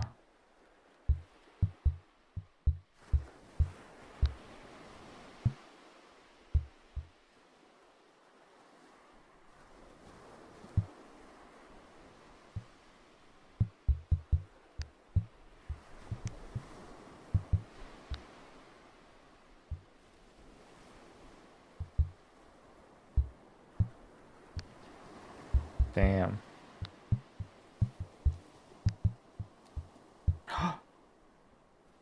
Should there be no crab at all? But I am the giant crab of doom.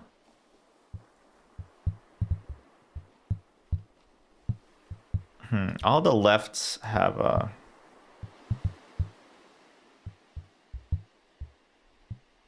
have a little crab. The crab of doom. Man, sporks are so fucking stupid. This isn't it? Oh no, it's not it. Genuinely, they suck. Do you remember trebuchet memes? Yes, dude, I'm still on Reddit. The blue temple is extremely blue.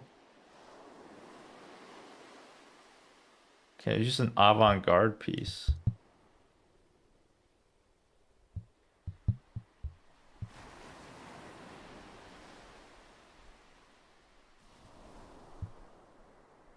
X marks the spot.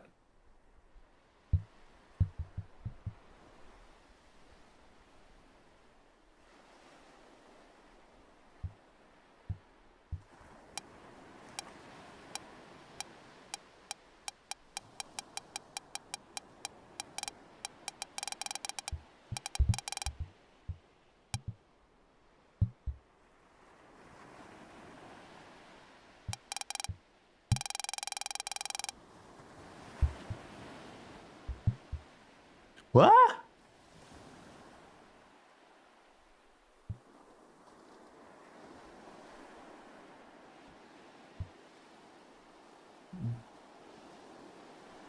What do I do with that?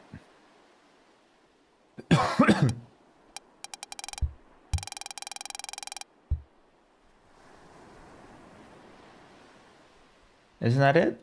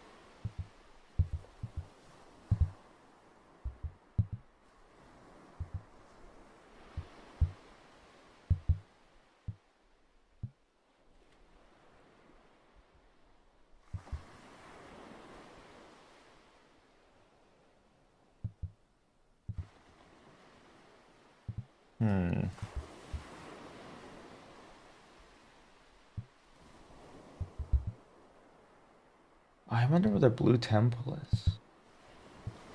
Yeah, trebuchet memes are kind of stupid.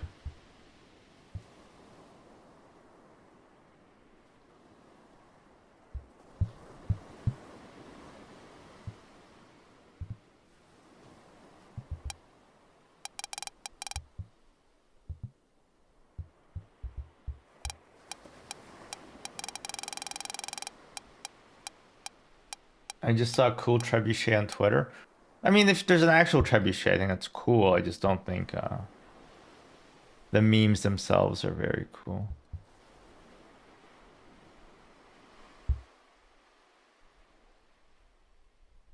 What am I doing wrong? There's just a picture of a puzzle piece. And we got a thing that points the pointer. But where should we point? Eh? Eh? Er? Er?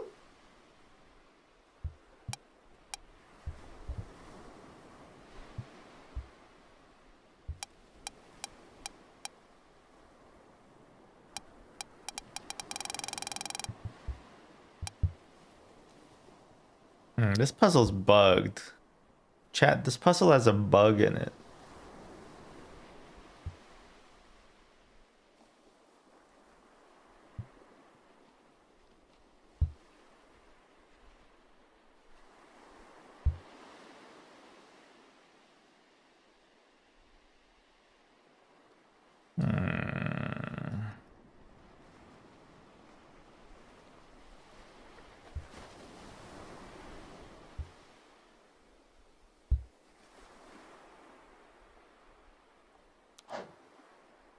I'll come back to it. Lava control panel. The lava is not perfect. It must be perfect. Hidden boss. But what are the settings? That's freaking true. The lava does gots to be perfect. If it were up to me, we would make sure that the lava was perfect.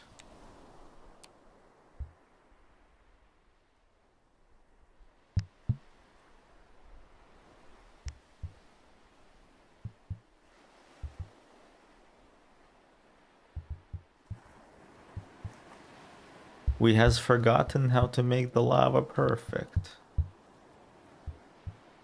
We are in your base, killing your dudes. I was so sad when I found out they were in my base killing my dudes, honestly. Probably the most tragic moment of my little fickle life. Anybody else concerned that they were in our base killing our dudes, or just me?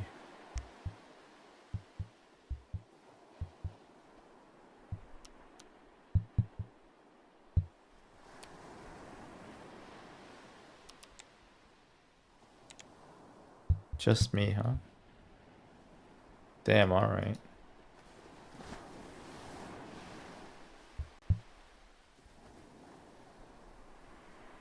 Hmm.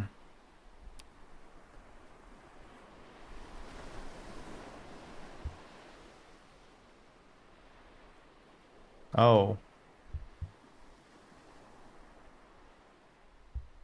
2.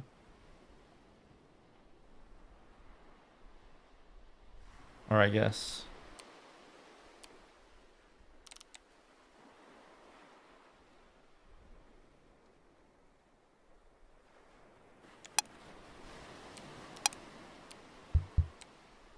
That fuck is kind of loud, you know? Hmm.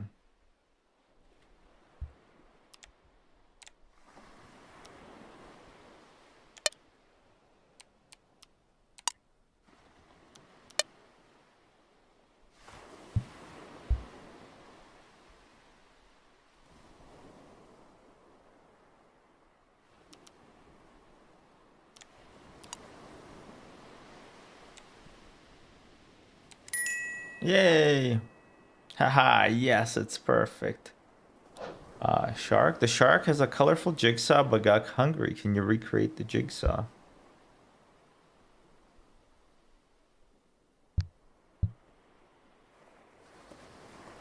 This is a nice game. I like. And I stand by.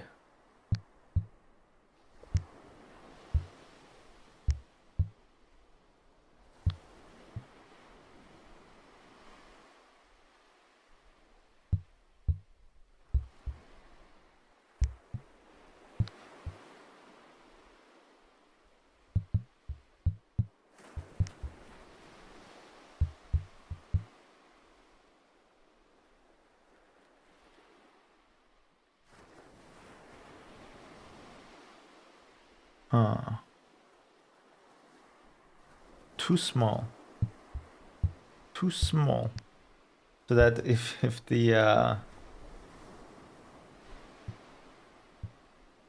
you know, and all that. Did you hear about the Norwegian cross-country skier who admitted to cheating in his interview after medaling? No, I didn't. Um, I assume that's most of what you were gonna say, though, right? That they admitted to cheating. What do you mean they admitted to cheat? How do you cheat in cross-country skiing? Just this morning? I might have been awake for that by accident.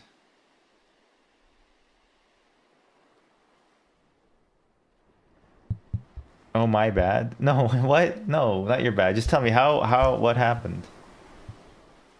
Sir, please tell me.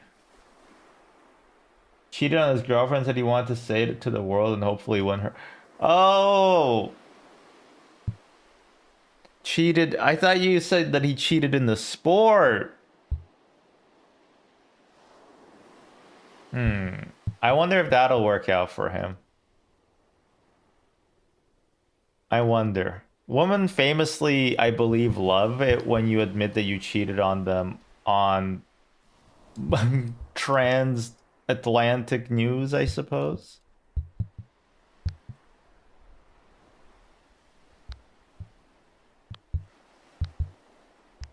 Hey, in my back. Yeah, it did seem like he cheated at ski. Yeah, for sure.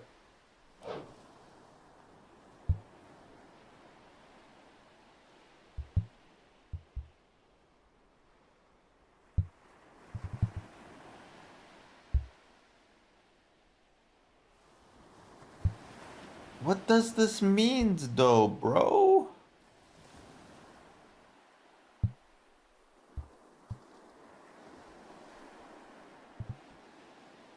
Hmm.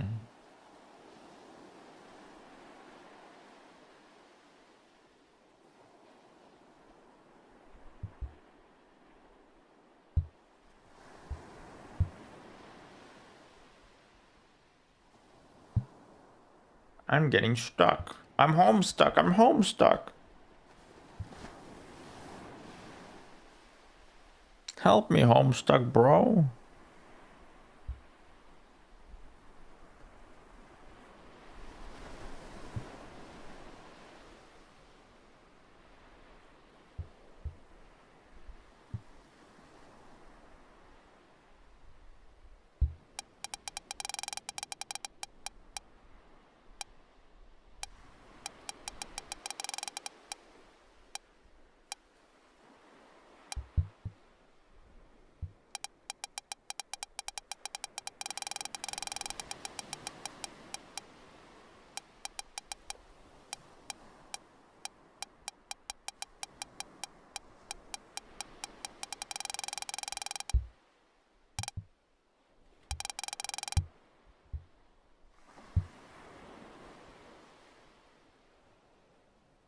Hmm.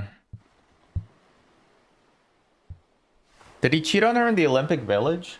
Because I heard that the Olympians, they kind of go freaking crazy, right? Over there in the Olympic Village, they have to be given like 1,000,000 condoms. Uh-oh. Chad, I think I broke the puzzle. My piece is gone.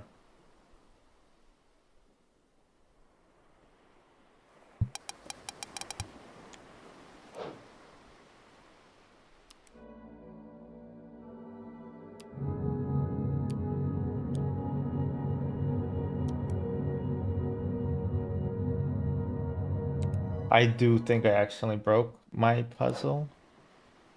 Where did my piece go? Oh, shit.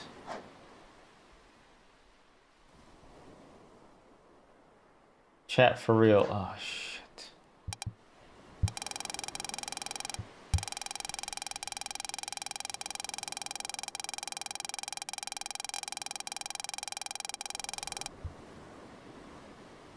No, he said he cheated on her a few months ago, told her that she left him, so this was an attempt at winning her back. Oh, I see. Okay, I broke my piece. Maybe he can give her his bronze medal. Oh no. I broke my jigsaw puzzle piece. Oh, I'm actually pissed.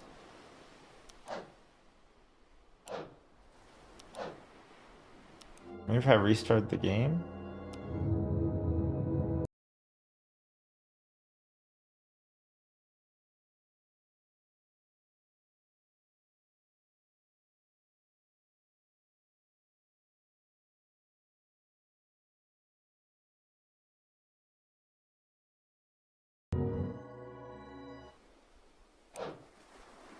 Okay.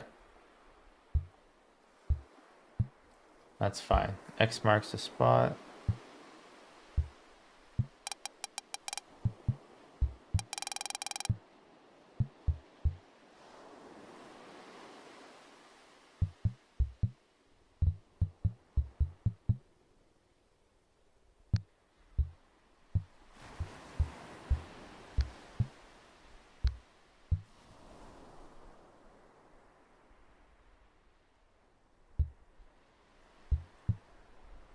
Okay, let me try to recontextualize everything maybe. What does this little piece mean?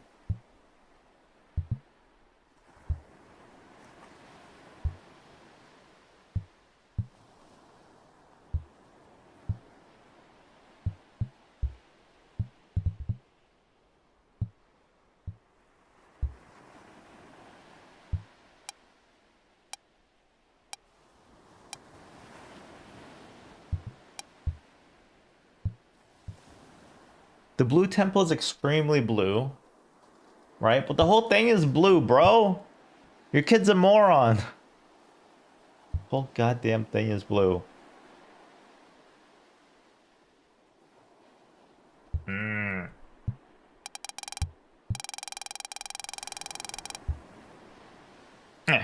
Let me pick it up.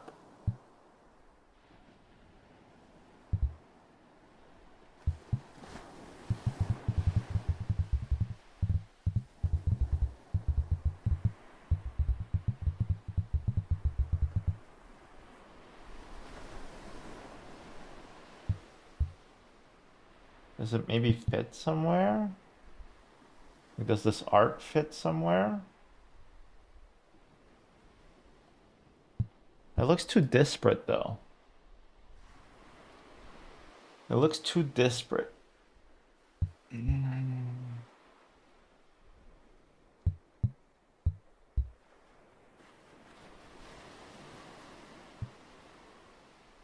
Chad, if you've played this game, I think only Forrest has. If he's still here.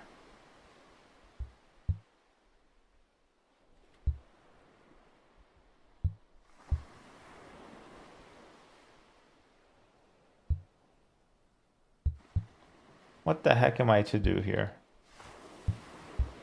Like, what does this little piece mean? Okay, there's a puzzle piece. We're missing a piece.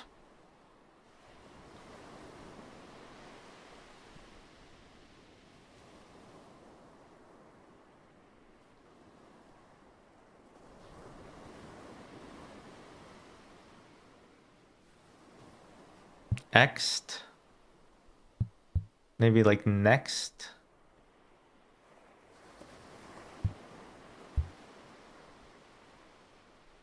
Bluxt. The exit. The blue temple is extremely blue.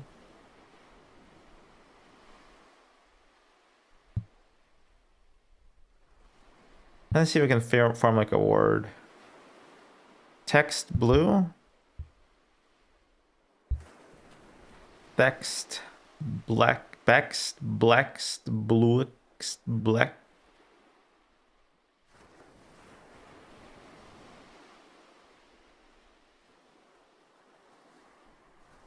Textile is blue.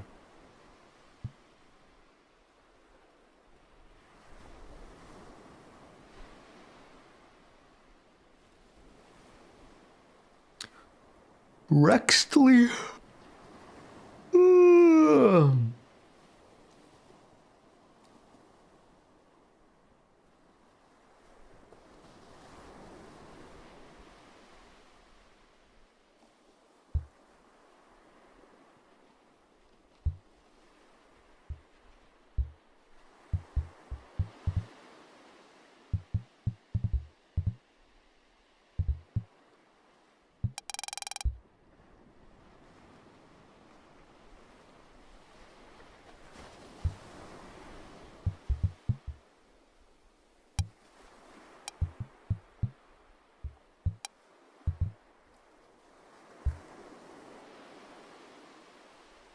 Like, I don't know what this means at all.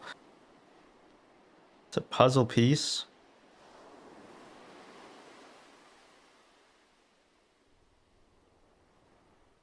None of them are like that, right?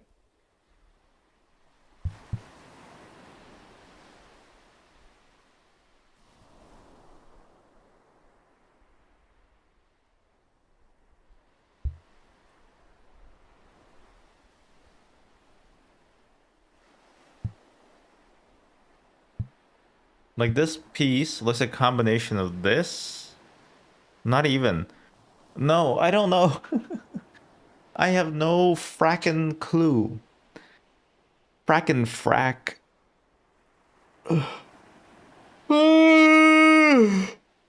Oh boy. Video games are hard.